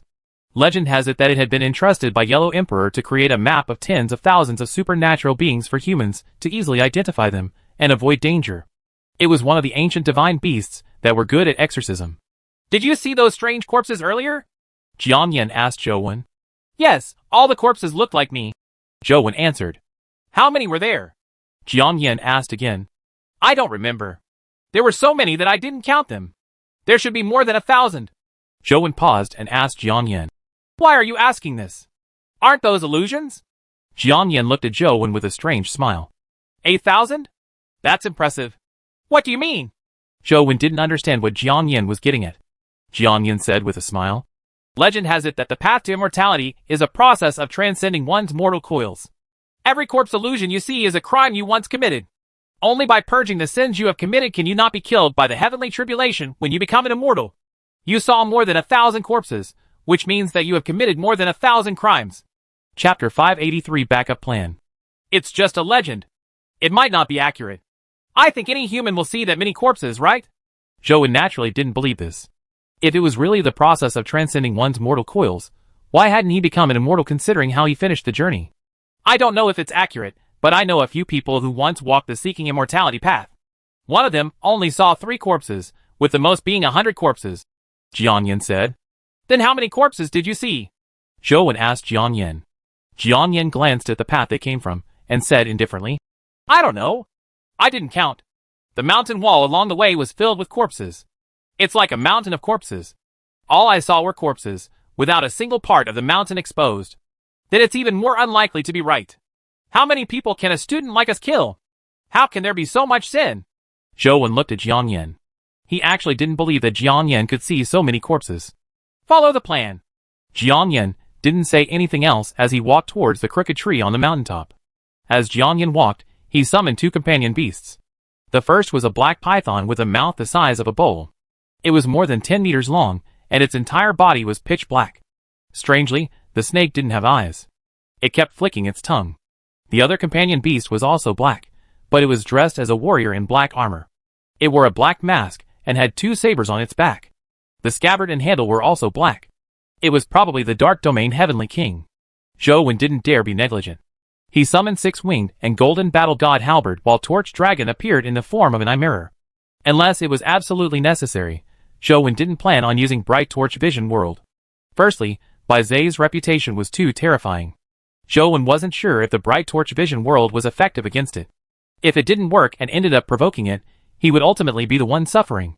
Secondly, Bai Zai didn't take the initiative to attack others. Previously, when Jianyan approached the range of the crooked tree, it had only said, scram, causing Jianyan to roll down the mountain without killing him. Only then did Bai Zai look up to glance at him. This glance left Zhou alarmed. It didn't look at 6-winged or the golden battle god Halberd, but straight into Zhou's eyes. Could it have already discovered Torch Dragon? Zhou was alarmed. Seeing that Zhou was already prepared, Jianyan immediately ordered the Soundless Snake and the Dark Domain Heavenly King to use their powers. The Soundless Snake opened its mouth. There were no venomous fangs inside, but visible ripples spread out from the mountaintop. Almost at the same time, the Dark Domain Heavenly King pulled out the 2 sabers on his back and crossed them. A black light instantly devoured the entire mountain peak like a black hole. Zhou immediately felt his vision turn pitch black. With the augmentation of 8 perfections wisdom and the Hell King Life Soul, his vision remained pitch black. He couldn't see or hear anything. Unfortunately, Truth Listener is still evolving. I wonder if Truth Listener's ability can break through the Soundless Snake's soundless barrier. As Zhou thought about it, he suddenly felt his eyes light up again. He could see and hear. However, he could see that the entire mountain was enveloped in black. Furthermore, the sound waves produced spread out like water ripples. Let's begin. Use your companion beast to attract Bai Zai's attention. Don't really fight it. Just attract its attention. It's best if it can't see or hear, Jianyan said as he dived towards the crooked tree. Zhou ordered 6-winged and golden battle god Halberd to surround Bai Zai using a pincer movement. At the same time, he made some noise to attract its attention. Bai Zai continued lying on a huge rock under the tree motionless. 6-winged and golden battle god Halberd lunged from the left and right. One stomped on the ground with its huge feet, leaving huge footprints on the rocks, while the tip of the golden battle god Halberd slashed across the ground, leaving a deep mark. Wherever the halberd tip touched the rocks, sparks flew everywhere.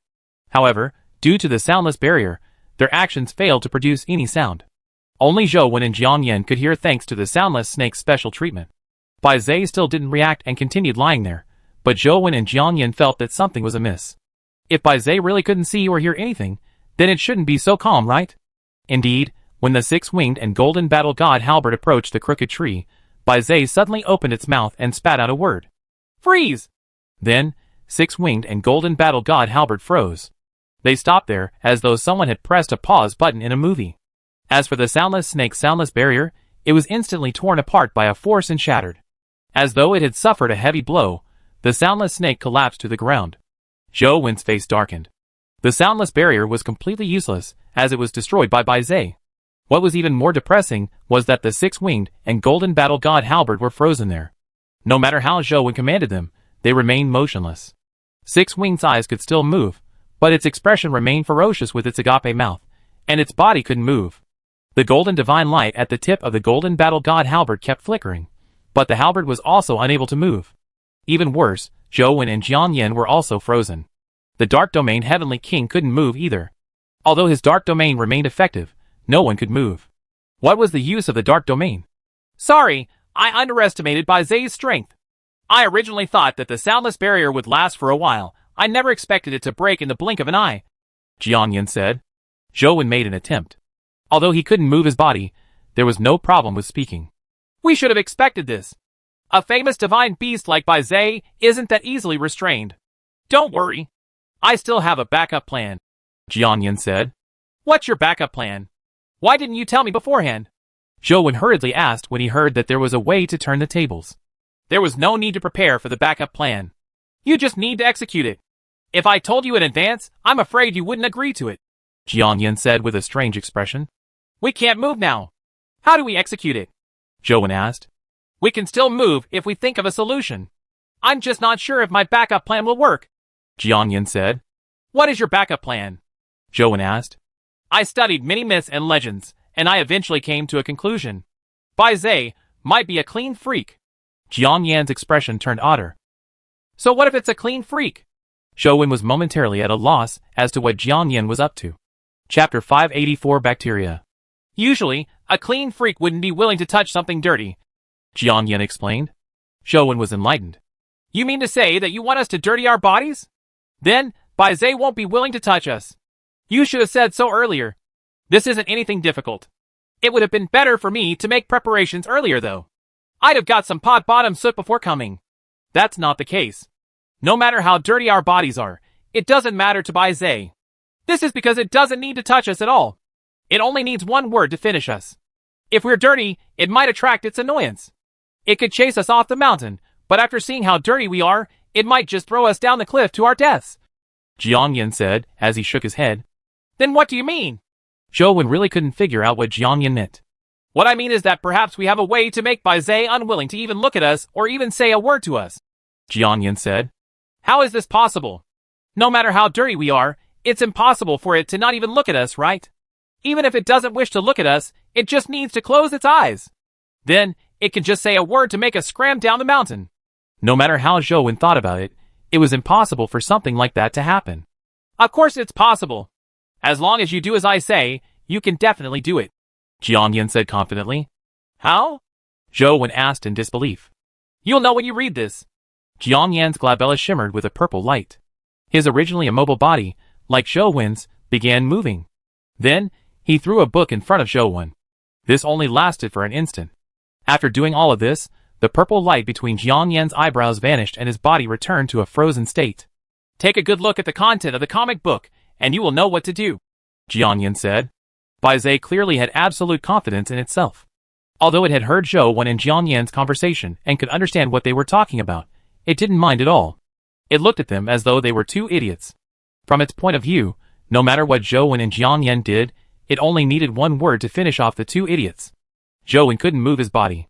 Thankfully, his mouth could still move. He blew at the comic book on the ground and used the airflow to flip the pages. This was one of the volumes of a comic book. There was zero context to what was happening, and Zhou Wen didn't understand what it meant, but after reading for a while, his expression gradually changed. The content of the comic book looked very normal, as though there was nothing special about it. It was just that the scene did not seem to contain any unbearable content. Bai Zei lay there, and secretly opened its eyes to steal a glance. Seeing that there was nothing wrong with the drawing, it closed its eyes, and leisurely continued resting. Are you sure this will work? Zhou Wen asked Jiang Yan, with a strange expression after reading it. Jiang Yan said with certainty. Definitely. Will Bai Zei kill us if we do this? Zhou Wen asked again. Definitely not. Your blood will only make it feel that it has tainted its territory, Jiang Yan said. Wait, what do you mean by saying that I've tainted its territory? Shouldn't it be us? Zhou Wen felt that something was amiss. All one, this matter can only be done by you. I can't do it, Jiang Yan said sincerely. We are all men. Why can I do it but you can't? Zhou Wen immediately retorted. He didn't believe Jiang Yan's nonsense. Actually, I'm also a clean freak. The severity isn't any better than Bai Zei's. That's why I need your help. Otherwise, I could do it myself.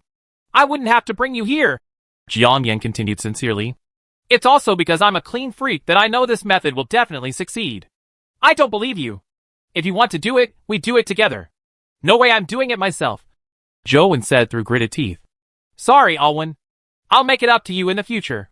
As Jiang Yan spoke, the purple light on his glabella lit up again, allowing him to temporarily escape Bai Zai's control. In the next second, Jiang Yan flicked his hand and shot out a piece of paper. It landed right above Zhou head.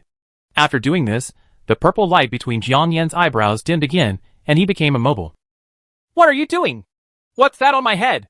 Zhou looked up diagonally, but he couldn't see anything above his head. This is an epic companion beast named Head Paper Figurine. As long as it lands on your head, it can control your body.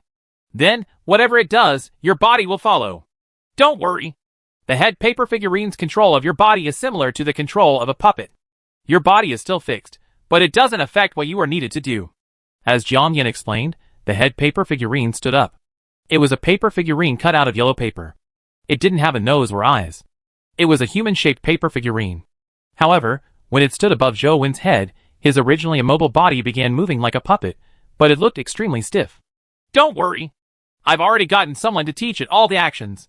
It will complete them in one go at the fastest speed possible. Remember to say the lines. Jiang Yan closed his eyes. He didn't even want to look at the scene or even imagine it. No. No. Zhou eyes widened as he looked down. He watched helplessly as his hand pulled at his pants like lightning. Alwyn, it will be hard on you. I'll make it up to you in the future. Jiang Yan closed his eyes with an ashamed expression. However, all of a sudden, Jiang Yan's expression changed drastically as he suddenly opened his eyes. His pupils darted sideways, but he didn't see Zhou. The purple light between Jiang Yan's eyebrows immediately erupted again, but it was already too late. Zhou appeared behind him, revealing a devil-like smile as he held the head paper figurine with one hand as it constantly struggled. However, it couldn't escape his palm. As for Zhou's other hand, he had already grabbed Jiang Yan's pants and pulled them down. Then, he flew up and kicked Jiang Yan's buttocks. Jiang Yan's pupils immediately constricted as he rolled towards Bai Zai with a look of despair. Haha, brother Bai Zai, take a closer look at the spot that this fellow has rolled over. Those places have already been contaminated by his filthy bacteria. The wind will cause the filthy bacteria to constantly spread. Soon, the entire mountain peak will be covered in dirty bacteria. Make sure you don't let him scram down the mountain. Wherever he rolls will be tainted by dirty bacteria. Zhou said smugly when he suddenly saw a purple whip wrap around his leg at some point in time. Ah! Jiang Yan, who was rolling towards Bai Zai, gritted his teeth and pulled. Zhou's pants ruptured as his body fell to the ground, and also rolled towards Bai Zai. Chapter 585 Fairy Burial. What was an obsessive-compulsive disorder patient most afraid of? Of course, it wasn't something that could be seen. Whatever could be seen could be removed. For a patient with a serious obsession with hygiene, as long as something could be removed, it wasn't a problem. They could spend a lot of time getting rid of it. What they really couldn't tolerate was the psychological hint. Just like a clean freak who washed his hands after peeing. Turning on the faucet with his hand, he would feel that it was stained with bacteria from the balls. After washing his hands would be clean, but if he switched it off, he would be touching the balls' bacteria on the faucet. Such repeated actions made it impossible to feel completely clean. Unless it was a faucet that had automatic detection, a patient with a severe obsession with cleanliness could struggle in front of the sink for a long time. Now, two sources of the balls' dirty bacteria were rapidly rolling on the mountaintop. They tainted wherever they rolled with balls' dirty bacteria. If Bai Zai said, "Scram," now, the two huge sources of infection would continue rolling down the mountain, infecting the entire mountain. If Zhou hadn't said the sentence, Bai Zai probably wouldn't have thought too much into it. However, after Zhou's psychological cue, Bai Zai felt that no solution was appropriate to deal with the two dirty fellows. He wanted to fix the two of them in place, but for some reason, it was useless against them. Kill them? Bai Zai only felt that it would contaminate the entire mountain peak. Furthermore, it wasn't a creature that could easily kill. Now, Bai Zai didn't even want to look at the two dirty sources of infection. It was as if it would be infected by the ball's dirty bacteria if it looked at them. Retreat. Slowly retreat. An existence as powerful as Bai Zai was actually retreating. We're about to succeed. Zhou was delighted when he saw that he and Jiang Yan were about to roll to the side of the crooked tree. Although this move was rather despicable and shameless, it was good as long as it could achieve its goal. There was no one else here to see their sorry state, so there was no need to worry too much about it. The only hateful thing was that Jiang Yan could clearly use this method himself, but he had dragged him over. It took longer to describe, but it only took an instant for Zhou to kick Jiang Yan to the point of the duo slamming into the crooked tree. The frightened Bai Zai failed to react in such a short period of time.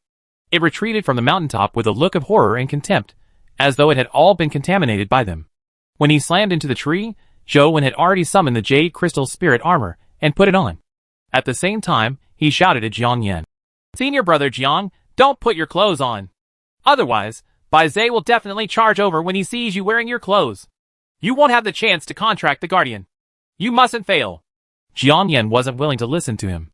He was even faster than Zhou Wen. He had already summoned his armor and put it on.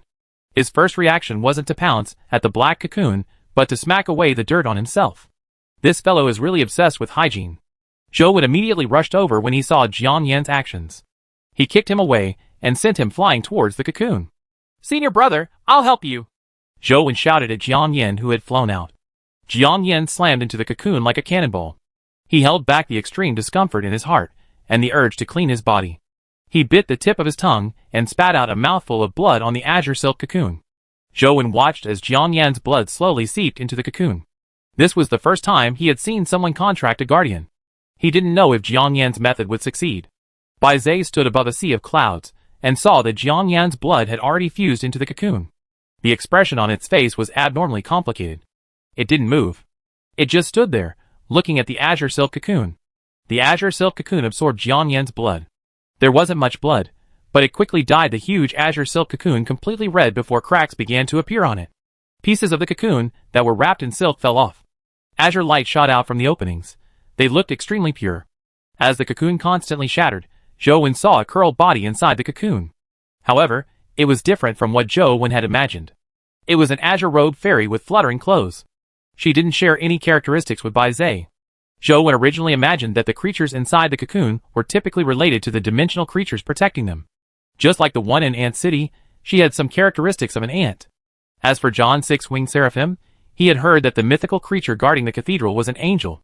However, he had used a trick to circle around the angel and formed a contract with the six-winged seraphim. He had never really fought the angel. Under that situation, John hadn't truly obtained the six-winged seraphim's recognition. Now that Jiang Yan had used a trick, Zhou Wen was worried that he wouldn't be able to obtain the true recognition of the Guardian. It would be terrifying if he had to pay a certain price to contract the Guardian. Could this Guardian also be from the Association of Eunuchs? An indescribable scene flashed across Zhou Wen's mind as he looked at Jiang Yan with a strange expression. As Zhou Wen was in thought, the cocoon had completely shattered. Azure vines appeared out of thin air and circled around the azure fairy. When the azure vines transformed into beams of light that resembled dragons that rose into the sky, they shattered and fell, turning into flower petals that filled the sky. The azure-robed fairy actually turned pink amidst the petals. The petals that filled the sky danced as the fairy moved. The fairy's gaze was calm as she walked to Jiang Yan with the flower petals. She extended her hand and said to him, "My name is Fairy Burial. Are you willing to let me become your guardian and fight with you?" "I am," Jiang Yan answered seriously. "As you wish." Fairy Burial's palm pressed on Jiang Yan's forehead. At the point of contact, a pink light spread out. At that instant, Fairy Burial's body transformed into countless petals that surged towards Jiang Yan, condensing into a floral armor that completely enveloped Jiang Yan's body. As more and more petals gathered on the armor, the original pink color turned red. The red gradually turned dark red before turning purple. When all the petals fused into the floral armor, the armor turned dark purple. It looked strange yet gorgeous. The floral armor looked extremely beautiful, as though it was a perfect piece of art, but for some reason, Zhou Wen seemed to sense the aura of a mountain of corpses and a sea of blood from the gorgeous armor. It left him horrified. As the floral armor fused with Jiang Yan's body, an unimaginable power erupted from him. This power was no longer at the epic stage. It was shocking. The Darch is right. The Guardian's power can indeed allow humans to enter the mythical stage. However, this advancement is mainly due to the Guardian armor, not the human itself, Zhou Wen thought. Chapter 586: 2 Ways to Advance to the Mythical Stage. Sorry for disturbing. Jiang Yan, who was wearing floral armor, cupped his fists towards the clouds where Bai Zai was. Bai Zai's eyes drooped as though it was pondering over something. A moment later, it glanced at Jiang Yan and Zhou Wen before turning around and disappearing in the blink of an eye. "Senior brother, congratulations on obtaining the Guardian as you wished." Zhou Wen hurriedly went forward to congratulate him. "Do you think I'll forgive you just like that? What you did to me was unforgivable." Jiang Yan stared at Zhou Wen as the corners of his mouth gradually curled up. Zhou Wen cursed inwardly before turning to run down the mountain. However, it was already too late. Jiang Yan's finger streaked across the void, and a flower that resembled a rose appeared between his fingers. The blood-red flower was beautiful. Sixth sacrifice of the fairy burial. With Jiang Yan's voice, the flower flew out and instantly vanished. When the flower appeared again, it was already stuck in Zhou Wen's hair. It stood straight as though it was a lone flower growing above a grave. Zhou Wen immediately found himself immobilized, as though he was a dead person. Not only was his body unable to move, but even his heart and breathing came to a stop. He collapsed flat on the ground. Although his bodily functions had completely stopped, he was still conscious and could sense everything around him. Jiang Yan's fingers moved slightly, as the flower in Zhou Wen's hair tilted slightly. Zhou Wen opened his eyes and could move his mouth, but his body remained motionless. Senior brother, stop fooling around, Zhou Wen said. How can you call this fooling around? I'm doing this to thank you for your help, Jiang Yan said through gritted teeth as he kicked Zhou Wen's ass. When Zhou Wen returned to school, it was already half a month since he had left campus. After Jiang Yan obtained a guardian, his strength had indeed become very powerful. This strength was somewhat different from having a companion beast. Companion beasts were ultimately external forces, preventing them from truly improving their basic stats and bodily functions. However, the armor transformed from a guardian could fuse with one's body to a certain extent.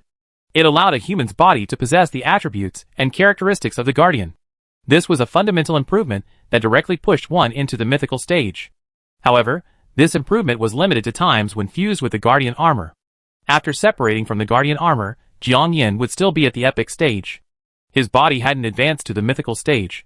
However, Jiang Yan was indeed very strong when he wore the guardian armor. The guardian had essence energy skills, life providence, life soul, and wheel of destiny. With the guardian, it was equivalent to having an additional mythical body. Jiang Yan used all sorts of powerful powers in a way far stronger than when Zhan used the six-winged seraphim. It was unknown if the fairy burial was stronger than the six-winged seraphim, or was it because Jiang Yan was stronger than Zhan, or perhaps both. This left Zhou Wen somewhat tempted, but he quickly rejected this idea. Unless he was at his wit's end, he wouldn't be willing to take the path of contracting a guardian. Even if there was really no way out, he still had the method of spirit casting to try. However, spirit casting seemed to be harder and more dangerous than contracting a guardian. From what Zhou Wen knew, there were only two paths for humans to advance to the mythical stage. He had never heard of anyone advancing to the mythical stage purely with their bodies. I should first raise my life soul to the perfect body. Perhaps there will be a solution when the time comes. Unless it's absolutely necessary, it's best I don't take those two paths. This trip to Immortal Seeking Mountain gave Zhou Wen some ideas. He could definitely use the mysterious taboo power in the dimensional zone to train his zero taboo life soul. However, since he couldn't find the tiny palm symbol on the Immortal Seeking Mountain, Zhou Wen couldn't run to Immortal Seeking Mountain himself. Therefore, he planned on giving it a try at Small Buddha Temple. After entering the game, he switched to the zero taboo life soul. Without using blood meditation, the blood-colored avatar ascended the stone steps of Small Buddha Temple. As expected, zero taboo lit up. However, it wasn't as terrifying as the other places. It was still within the acceptable range. As Small Buddha Temple's forbidden power ate into him, zero taboo became brighter and brighter, as though it was about to ignite. This level of taboo power was still within the limits of life soul's tolerance. It was like steel that was undergoing tempering in a furnace. Although burning could reduce the crystal size, it also became purer. It's indeed useful. Zhou Wen was overjoyed. Zero taboo could be said to be an excellent life-saving ability. In the future, when he headed to various mysterious dimensional zones, he would definitely encounter unimaginable taboo powers. When that happened, he would have to rely on zero taboo to save his life. If zero taboo could be upgraded to a perfect body, it would undoubtedly be extremely useful to Zhou Wen. However, Zhou Wen felt that it was a little too slow to raise zero taboo that way. Furthermore, staying in game at Small Buddha Temple prevented him from farming monsters. Therefore, Zhou Wen decided to head to Small Buddha Temple in real life to train his zero taboo life soul. At the same time, he could use his phone to farm monsters. This meant that neither action delayed the other. Zhou Wen was about to pack his things and head to Small Buddha Temple when he heard the doorbell ring. When he opened the door, he saw Wang Lu bringing the chick and antelope over. When Zhou Wen wasn't around, the two of them would run to Wang Lu. Zhou Wen couldn't be bothered to pick them up. I'll return little Feifei and little Yang Yang to you. You have to take good care of them in the future. Don't just leave them in the dorm, Wang Lu said to Zhou Wen. Got it, Zhou Wen answered. Wang Lu bit her lip and said, I'm leaving. Where are you going? Zhou Wen was slightly taken aback. When he snapped to his senses, he said, Didn't your uncle agree to let you stay in school to study? Did he go back on his word? Wan Lu shook her head and said, That's not the case. I'm about to advance to the epic stage, so I have to return. What does advancing to the epic stage have to do with returning? Zhou Wen was somewhat puzzled. The essence energy art I cultivate is different from others. Every advancement will result in a regression. After I advance to the epic stage, I will return to the mortal stage for a while. Only by cultivating back to the epic stage can it be stable. During this period of time, my body will be prone to injury. Therefore, Father wants me to return home to advance to the epic stage. Wan Lu said. So that's how it is. Then you really should return. Zhou Wen felt that it was too troublesome for Wan Lu to cultivate this essence energy art. However, the might of such a troublesome essence energy art definitely was extraordinary. As though it understood Wan Lu's intention to leave, the antelope walked to her side. The chick also flew to her shoulder, as though it was unwilling to part with her. Wan Lu hugged the chick and stroked the antelope's head.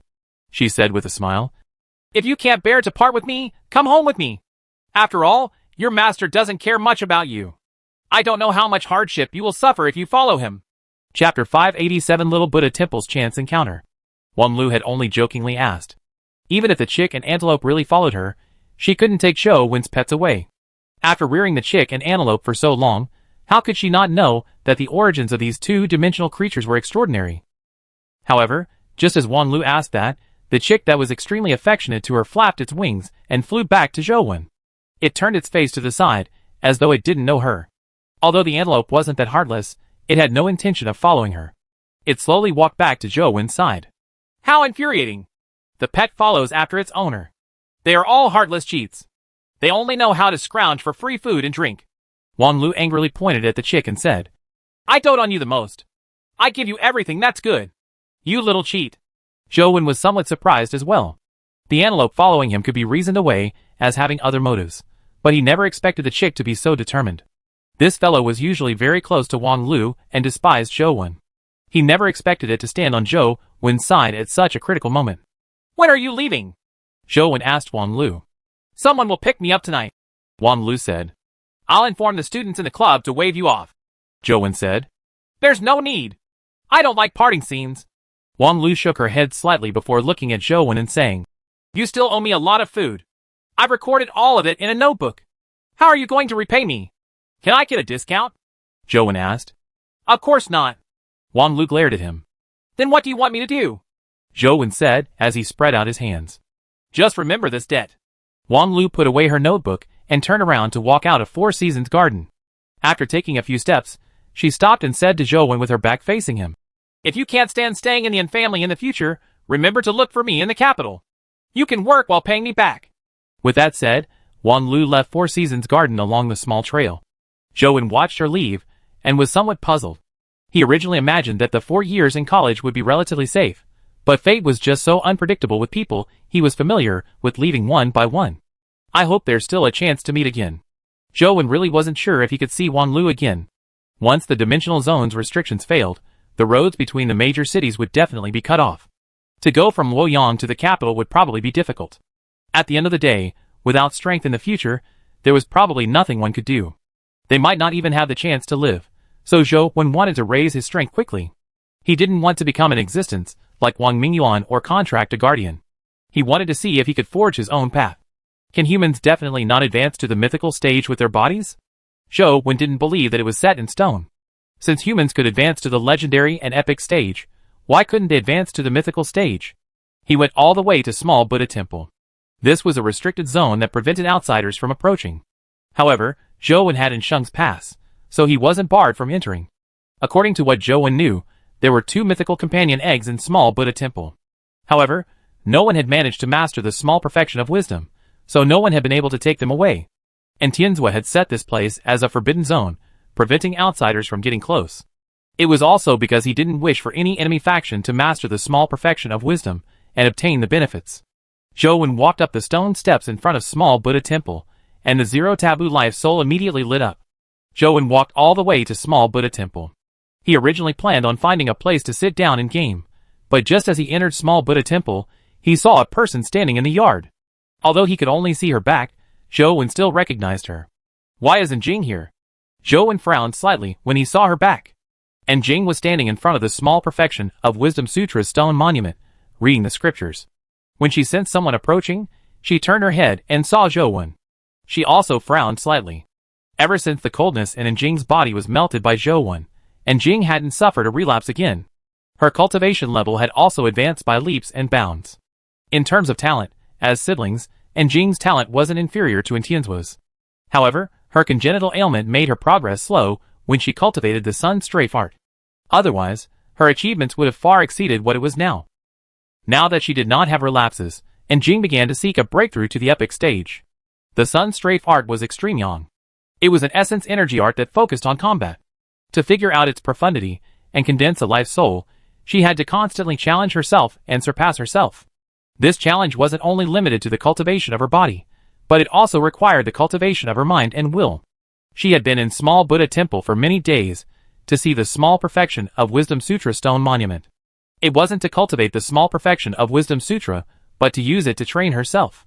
This training method was very dangerous. If she didn't control it well, it might cause irreparable damage to her body and mind. However, Jing was confident that she could control herself. Upon seeing Zhou Wen, Jing felt mixed emotions. She was originally angry that Zhou Wen had taken away her qualifications. She had always believed that he was far inferior to her. She even felt that Ouyang Lan was biased, so she had thrashed him. Instead of saying that she was targeting Zhou Wen, it was better to say that she was displeased with Ouyang Lan. However, what happened after that exceeded Jing's expectations. Zhou Wen's repeated achievements made her look at him in a different light. In just a year, he had advanced from the mortal stage to the epic stage, surpassing her in terms of level. He had even accidentally removed her ailment. Although Jing didn't pay much attention to the Sunset Army, she was still a member of the Yin family. She would still get wind of Zhou Wen's matters, so she couldn't help but secretly pay attention to him. However, many of the rumors regarding Zhou Wen left Jing in disbelief. She couldn't believe that Zhou Wen had done those shocking things. She felt as though she had been left behind by him. If it were anyone else, they might have blamed themselves. They would blame it on the qualifications that originally belonged to her, only to have them taken away by Zhou Wen. However, Jing was clearly not such a person. Therefore, she worked harder to become stronger. She believed that even without the qualification, she was still better than Zhou Wen. Zhou Wen and Jing had nothing to say. Since Jing was here, he decided to enter the temple hall. That way, they wouldn't affect each other. As Zhou Wen already had Truth Listener on him, he didn't trigger the power of the three-faced Buddha when he entered the temple hall again. After finding a place to sit, Zhou Wen took out his phone to game. Although he could get the blood-colored avatar to come to Small Buddha Temple to double the cultivation effects, Zhou Wen didn't think it was necessary. He still had to grind dungeons and farm the rare dimensional creatures daily. Chapter 588 Ending the Grudge. Zhou Wen gained in the temple hall and didn't pay much attention to Jing. However, Jing couldn't ignore Zhou Wen. Although he was inside the temple hall and Jing couldn't see him, she had a nagging feeling that there was a pair of eyes looking at her. I'm not inferior to you. Jing forced herself to focus and continued reading the small perfection of Wisdom Sutra. Perhaps it was because of the catfish effect. Ever since Zhou Wen had come, Jing felt that she could persist even more. Her improvements seemed to be faster. In the past, Jing would feel that her body and mind had reached their limits after reading the small perfection of Wisdom Sutra for an hour. She could hardly withstand any longer. However, for some reason, perhaps because she felt that Zhou Wen was watching her from inside, Jing could now last for an hour and a half. She felt that she hadn't reached her limit. Zhou Wen had no idea that he had such an effect on her. He leaned against a pillar in the temple hall and gained. The blood-colored avatar entered Deer Terrace Pavilion again. The fake immortals on the first two levels had been eliminated. Zhou Wen controlled the blood-colored avatar to ascend to the highest third level. Could the arch be on the third level? If she's really here, I can find her weakness in game. Once I can defeat her, I can teach her a lesson in reality. Zhou Wen was somewhat excited. After getting the blood-colored avatar to ascend to the third level, he quickly sized up the situation inside. It was similar to the second level. There was only one dimensional creature on the third level. It was a cold, white-robed female immortal sitting on a throne. Could she be the Arch? Zhou Wen guessed but didn't waste any time. He directly ordered Torch Dragon to use the Bright Torch Vision World and look at the white-robed female immortal. Zhou Wen also stared at the white-robed female immortal. She waved her hand, and a white jade lute appeared in her arms. She strummed the strings with her 5 fingers and immediately produced a terrifying sound wave. Thankfully, Zhou Wen was prepared by using the Demon Dragon True Body, but he was still sent flying by the sound wave. He spat out blood and slammed into the stone pillar in the hall. However, almost at the same time, the white-robed female immortal was pulled into Torch Dragon's bright torch vision world. A notification of the death of a Jade Loot spirit appeared on the screen. So it's a Jade Loot spirit. It's not Demon Consort. Zhou Wen was somewhat disappointed. Zhou Wen had already seen the first two of the legendary three demons of Xianyuan, Nine-Headed Pheasant Spirit, Jade Loot Spirit, and Nine-Tailed Fox, but there was no sign of the Nine-Tailed Fox. Although a Nine-Tailed Fox's phantom image would appear when flying towards Deer Terrace Pavilion from the sky, it was only a phantom, not the real body. The Bright Torch Vision world could only act on physical bodies, so it was useless against the phantom. He made the blood-colored avatar search the third level. Logically speaking, Deer Terrace Pavilion wasn't that simple. Furthermore, he was certain that the Jade Loot spirit was definitely not the Arch. However, Zhou Wen searched the 3 levels of the ancient building thoroughly several times, but he didn't find anything. There weren't any dimensional crystals, much less treasure. From the looks of it, the true secrets of Deer Terrace Pavilion should be underground, but where's the entrance? There's no hole in game. How can I enter? Zhou Wen had attempted to use Torch Dragon to attack Deer Terrace Pavilion, but it seemed to have some mysterious power protecting it. Even the Bright Torch Vision world couldn't break through it. Zhou Wen circled the Deer Terrace Pavilion countless times, but he failed to find the underground entrance. Since he couldn't find the entrance, Zhou Wen had no choice but to temporarily give up and continue grinding other dungeons. At the same time, he trained his Zero Taboo Life Soul in Small Buddha Temple. For the next few days, Zhou Wen spent most of his time in Small Buddha Temple. Every time he came, he would see Jing staring at the small perfection of Wisdom Sutra stone monument. One day, Zhou Wen was grinding when he suddenly saw a bright glow from the yard. The light shone in from the door of the temple hall, illuminating the interior. Zhou Wen frowned slightly and walked out to take a look. He saw Jing standing in front of the stone monument, emitting wisps of light. A sun-like projection condensed on her body. The projection looked somewhat similar to the ancient sovereign that Zhou Wen had condensed. They were both light-based projections with an anthropomorphic character. The difference was that the ancient sovereign was a pure human-shaped projection. As for Jing's projection, it looked like it was holding a bow made of light. Furthermore, the projection looked more feminine. It wasn't as brawny as the ancient sovereign and was slightly slimmer. The sun strafe art is indeed somewhat similar to the ancient sovereign sutra, but the difference is still there. Zhou Wen watched for a while, and was about to return to the temple to continue grinding when Jing stopped him. "Zhou Wen, it's time to settle our grudge," Jing said as she stared at him. "Is there anything between us that needs to be resolved?" Zhou Wen turned around and asked Jing. Jing's eyes narrowed slightly. "I once defeated you. Don't you want to beat me? I've never treated you as my opponent." Zhou Wen shook his head slightly and prepared to return to the temple hall. "Stop!" Zhou Wen's words stirred Jing's fighting spirit. Her life soul fused with her body, causing her body to emit a sun-like glow. A bow condensed from light appeared in her hand. Zhou Wen's words could be understood as never treating Jing as an enemy, but it could also be understood as he had never thought much of Jing. Jing clearly believed that Zhou Wen was referring to the latter. She pulled open the light bow in her hand and pointed at Zhou Wen's back as she continued. "Take this arrow from me. After which, the grudge between us will be written off." Just as Jing said that, she suddenly felt her vision blur. Zhou Wen's body emitted light that was even more dazzling than the light on her body. As for him, he was already in front of her. His sun-like fist was about to strike her face.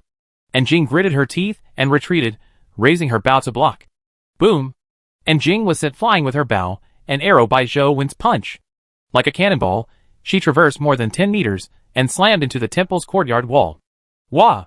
She spat out a mouthful of blood as the light on her body dimmed, and she fell to the ground. "As you wish. Don't bother me again in the future." Zhou Wen really wasn't in the mood to play such childish games with Jing. After returning to the temple hall, Zhou Wen continued grinding. Jing sat on the ground in a daze, motionless for quite some time. She still remembered that she had defeated Zhou Wen with one strike, but now, she couldn't even withstand a single punch from him. After a long while, Jing wiped the blood from the corner of her mouth and stood up. Her eyes gradually turned resolute as she glanced in the direction of the temple hall, before turning to head out of Small Buddha Temple. "I have to defeat you." Although her goal was the same as before, Jing's attitude was completely different. Chapter 589. Do you want to become a god? Luoyang and family. "Brother, I wish to join the military." Jing came in front of Tianzua and said firmly. "Why?" Tianzua asked. "I've already advanced to the epic stage. What I can learn in school is very limited. I need a place where I can improve faster." Jing hesitated for a moment before saying, "I know this will put you in a difficult position.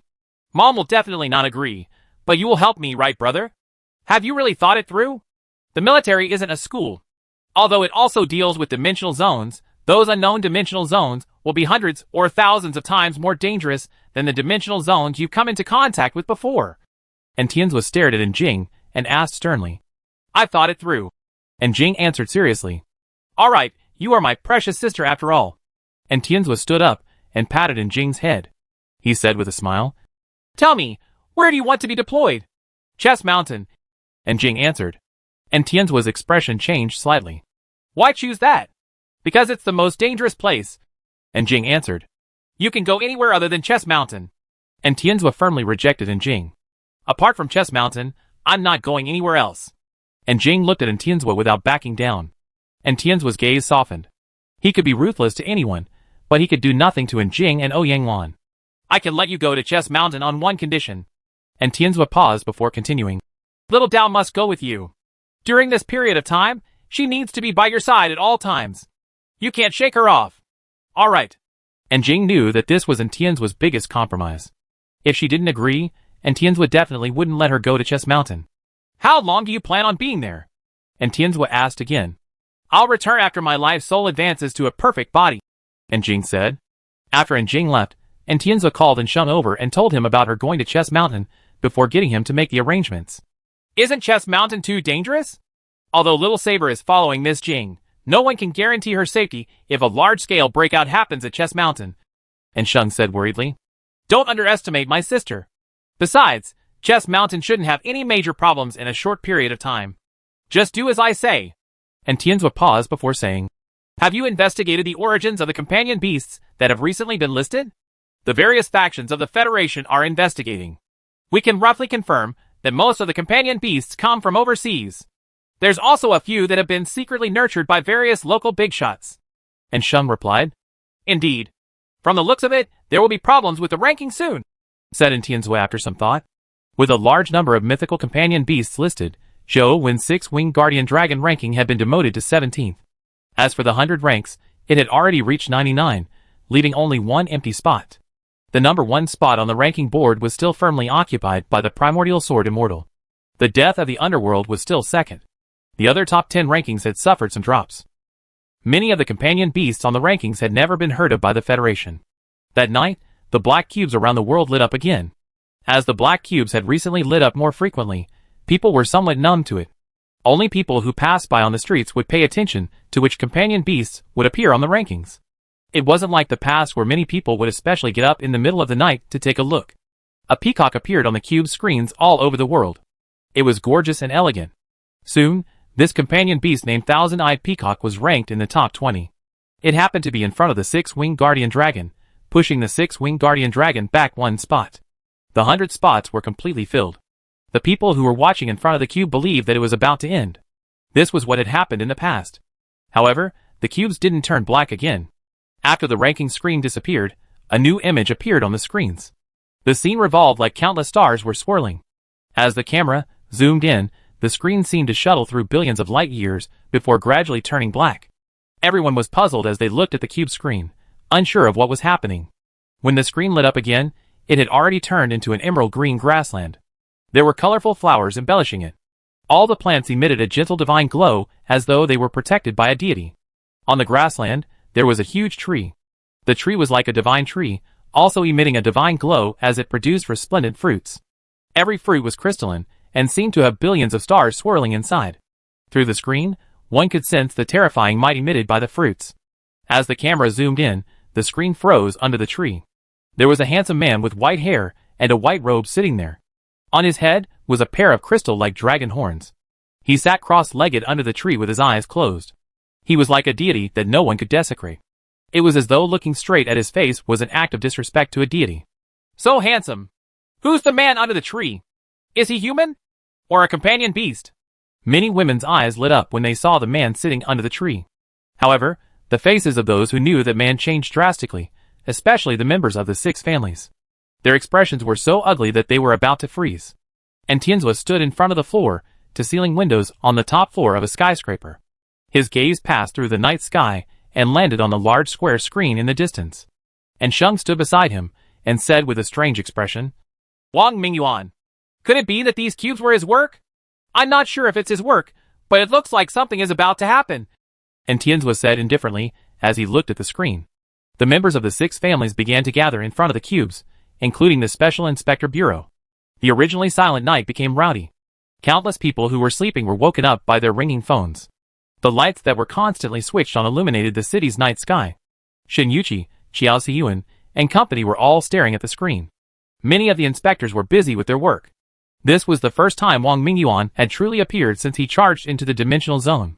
Although they had not seen Wang Mingyuan in person ever since that fateful night, the Bureau had fought Wang Mingyuan for a long time on an intellectual level. Now, there were quite a number of high-level experts in the Federation who had secretly entered a dimensional zone after undergoing mutation. This was clearly Wang Mingyuan's doing. Although the Bureau had been trying their best to prevent this from happening, the results were minimal. The citizens around the world also began to focus on the cube's screen. Although many people didn't know Wang Mingyuan's identity, they also felt that something was amiss. Do you want to become a god? Then fight! Wang Mingyuan sat under the tree with his eyes closed. His expression was calm and composed as he slowly extended his right hand that emitted a divine glow. A fruit dropped from the divine tree and landed in his hand. Chapter 590 Divine Fruit.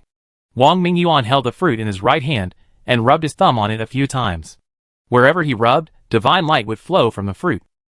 In the next second, Wang Mingyuan flipped his palm, and the fruit fell onto the grass before rolling to the side. Wang Mingyuan remained unmoved. He continued sitting under the tree with his eyes closed, as though he was in meditation. And at the spot where the fruit fell, a green worm crawled over the grass and slowly crawled onto the fruit before beginning to eat it. The worm was very small, and looked no different from a caterpillar. Its actions were very clumsy, as it crawled onto the fruit with great difficulty, and slowly ate it. The fruit was only the size of a palm, and the worm was even smaller. It was inconspicuous lying on top, but very quickly, the green worm that had only eaten a tiny bit of the fruit started to swell up like a balloon.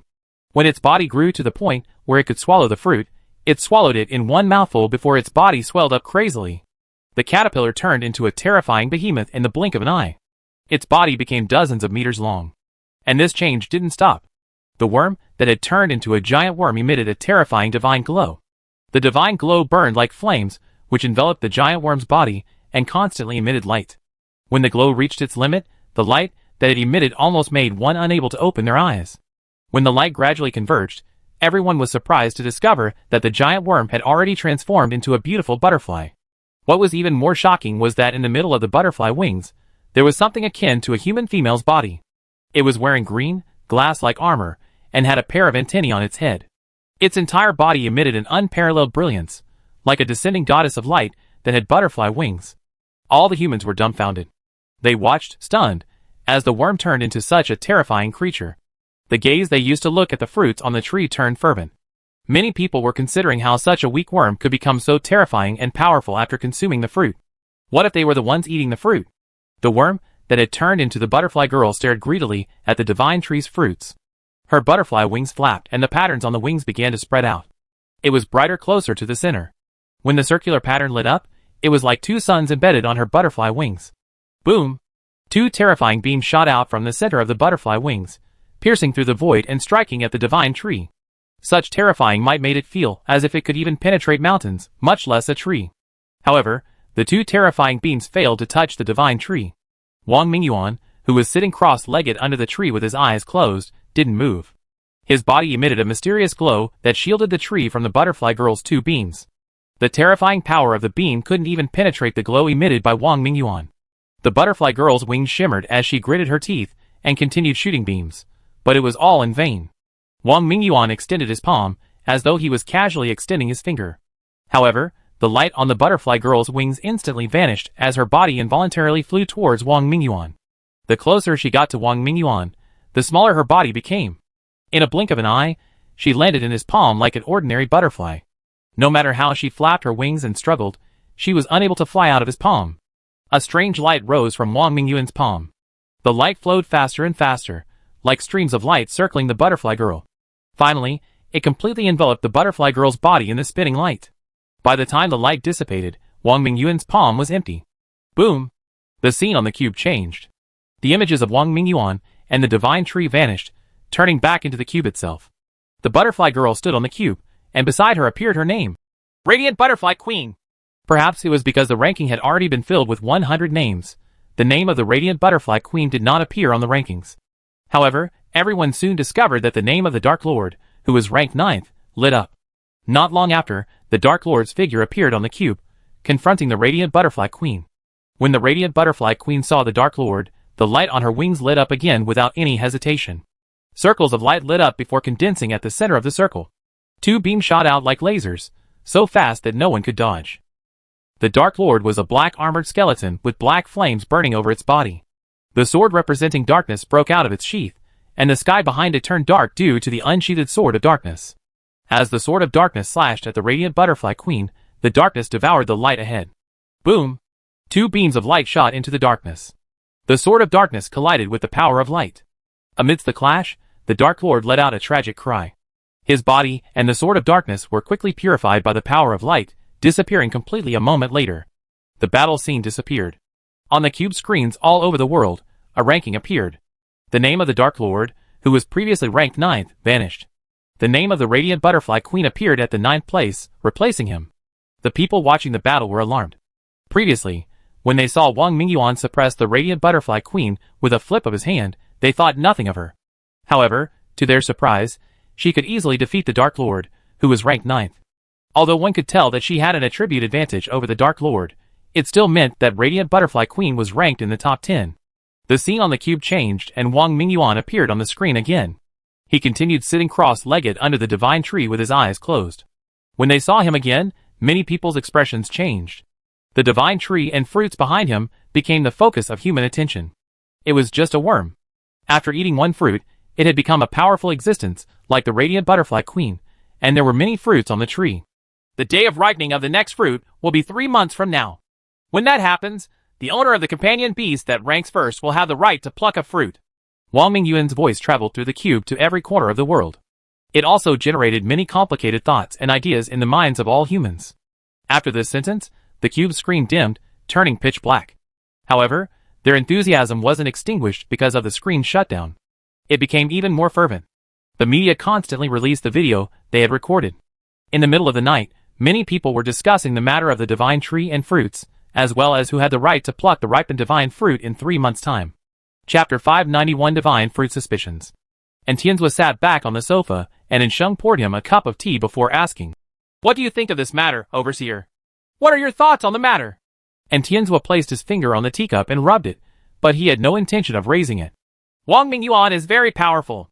He displayed the magical effects of the fruit and proved the power of the Radiant Butterfly Queen. He didn't say much, but every word he said was filled with irresistible temptation. However, if you think about it carefully, you will realize that he didn't say a word about the key question. Ensheng answered. And Tianzua raised his teacup and took a sip. After enjoying the aftertaste, he put down the teacup and said, "Tell me, what's the key? Firstly, we don't know where the fruit tree is. We can't be sure if someone can really pluck the fruit. Secondly, the true use of the fruit is unknown. Although he has already shown the fruit's abilities, we still don't know if the Radiant Butterfly Queen is a dimensional creature, a companion beast, or an ordinary worm.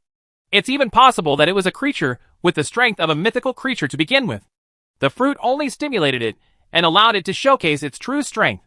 After a pause, Ensheng continued, "Let's take a step back.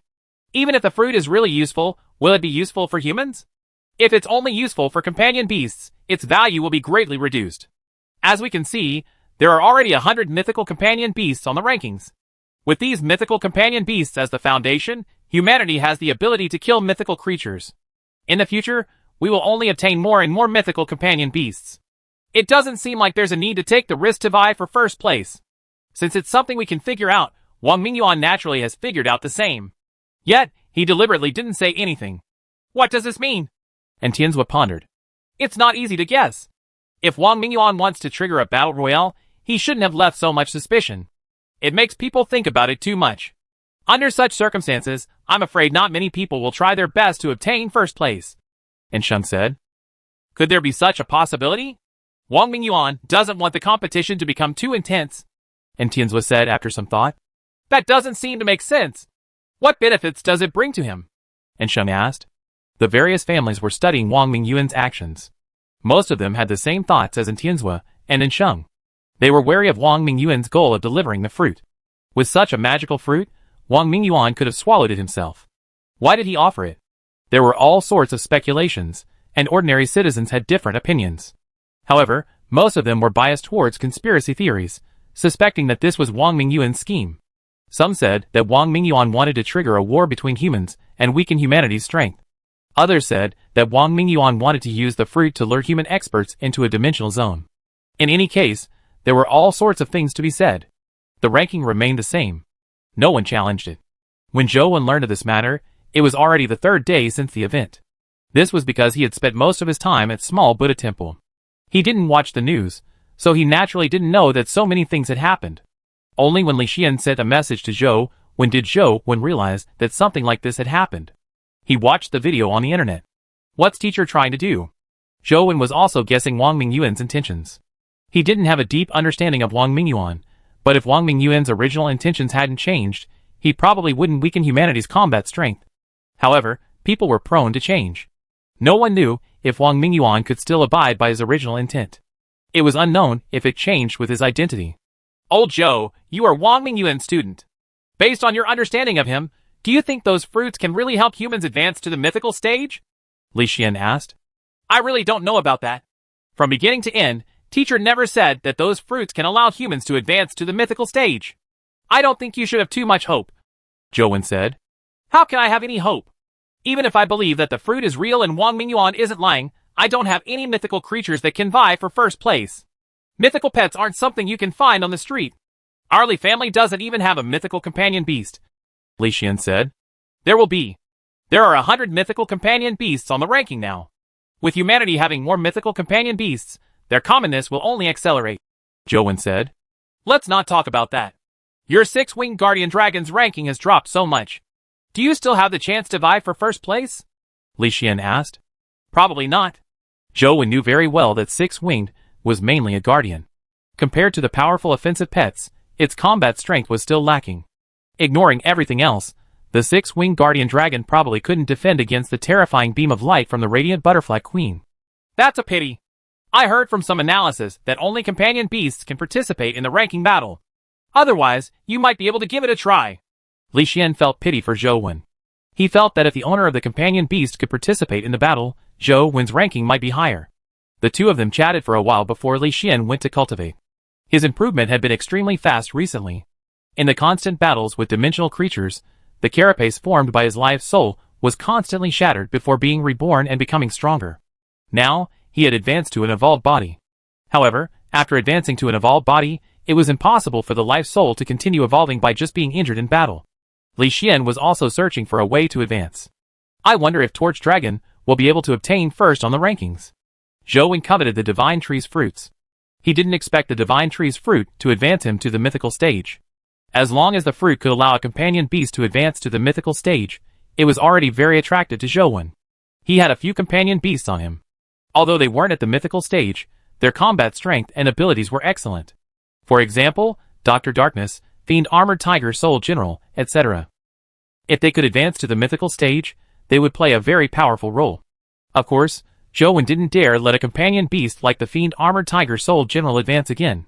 Even if they couldn't be used, it would be good to get the Banana Fairy to advance to the mythical stage as soon as possible.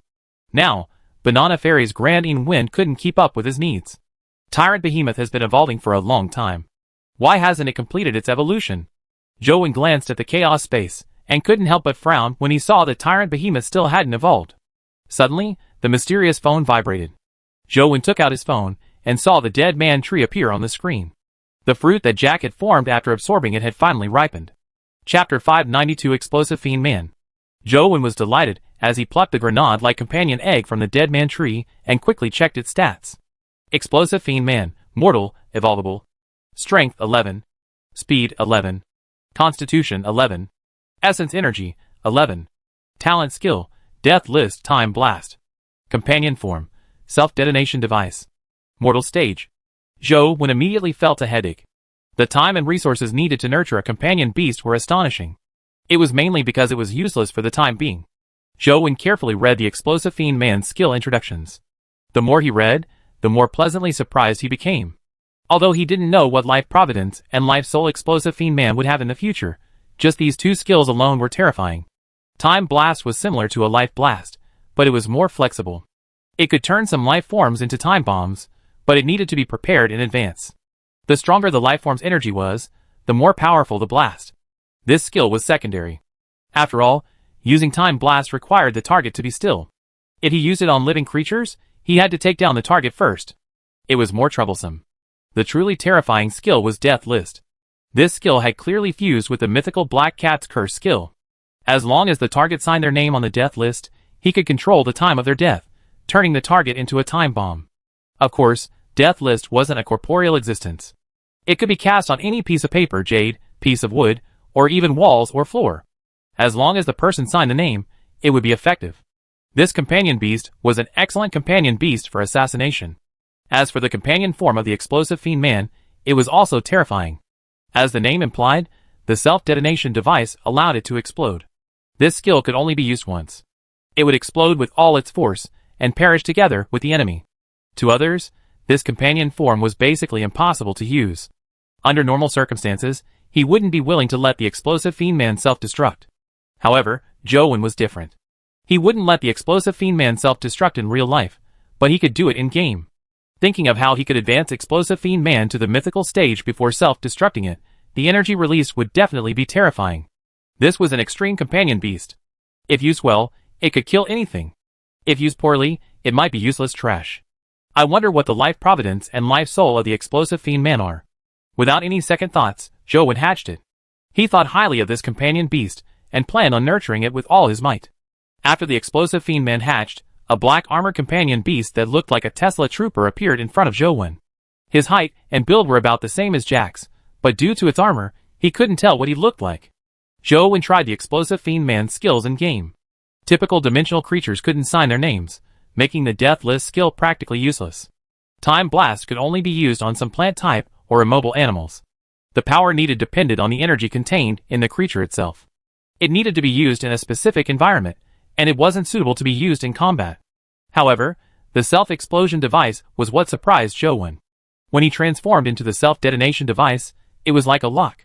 It locked onto the target he could touch, preventing it from escaping. The might of self-detonation was also very powerful. A mortal stage explosive fiend man could severely injure legendary dimensional creatures when self-destructing. I have to think of a way to raise the explosive fiend man to the mythical stage. I'll have to rely on him to kill bosses in the future. I'll lock onto a boss and self-destruct. Perhaps I can directly blast a mythical boss to death, Jowen thought, although he felt a little worried. It was relatively easy to advance to the legendary stage and the epic stage, but advancing to the mythical stage was extremely difficult. I'll take my time to rear him. Jowen attempted to feed the explosive fiend man his companion beasts. Thankfully, the explosive fiend man wasn't picky with food. Be it companion beasts or companion eggs, he ate without scruples. I wonder if I can feed the explosive fiend man with the fruit from the longevity tree, Jowen thought. After demonic neonate plucked many longevity fruits, she would ask Jowen for one every day. Jowen only dared to use them to feed demonic neonate. He didn't dare feed them to his other pets. Who knew if the longevity fruit would have side effects? Despite demonic neonate being fine eating the longevity fruit, she was quite odd, so it didn't mean that the other pets would be fine after eating it. Therefore, Jowen didn't dare to randomly feed the longevity fruit to anything else. This explosive fiend beast was similarly terrifying. Jowen felt that he could try feeding the longevity fruit to him. If he was willing to eat the longevity fruit, his evolution speed would be much faster. However, this seemed risky. Jowen was somewhat hesitant. Suddenly, Jowen thought of something. The longevity fruit could allow a human to quickly evolve, and also allow a companion beast to rapidly evolve. This function was similar to the divine fruit. Although the two trees looked different, their functions were very similar. However, the effects of the longevity fruit were not as strong as the divine tree's fruit. Back then, Lord Alcohol was already at the epic stage. He ate a longevity fruit, but he didn't truly enter the mythical stage. Jowen thought for a moment, and didn't take the risk with explosive fiend man. There was only one such companion beast, and it was impossible for another one to drop. He would rather feed it slowly than cause any problems. When he arrived at Small Buddha Temple again, Jowen continued cultivating Zero Taboo. After this period of training, the Zero Taboo crystal had already turned fully crystalline and resplendent like a diamond. The taboo power of Small Buddha Temple was no longer able to hone the crystal as before. As Jowen walked into the temple, the Zero Taboo crystal suddenly emitted a terrifying glow. The crystal was like a Rubik's Cube, as it began spinning automatically. The crystal structure was spinning and reforming, making it look extremely mysterious. Is it evolving? Zhou was delighted. After training it for so long, he had finally waited for Zero Taboo to evolve. As the crystal spun, a strange light emitted from it. The light was misty like clouds and fog, but it also resembled a nebula. As the light blob inside changed, the crystal's body constantly shrank. Before long, the light blob expanded over the crystal's body and enveloped the crystal within the nebula like light blob. Zhou also felt a mysterious power flowing out from the nebula, making his body feel more relaxed. He almost couldn't sense the taboo power of small Buddha temple. Boom! Suddenly, the nebula blob shrank, and when it reached its limit, it exploded. The huge explosion in his sea of consciousness didn't really exist, but it left Zhou momentarily dazed. When he snapped to his senses and looked into his sea of consciousness again, his mouth gaped open in surprise. Chapter 593 God's Retreat. Zero Taboo was originally a crystal, but it had transformed into the shape of an infant. It sat cross-legged in Zhou's mind space, like a crystalline jade statue. Furthermore, the infant's appearance was very similar to Zhou's. Zhou vaguely remembered that there was a picture of him when he was young back at his old place. It looked very similar to the baby in the mind space. Zhou was in Small Buddha Temple, but he didn't sense the taboo power of Small Buddha Temple. The infant jade statue didn't emit any light either. Its eyes were closed as though it had fallen asleep. Zhou opened his eyes and checked the blood-colored avatar's information on the phone. He saw that the name and annotation had changed in the Life Soul column. God's Retreat, evolved body where the Life Soul is, the gods flee. This introduction is more impressive than before, but I wonder what its true effects are. Zhou felt that the annotation was a little too crazy. It was clearly meaning that wherever the Life Soul went, even gods had to avoid it. How could an evolved body Life Soul be capable of this? Regardless, he could indeed sense the growth of his Life Soul. This was because the taboo of Small Buddha Temple was completely ineffective against the jade infant named God's Retreat. Zhou knew that staying here was probably useless. He had to search for a forbidden ground that was even stronger than Small Buddha Temple. He wanted to see if he could use God's Retreat to continue raising his strength. I wonder what the perfect body will be after Zero Taboo and God's Retreat. Zhou was more curious about the Life Soul condensed by the Tao body. Unlike other Life Souls, every evolution of the Tao body Life Soul seemed to involve a huge change. Where else has taboo powers that are stronger than Small Buddha Temple? Immortal Seeking Mountain? It's too far.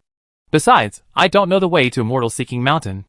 Zhou left Small Buddha Temple and thought about where he could continue cultivating the entire way.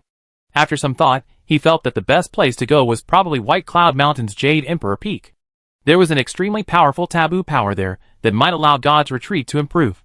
Zhou had already downloaded the White Cloud Mountain dungeon on his phone, but its name was Demon Suppression Mountain. After launching the Demon Suppression Mountain dungeon, the blood-colored avatar appeared outside the Jade Emperor Peak's entrance.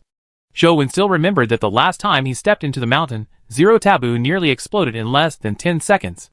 I wonder how long I can now last.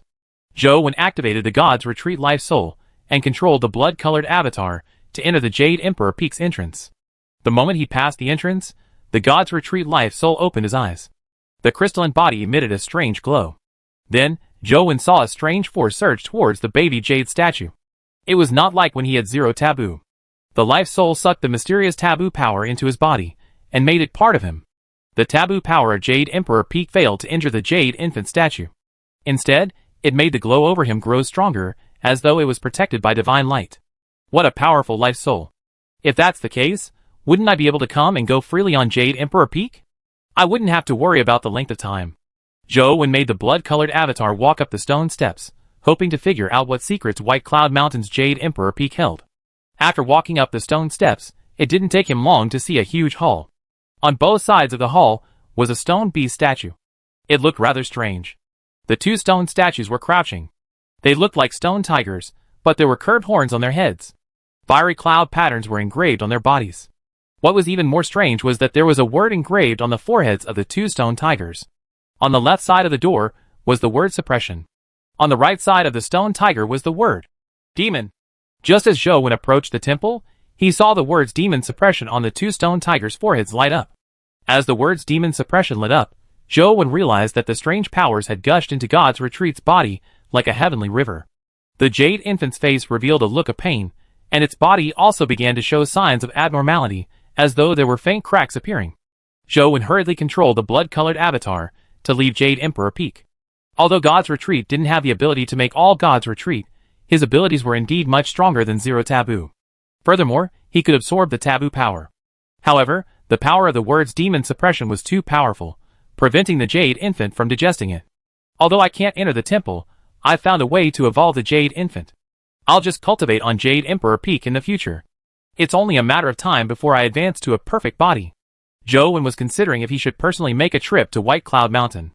Otherwise, he wouldn't be able to grind other dungeons if he stayed on White Cloud Mountain in-game. I should make a trip to White Cloud Mountain. I might even have a chance to see the Immortal Palace phenomenon. Zhou Wen thought for a long time before deciding to make a trip to White Cloud Mountain in reality.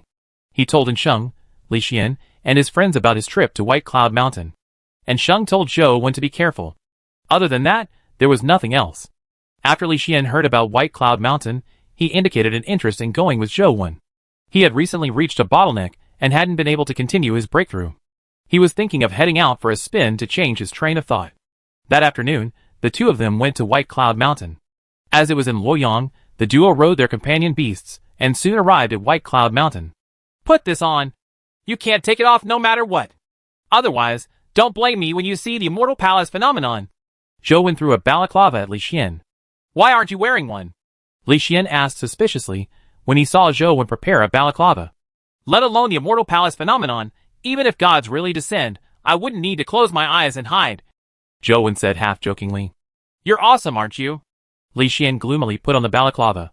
Zhou Wen led the way as the two of them climbed up White Cloud Mountain. With the God's Retreat Life Soul, Zhou Wen was still looking forward to seeing the Immortal Palace phenomenon again. Previously, due to his lacking strength, he hadn't been able to clearly see what the fairy, who tore out of the entrance, looked like. If she were to come out again, he could see her clearly. Unfortunately, no Immortal Palace phenomenon appeared along the way. Even when the two of them arrived at the entrance of Jade Emperor Peak, they did not see a single-dimensional creature, much less any phenomena. Old Zhou, why aren't you walking? Li Xian asked Zhou Wen since he couldn't see a thing. Jade Emperor Peak is in front. After passing through the entrance, there's a terrifying taboo power inside. Even mythical creatures will die in a short period of time if they enter. I cultivate an essence energy art that can withstand that forbidden power. Furthermore, I need to cultivate inside. Don't come in, Zhou Wen said to Li Xian. You've mentioned it before. I came here for Jade Emperor Peak's taboo powers. You can enter by yourself. Don't mind me, Li Xian said as he summoned his life soul. The black carapace wrapped around his body as a black evil aura rose from the armor. It looked evil and powerful, completely different from Li Xian's usual demeanor. Chapter 594 Suicidal Farming. Don't do anything rash. The taboo power here is very powerful. It will really kill you, Zhou Wen said. I'm just afraid that it's not strong enough, Li Xian said as he stepped onto the stone steps on Jade Emperor Peak. Just as he walked in, the carapace on his body crackled. Large amounts of cracks appeared on it, and blood oozed out. In the next second, Li Xian leaped out. By the time he landed, most of his carapace had shattered. Only a few remaining pieces were hanging from his body. His body was covered in blood and wounds everywhere, as though he had just been scooped out of a pool of blood. Are you all right? Zhou Wen hurriedly went over to check Li Xian's injuries. It was a ghastly sight. There were bone-deep wounds everywhere. It's fine. It's really strong. This is it. This will be the best training ground for me. Li Xian struggled to his feet. The injuries on his body were healing at a discernible pace. Even the shattered carapace was rapidly growing amidst black-gray flames. In moments, Li Xian's injuries and armor had completely recovered, as though he had never been injured. Don't worry about me. Just do what you need to do, Li Xian said as he charged into Jade Emperor Peak. In the next second, Zhou Wen saw him thrown out again, covered in blood. Seeing that he was fine, Zhou Wen walked into the Jade Emperor Peak himself. With the God's Retreat absorbing the taboo power and protecting his body, he naturally wouldn't be as miserable as Li Xian. Not daring to touch the two demon suppression beasts, Zhou Wen sat on the stone steps and gamed. He allowed the Jade Infant to absorb the taboo powers on the Jade Emperor Peak to slowly become stronger. Ah! Bam! Ah! Bam! On Jade Emperor Peak, screams and sounds of falling could be heard from time to time. Even Zhou Wen was surprised by Li Xian's perseverance. Although his recovery abilities were extremely strong and injuries weren't a big deal to him, such injuries would definitely put Li Xian in extreme pain. To endure such pain time and time again, and even seek out injuries required immense perseverance. This form of self-torture to grow stronger wasn't something anyone could withstand. However, the effects of Li Xian's actions were obvious.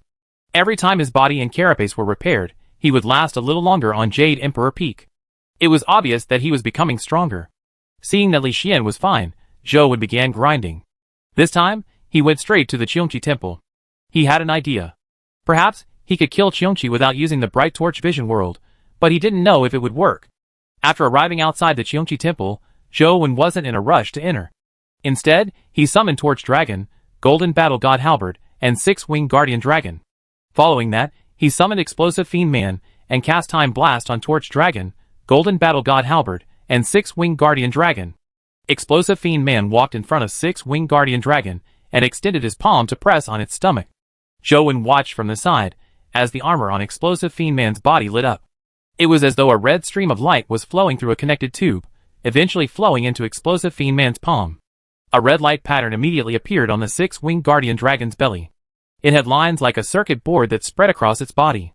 The light pattern spread very slowly. 2 hours later, the red light patterns on the Six-Winged Guardian Dragon occupied one of the Six-Winged Guardian Dragon's legs. Explosive Fiend Man is only at the mortal stage. His essence energy is too limited, so he can't quickly release a time blast. I can only take things slowly. In a real battle, it would be impossible to use the Explosive Fiend Man to fight. Zhou Wen didn't have a good solution either. All he could do was patiently wait. After 4 days, Zhou Wen really couldn't wait any longer. Thankfully, most of the spots on the Golden Battle God Halberd and Six-Winged Guardian Dragon's bodies were filled with Time Blast's red patterns. Zhou Wen didn't plan on waiting any longer. He planned on giving it a try with this lineup. Pushing open the temple door, Zhou Wen ordered Six-Winged and Golden Battle God Halberd to charge in. At the same time, he summoned Fiend Armored Tiger Soul General to restrain Qiongqi.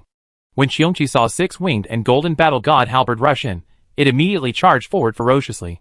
Just as its claws were about to touch Six-Winged Guardian Dragon, Six-Winged and Golden Battle God Halberd emitted a red glow. Boom! The entire Qiongqi temple shook as dust fell everywhere. Zhou Wen and company had hidden to the side. After the explosion ended, he hurriedly looked into the temple. The temple was in a mess. Corpse fragments were everywhere. There wasn't even an intact bone left of Six-Winged Guardian Dragon. The Golden Battle God Halberd had also been reduced to pieces. However, it could be seen that their bodies weren't fully exploded, and the energy usage was very low. This might be related to the low level of Explosive Fiend Man. As for Qiongqi, its head and chest were badly mangled. Its legs had snapped. Although it wasn't dead, it had been severely injured. Zhou Wen hurriedly got Torch Dragon to charge in and fight the seriously injured Qiongqi. Torch Dragon originally could not kill Qiongqi without using the Bright Torch Vision World, but now that Qiongqi was heavily injured and restrained by the Fiend Armored Tiger Soul General, Torch Dragon immediately gained the upper hand. After a bitter battle lasting more than an hour, Torch Dragon finally killed Qiongqi in the temple. It was mainly because Qiongqi's speed was too fast. Even with Qiongqi having its leg injured, Torch Dragon still spent a lot of effort to force Qiongqi into a dead end before finally killing it. Ding! As Qiongqi fell, a crisp sound entered Zhou Wen's ears as a dimensional crystal dropped. Zhou Wen couldn't help but feel somewhat disappointed. Most dimensional crystals were useless to him now. Even if it was a mythical essence energy skill crystal, he couldn't absorb it due to his lacking stats. He couldn't bring it out of the game, and could only let it disappear during his respawning. However, when Zhou Wen took a closer look at the crystal, he was somewhat surprised. Beneath the gray crystal was the word Evil Stat 34. Evil Stat? This was the first time Zhou Wen had heard of such an attribute. He had never seen it before. However, since it was a rare stat, it would definitely be useful in the future. It should be useful when learning essence energy skills. After picking up the Evil Stat crystal and absorbing it, there was indeed an additional evil stat among his rare stats. Furthermore, it was as high as 34 points. Although this method can kill Qiongqi, Explosive Fiend Man's level is too low. It's really irritating using him. I have to raise his level. Zhou Wen had the urge to feed the Explosive Fiend Man the longevity fruit. However, on second thought, he did not. After all, Explosive Fiend Man wasn't picky with food. It could evolve by eating anything, but Demonic Neonate didn't eat anything other than the longevity fruits. There were only so many longevity fruits, so there would be nothing left after they were finished. Zhou Wen still planned on reserving the longevity fruits for Demonic Neonate to eat. While Zhou Wen and Li Xian were cultivating on White Cloud Mountain, something huge happened. Finally, someone issued a companion beast ranking challenge. Chapter 595 Primordial Sword Immortal. The companion beast that was challenged wasn't the number 1 Primordial Sword Immortal, but Frost Giant that had been pushed down to 16. A companion beast named Deep Frost Behemoth appeared on the screen of the cubes. It looked like a giant octopus. It was ice blue in color, and its position was on a platform above a huge cube. The cube's surroundings were empty, making it look nothing like a city. On the right side of the screen, a ranking appeared. Rank 16's Frost Giant's name kept flashing as an alarm rung. Behind the Frost Giant's name was a 72-hour countdown. People guessed that this was the time given to the owner of Frost Giant to consider accepting the challenge. If the countdown ended and the owner hadn't accepted the challenge, it would probably be determined as a loss. Everyone was discussing if Frost Giant would accept the challenge, but this question quickly had an answer. The alarm stopped and Frost Giant's name was completely lit up. Then, the ranking vanished. Frost Giant also appeared on the cube where the Deep Frost Behemoth was. They stared at each other. Frost Giant was covered in ice blue skin. Its head, shoulder, waist, and other parts were covered in frost metal armor. It also had an iron axe in its hand. Although Frost Giant was huge, it appeared a little shorter in front of the Deep Frost Behemoth. With a roar, Frost Giant's axe slashed at the Deep Frost Behemoth. After all, they were all companion beasts, so there wasn't any need for unnecessary communication. Frost powers tore out of the axe, forming a huge ice streak that spread to the Deep Frost Behemoth. The tentacles of the Deep Frost Behemoth danced, producing frost as they shattered the ice streaks. The two gigantic monsters clashed intensely on the cube's platform. As they were both frost-type companion beasts and strength-based, the intense battle between the two terrifying mythical companion beasts sent frost shards flying everywhere, like fireworks formed from frost. The two companion beasts were evenly matched as they used various frost elemental skills. However, both parties had high resistance against the cold. Their bodies were extremely tough, so they were only slightly injured. Neither of them could do a thing to the other. The Deep Frost Behemoth finally couldn't help but take the initiative to launch an attack. The huge tentacles on its body were raised as dark blue suction cups lit up. Rays of freezing light shot out from them towards Frost Giant. Frost Giant didn't give in either. He raised his axe over his head and cleaved down. The ice-like power roared out like an ice river and collided with the Deep Frost Behemoth's ice beams.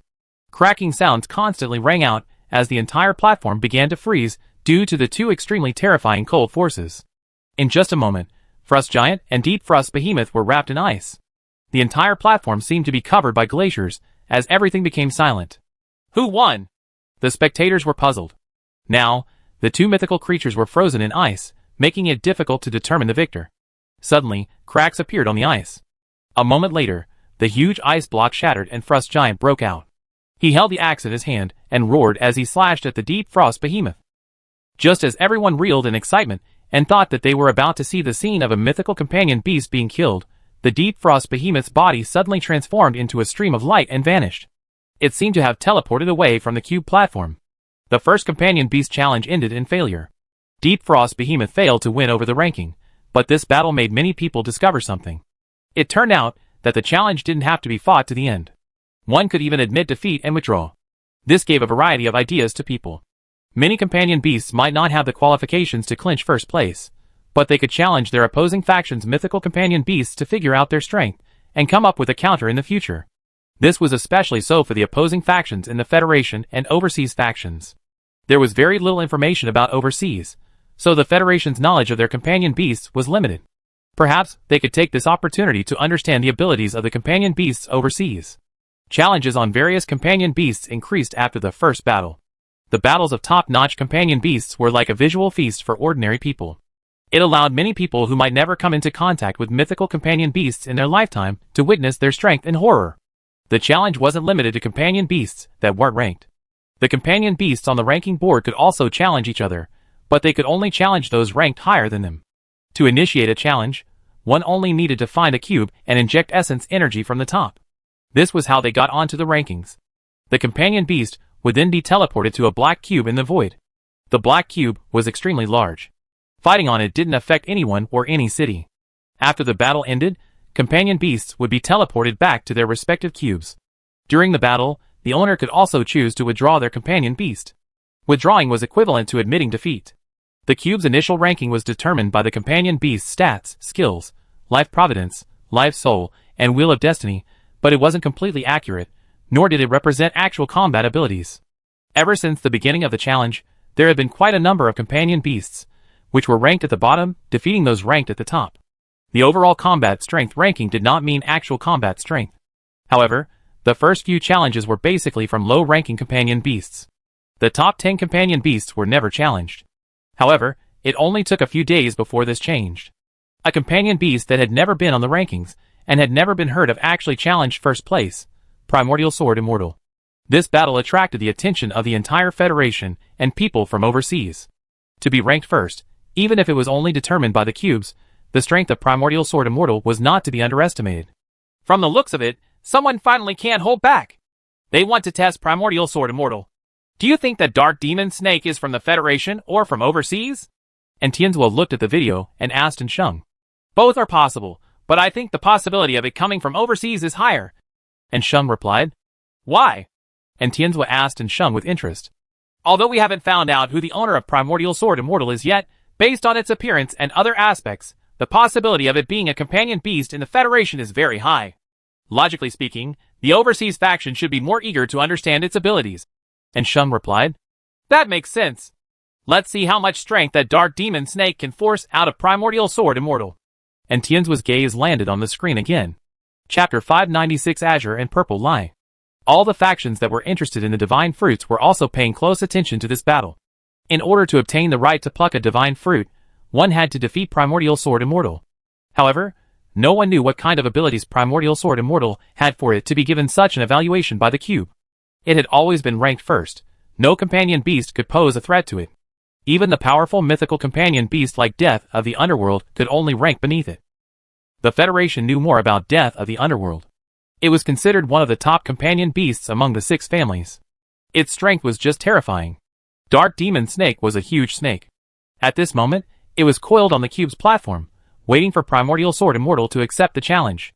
Thankfully, Primordial Sword Immortal accepted the challenge without letting the spectators wait too long. With a flash, a sheathed stone ancient sword appeared on the platform. Primordial Sword Immortal was actually just a stone sword. There wasn't any immortal, so it was a question whether to call it a sword immortal or an immortal sword. The stone sword was grayish-white in color.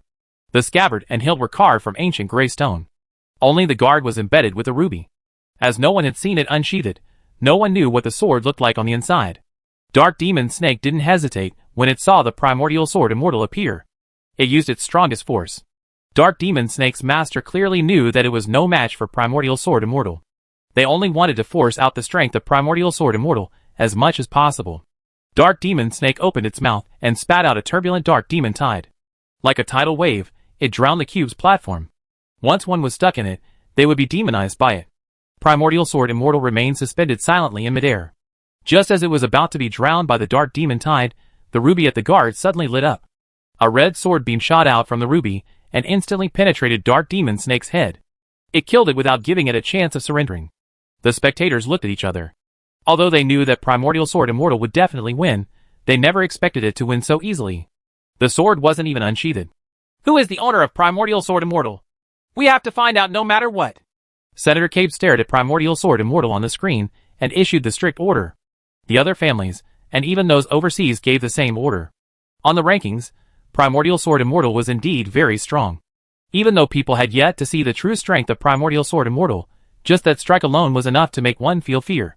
The 6 families did not have absolute confidence in defeating Primordial Sword Immortal on the platform. Even if they could defeat it, they would have to pay a huge price. However, things were different if they could find the owner of Primordial Sword Immortal. No matter how powerful a companion beast was, its owner was at most at the epic stage. Dealing with an epic human was naturally much easier than dealing with the terrifying Primordial Sword Immortal. The rules in the arena were fixed, but in reality, there were many ways to clinch victory. There was no need to defeat Primordial Sword Immortal. Zhou Wen and Li Xian were on White Cloud Mountain, so they had no idea what had happened. Over the past few days, they had been constantly training themselves. The Jade Infant had absorbed a lot of taboo power, and had started undergoing some changes. The treasure glow on its body intensified, but within 2 days of absorbing the taboo power, not much more happened. It looked like the taboo power here was useless against the Jade Infant. Zhou Wen had no choice but to use the demon suppression statues to stimulate the Jade Infant for continual evolution. This actually worked. However, this way, Zhou Wen joined Li Xian in his predicament. Li Xian suffered injuries every time he entered Jade Emperor Peak. Zhou Wen approached the demon suppression statues once, and the Jade Infant nearly exploded. It needed half a day of rest before it could completely digest the powerful taboo power that it had absorbed. Zhou Wen took the opportunity to continue grinding, while the Jade Infant digested the forbidden power. The time needed for Explosive Fiend Man to cast Time Blast was just too long. With the time needed, Zhou might as well farm Medusa a few more times. After grinding for so long, he still failed to get a Medusa companion egg. He did grind quite a number of Essence Energy Skill crystals, but his stats were insufficient, so he couldn't absorb them. In the end, he had to lose them with each respawn. Ding! When Zhou was farming the Golden Battle God Halberd again, another Golden Battle God Halberd companion egg dropped. Its stats and skills were very similar to the first Golden Battle God Halberd. With the second Golden Battle God Halberd, Zhou held one while the other outside of the game auto-attacked. Killing mythical creatures became much easier and faster. However, he felt that having two Golden Battle God Halberds made one of them a little redundant. If only I could fuse it. Zhou looked at it, and realized that the Golden Battle God Halberd could indeed be fused. However, its compatibility with ordinary epic companion beasts wasn't very high, so he temporarily didn't have a good candidate. He had to dispel this thought. After grinding the rare dimensional creatures, Zhou went to Deer Terrace Pavilion. With the 4 mythical companion beasts, he could storm his way onto Deer Terrace Pavilion even without using Bright Torch Vision World.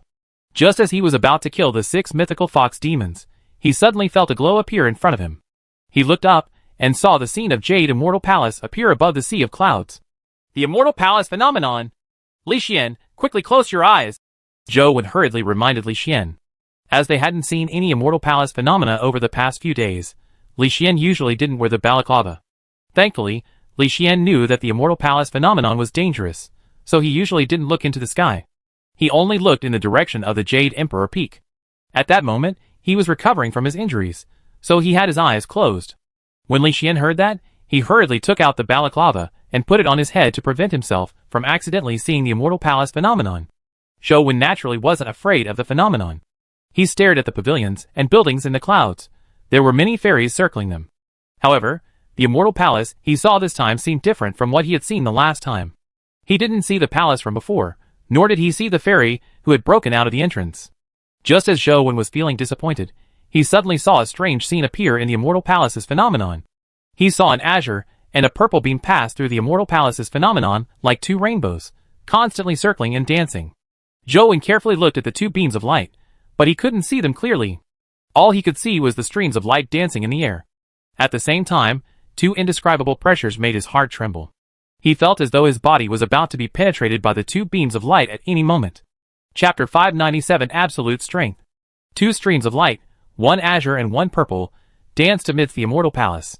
Even the fairies and immortal children avoided them, afraid that they wouldn't be able to dodge in time. Instantly, chaos broke out. Even the jade buildings that were touched by the 2 streams of light cracked. Zhou couldn't see what was inside the 2 streams of light, but just by looking at their auras, he felt an indomitable aura. It was as though everything in the world would be mercilessly sliced apart if they stood in front of these 2 beams. Thankfully, Zhou's willpower was extremely firm. Otherwise, just the aura of the purple and azure light would have left him shuddering. Just as he was wondering what the 2 beams of light were, he suddenly saw them separate. The azure light landed on the top of a jade pavilion, and the purple light landed on a small building. Only then did Zhou see that the azure light was an azure bird. The purple light was a purple bird. The 2 birds looked somewhat similar. They had long feathers and phoenix tails. Their bodies glowed with immortal light, and they looked extremely beautiful. Zhou didn't know what birds they were, but the moment they spread their wings and took off, Zhou saw their flying stance and was immediately amazed. This only lasted for an instant. Zhou could only see their taking off postures. After they took off, he couldn't see their figures again. All he could see were 2 streams of light, 1 azure, 1 purple, that danced around the Immortal Palace. After watching for a moment, the Immortal Palace phenomenon vanished. However, the flying stance of the azure and purple birds was imprinted in Zhou's mind, unable to be dispelled. "Old Zhou, what's in that phenomenon? Tell me about it." Unable to see it, Li Xian was burning with curiosity as he asked Zhou. "There's an Immortal Palace in the phenomenon. There are pavilions and buildings. Fairies and immortal children dance among them. There are 2 birds, 1 azure and 1 purple bird." Zhou roughly described it. After the phenomenon, Zhou kept pondering over the flying stance of the 2 birds. He had a nagging feeling that the stance was very different from the fairies' flying stance. It was 2 completely different styles. I wonder if I can fuse the flying stances of the 2 birds into my movement technique. Unfortunately, I only saw their flying postures. There's too little information I can use for reference. As he was pondering, he felt an intense idea come to mind. Zhou was delighted when he analyzed it. He hurriedly looked at the chaos space, and saw that Tyrant Behemoth had finally finished evolving. It had already broken out of its shell. A terrifying beast that resembled a mountain stood in the chaos space. Its body was like black iron. It had 2 horns on its head, and its tail was like a gigantic whip. Its claws were like metal hooks. A motorcycle that Zhou placed in the chaos space was as tiny as an ant in front of the behemoth. Zhou couldn't even estimate how big it was. Zhou was naturally happy that Tyrant Behemoth had advanced to the mythical stage, but this size put him in a difficult spot. Where could he put such a huge companion beast? It was fine in the chaos space, but if it came out, Jade Emperor Peak probably couldn't contain its body. As Zhou was in the middle of this dilemma, he saw Tyrant Behemoth slowly shrink. In just a moment, it changed from a mountain-like beast to about 3 meters tall. Can it actually shrink? Zhou was overjoyed. He summoned Tyrant Behemoth back to him and entered the game to check its information. Tyrant Behemoth, mythical, evolvable. Life Providence, extreme strength. Life Soul, violent crown. Wheel of Destiny, absolute strength. Strength, 81. Speed, 81. Constitution, 81. Essence Energy, 81. Talent Skill, Mountain Consuming. Companion Form, Boxing Glove. Tyrant Behemoth's stats were very good. Just like Torch Dragon, every stat reached 81 points. Everything else was the same as before it evolved. However, after advancing to the mythical stage, he gained the Wheel of Destiny, absolute strength. Zhou had only learned that for every action, there was an equal and opposite reaction. He didn't know what absolute strength was, but he carefully checked its description. Absolute strength, a miracle that crushes everything with strength. Strength can crush everything. How far can it go? Zhou launched a game dungeon, and it happened to be in front of Deer Terrace Pavilion. He summoned Tyrant Behemoth to see how strong its Wheel of Destiny was. The blood-colored avatar hid outside with 6-winged, Torch Dragon, and the 2 golden battle god halberds by its side. However, it didn't let them enter the ancient building and only allowed Tyrant Behemoth to charge in. Tyrant Behemoth entered the ancient building and immediately alarmed the 6 Fox Immortals. One of them shot out a rainbow beam that slashed at Tyrant Behemoth. Tyrant Behemoth didn't take action. It opened its mouth and bit down, sucking the light into its stomach as though it was drinking cold water. Holy *T, this mythical mountain consuming skill is quite powerful. It can even devour a mythical essence energy skill. Zhou was delighted. The 6 Fox Immortals attacked Tyrant Behemoth one after another. Tyrant Behemoth opened its mouth and swallowed all sorts of essence energy skills. It was insolent, violent, and unreasonable. The 6 Fox Immortals weren't stupid. They attacked Tyrant Behemoth from different directions, but all Tyrant Behemoth did was open its mouth, and they were immediately left helpless. All sorts of colorful light struck Tyrant Behemoth's body. Tyrant Behemoth roared and a crown appeared on its head. Its physique immediately increased drastically as it forcefully used its body to tank the rainbow light. The Fox Immortals' attacks could only leave a shallow wound on its body.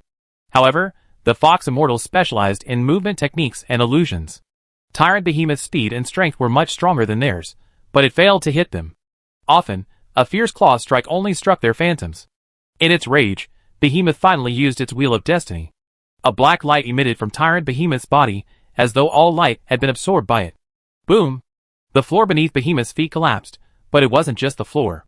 Even space seemed to be crushed by its strength, creating a spatial vortex. Everything around it flew towards Behemoth. It was like a black hole, sucking everything around it. The 6 Fox Immortals were no exception. They struggled to escape, but the powerful suction force made it difficult for them to move. Tyrant Behemoth charged forward and smashed the 6 Fox Immortals into pieces with one punch after another. The 6 Fox Immortals counterattacked with all their might, but their attacks left zero effect when landing on Tyrant Behemoth's body. It was akin to scratching an itch. When Tyrant Behemoth landed a punch on them, it directly shattered their bodies. Their strengths were on completely different levels. How mighty! It's thrashing them despite it being 1 against 6. Zhou was overjoyed. With Tyrant Behemoth, he didn't need to go through so much trouble to kill Qiongqi. Chapter 598, There's a Demon at the Bottom of the Mountain. Zhou was thinking of getting Tyrant Behemoth to ascend to the 2nd and 3rd floor to kill the 9-headed pheasant spirit and jade lute spirit. With absolute strength, Tyrant Behemoth remained completely immune to their attacks. All sorts of oral attacks landed on Tyrant Behemoth's body, but they didn't hurt at all. However, they could only use their movement techniques and speed to circle around Tyrant Behemoth. Otherwise, they would have died from a single punch from it. What was terrifying was that absolute strength caused space to collapse. It produced a suction force that resembled gravity, hindering their movement and speed. They didn't last long before they were killed by Tyrant Behemoth. Tyrant Behemoth alone had stormed through 3 levels of the ancient building. Before that, only Torch Dragon could do it. Zhou was excited. He was just about to take Tyrant Behemoth to Zhuolu's underground temples to see if it could kill Qiongqi when he realized that Tyrant Behemoth's absolute strength couldn't be used again. What the hell? Does absolute strength still have a time limit? Zhou was somewhat depressed. However, on second thought, it made sense. This was equivalent to an invincible state. It was impossible for there to be no restrictions. Otherwise, wouldn't Tyrant Behemoth really be invincible? As Zhou grinded dungeons, he waited for Tyrant Behemoth's absolute strength to finish the cooldown. He waited 24 hours before he could use it again, charging for 24 hours for half an hour of usage. It is a little short, but the pro is that it's for invincibility. Zhou was satisfied. Half an hour's invincibility should be enough for him to do many things. Zhou led Tyrant Behemoth and the other mythical companion beasts into the Zhuolu underground temple with great aplomb. When he arrived at the Aoyuan stone statue, for no reason, a sudden thought came to him.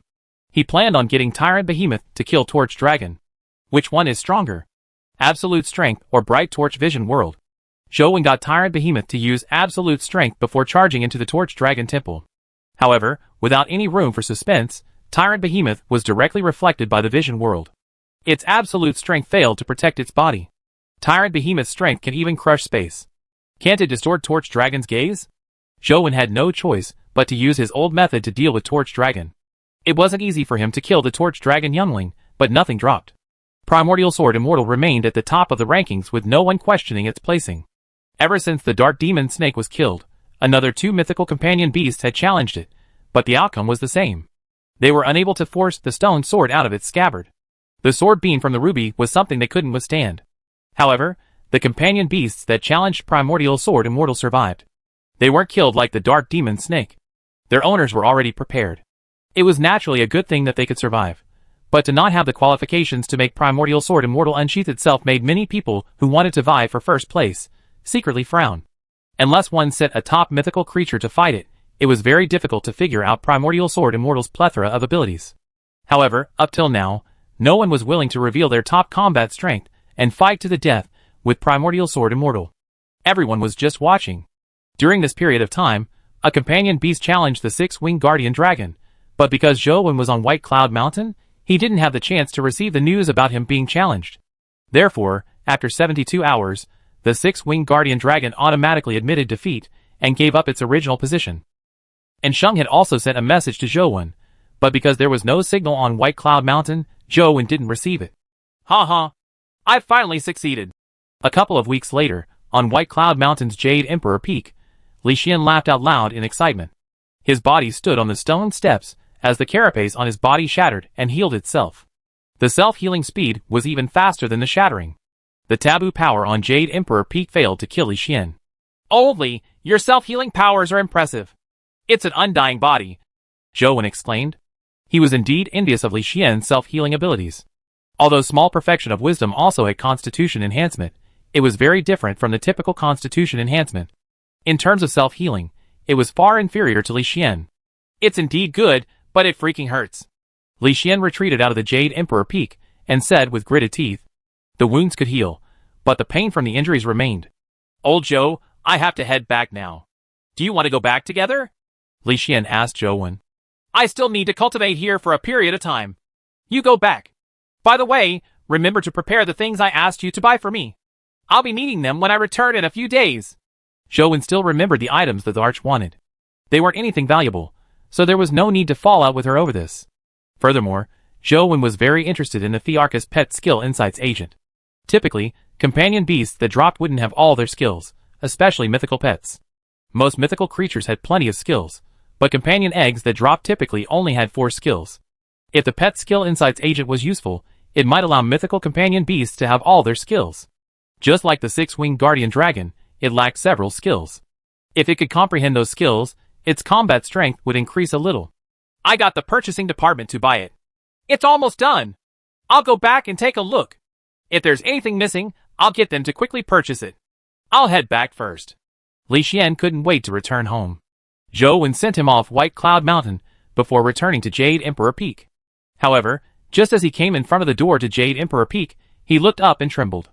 At the end of the Jade Emperor Peak stone steps stood a white-robed, white-haired man. He stood in front of the demon suppression statues and looked at Zhou with a smile. Teacher! Zhou called out, but he didn't know what to say. I've implicated many of you, yet you are still willing to call me teacher. It makes me feel ashamed. Wang Mingyuan sighed.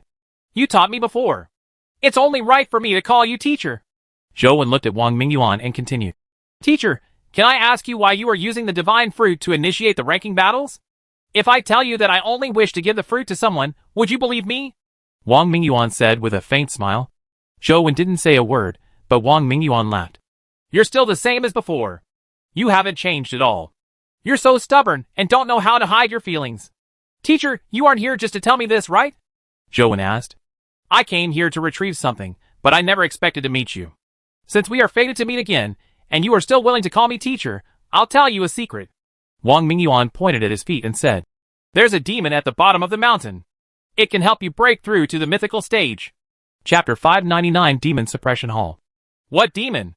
Zhou asked in puzzlement. It's just a title. You can also call him Guardian. Wang Mingyuan answered. Do you want me to advance to the mythical stage, like you using spirit casting on a guardian? Zhou asked Wang Mingyuan. He actually wanted to know if Wang Mingyuan had advanced to the mythical stage using spirit casting or not. Did Xia give you the spirit casting skill? Wang Mingyuan frowned slightly. Yes. Zhou nodded. Wang Mingyuan sighed and said, The body of humans is innately lacking. If you wish to advance to the mythical stage, you must have a way to make up for it. Now, there are two viable paths. First, it's to form a contract with a guardian to advance to the mythical stage with the body of a guardian. This path looks simple, but in fact, it has extremely high requirements. It's very difficult to get a guardian's acknowledgement if one doesn't have a compatible physique and talent. Even if one obtains the recognition, they will be abandoned if they fail to meet the guardian's requirements in their future growth and in combat. By choosing this path, it's equivalent to boarding a train that can't be stopped. There's no chance of retreating. Once it fails, one will be left with nothing as they fall to the lowest point possible. After a pause, Wang Mingyuan continued. The second path is spirit casting. By borrowing the bodies of powerful creatures to make up for your shortcomings, one can choose mythical creatures or guardians as targets for spirit casting. Both have their pros and cons, but using a guardian will make one remain more human. After spirit casting, your body will still maintain most of its human form, but that's all. What Wang Mingyuan said was similar to Zhou Wen's previous guess. He couldn't help but ask, Can't humans really rely on their bodies to advance to the mythical stage? Difficult. Wang Mingyuan looked at the churning sea of clouds beyond the mountain and said, Everything has its limits. Just like many human sports before the dimensional storms, such as a 100-meter sprint. It's relatively easy to raise the results at the beginning, but when the results reached about 10 seconds, the chances of a breakthrough were minimal. This is because 10 seconds was the limit of humans. What humans are facing now is the same problem. If the limits of human bodies are 10, then the requirement to advance to the mythical stage is 100. No matter how hard humanity works, it's impossible to reach 100. This is a limit we were born with. It's difficult to resolve it without external help. With that said, without waiting for Zhou Wen to say a word, Wang Mingyuan said, I should go. The demon at the foot of the mountain is a guardian. If you wish to contract it, you can use this method. Even if your physique and talent aren't compatible with him, he will still contract with you. Furthermore, he won't easily betray you. Wang Mingyuan reached out and flicked a piece of paper at Zhou Wen. When Zhou Wen caught it and looked at Wang Mingyuan again, he saw him turn around and walk into a huge spatial door. After Wang Mingyuan walked in, the spatial door closed with a bang. Jade Emperor Peak returned to normal.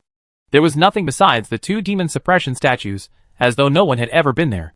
Zhou Wen stared blankly for a moment before retracting his gaze to look at the note in his hand. The content on it was somewhat unbelievable. Zhou Wen definitely wouldn't believe it if it had come from someone else.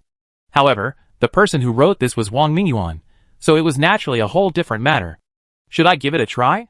Zhou Wen looked at the slip of paper with a strange expression. This was because the method on the slip was rather unbelievable. God's Retreat has yet to advance to a perfect body, so I can't enter Demon Suppression Hall. If I wish to enter, I can only try using the method on this. Zhou Wen decided to give it a try at night. Even if he failed, he wouldn't suffer any losses. There was still a long time before sunset. Zhou Wen sat on the stone steps and thought of what Wang Mingyuan had said to him. Is there really no way to advance to the mythical stage with the human body? If I'm really at an impasse, which path should I choose? Spirit casting or contracting? Zhou Wen ultimately felt that he didn't want to choose either path. I'll decide after advancing Slaughterer to a perfect body. It's still too early to consider such things now. Zhou thought of the divine fruit again. Wang Mingyuan said that he only wanted to give the divine fruit away. Although it wasn't necessarily credible, Wang Mingyuan didn't need to go through so much trouble to lie to him if he wanted to harm him. Since Wang Mingyuan said that there are only 2 ways to advance to the mythical stage, that meant that the divine fruit isn't able to advance humans to the mythical stage. In that case, the divine fruit is only effective against companion beasts and dimensional creatures. Zhou felt that he could give it a try to see if he could vie for the divine fruit. If he could really obtain the divine fruit, he could feed it to either Banana Fairy or Explosive Fiend Man, especially Explosive Fiend Man. Once he advanced to the mythical stage, he would be of great help to Zhou. Even if that divine fruit is a trap, teacher probably won't cheat me on account of our teacher-student relationship, right? After some thought, Zhou felt that vying for the divine fruit had more pros than cons. The crux of the matter was whether he could obtain first place, as well as decide which companion beast to vie for first place. I wonder if Tyrant can handle Primordial Sword Immortal. Time passed as Zhou pondered. The sun quickly set, and the sky darkened. I'll give it a try and see if teacher's method really works. Zhou looked at the sky that had completely darkened, and a crescent moon emitted a faint light. Looking at the 2 demon suppression statues in front of the demon suppression hall, Zhou gritted his teeth and turned his back to them.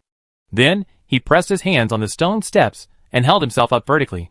With his hands as his feet, Zhou moved towards the door of demon suppression hall. Zhou felt a little uneasy as he looked at the 2 demon suppression statues. He didn't feel confident at all. God's retreat was powerful, yet it couldn't even cross the demon suppression statues to enter the hall. Yet, Wang Mingyuan said that he could enter just by walking upside down. This was unbelievable. If Wang Mingyuan hadn't been the one informing him of this method, Zhou wouldn't have even tried it. It sounded like a joke. Although Zhou was making an attempt, he still found it unbelievable that he could enter the demon suppression hall so easily. When he was close to activating the demon suppression statues, the 2 words, demon suppression, on their respective foreheads lit up again. Will it really work? Zhou's heart skipped a beat. However, to his surprise, although the word demon suppression on the 2 statues lit up, Zhou didn't feel the pressure on the Jade Infant increase. Is it really feasible? Zhou continued moving upwards. Indeed, he didn't feel the pressure from the demon suppression words. Just like that, he reached the end of the stone steps and arrived at the entrance of the demon suppression hall. Zhou still remembered the method on the slip of paper. He didn't use his feet to kick the door, nor did he push it with his hands. Instead, he used his hands to prop himself up on the ground and slammed his head against the door of the demon suppression hall. Clang! With a dull thud, Zhou felt his head spin as he saw stars. Chapter 600 The Imprisoned Guardian. What happened to definitely opening when hitting the door with all my might? Zhou gritted his teeth and prevented himself from falling to the ground. Then, he heard a rumbling sound as the door slowly rose. It opened.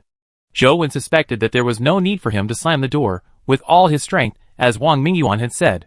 However, Zhou didn't have any evidence. After the door rose, Zhou saw the scene in the temple.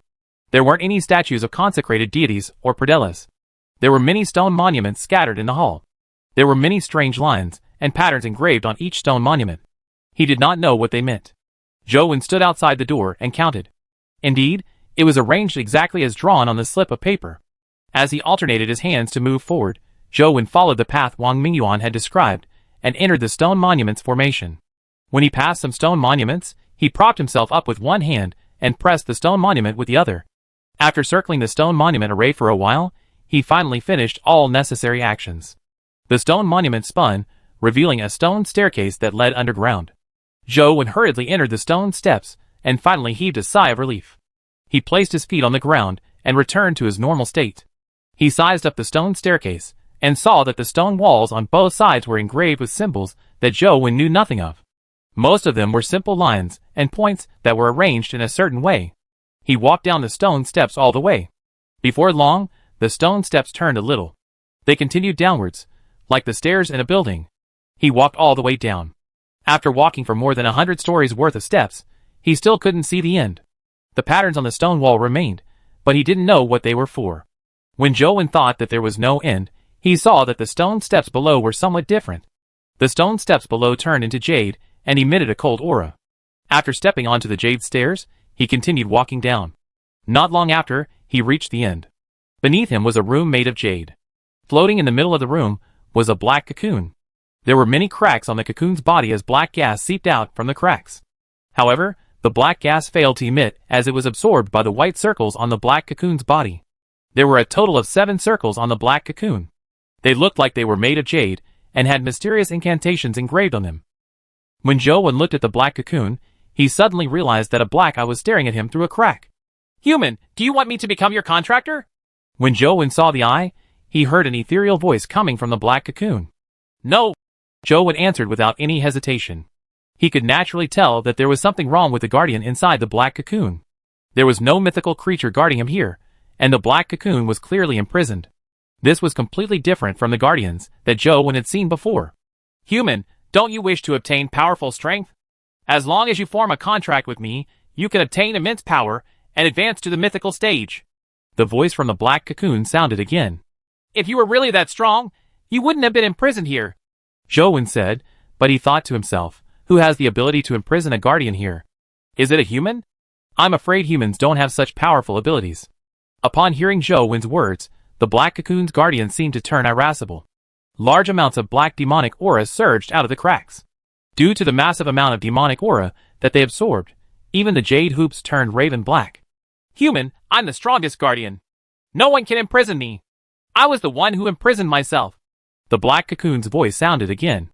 "Then why did you imprison yourself?" Zhou naturally didn't believe him. "You don't need to know the reason. All you need to know is that after signing a contract with me, you will become the most powerful human, and you will become the most powerful existence in the future. That's enough. The power I will give you is something you humans can never imagine, even in your dreams." The voice said again. "I heard that signing a contract with a guardian requires a special physique and talent. Are you sure that my physique and talent are what you need?" Zhou asked again. "You being able to come here proves that you have the qualifications to sign a contract with me," said the guardian in the cocoon. "Sounds good, but isn't it because you are just looking for any random human to contract with so you can escape?" Zhou curled his lips. "Human, it looks like you don't understand how great an opportunity you will miss," the guardian continued. "Don't tell me you don't wish for strength. Don't you wish to become the greatest hero of humanity? In the future, there will definitely be a terrifying battle in the human world. When that happens, no one will be spared. Those below the mythical stage don't even have the right to struggle for survival. Sign a contract with me, and you will still have a chance of survival. Otherwise, you can only wait for death. This is your chance to live. You don't have to scare me. I don't believe anything you say." Zhou looked at the black cocoon and asked, "After talking for so long, I still don't know your name?" "Grim Demon," said the voice from the black cocoon. "Dim Demon?" Zhou was slightly taken aback. The name sounded a little odd. Was he dim? Grim Demon clearly heard Zhou's pronunciation error. Demonic aura spewed out from the black cocoon as though it was furious. "A fiend born to kill, I'm the Grim Reaper incarnate, Grim Demon." "So it's Grim Demon. This name is domineering," Zhou said, but due to his preconceived impression, he couldn't forget the name. "Dim Demon. Human, have you thought it through? As long as you contract with me, not only will you be able to survive in the terrifying battle, you will also have the chance to defeat all the species in the universe and become the strongest existence," Grim Demon continued. "I've seen many guardians before, but they weren't anything impressive either. They weren't as powerful as you say." Zhou wore a questioning look. "Guardians differ in strength too. Which guardians have you seen?" Grim Demon didn't believe Zhou. "I've seen a seraphim with 6 wings. He can open the door to heaven. It looks rather impressive," Zhou said. "That Birdman, I can tear it apart with one hand. It's not worth mentioning at all. After signing the contract with me, it will be easy for you to defeat him," Grim Demon said disdainfully. Zhou thought to himself, just keep bragging. After all, bragging isn't against the law. But I can't verify it either. However, Zhou didn't say it out loud. He continued, "I've also seen a guardian named Fairy Burial. She looked pretty impressive.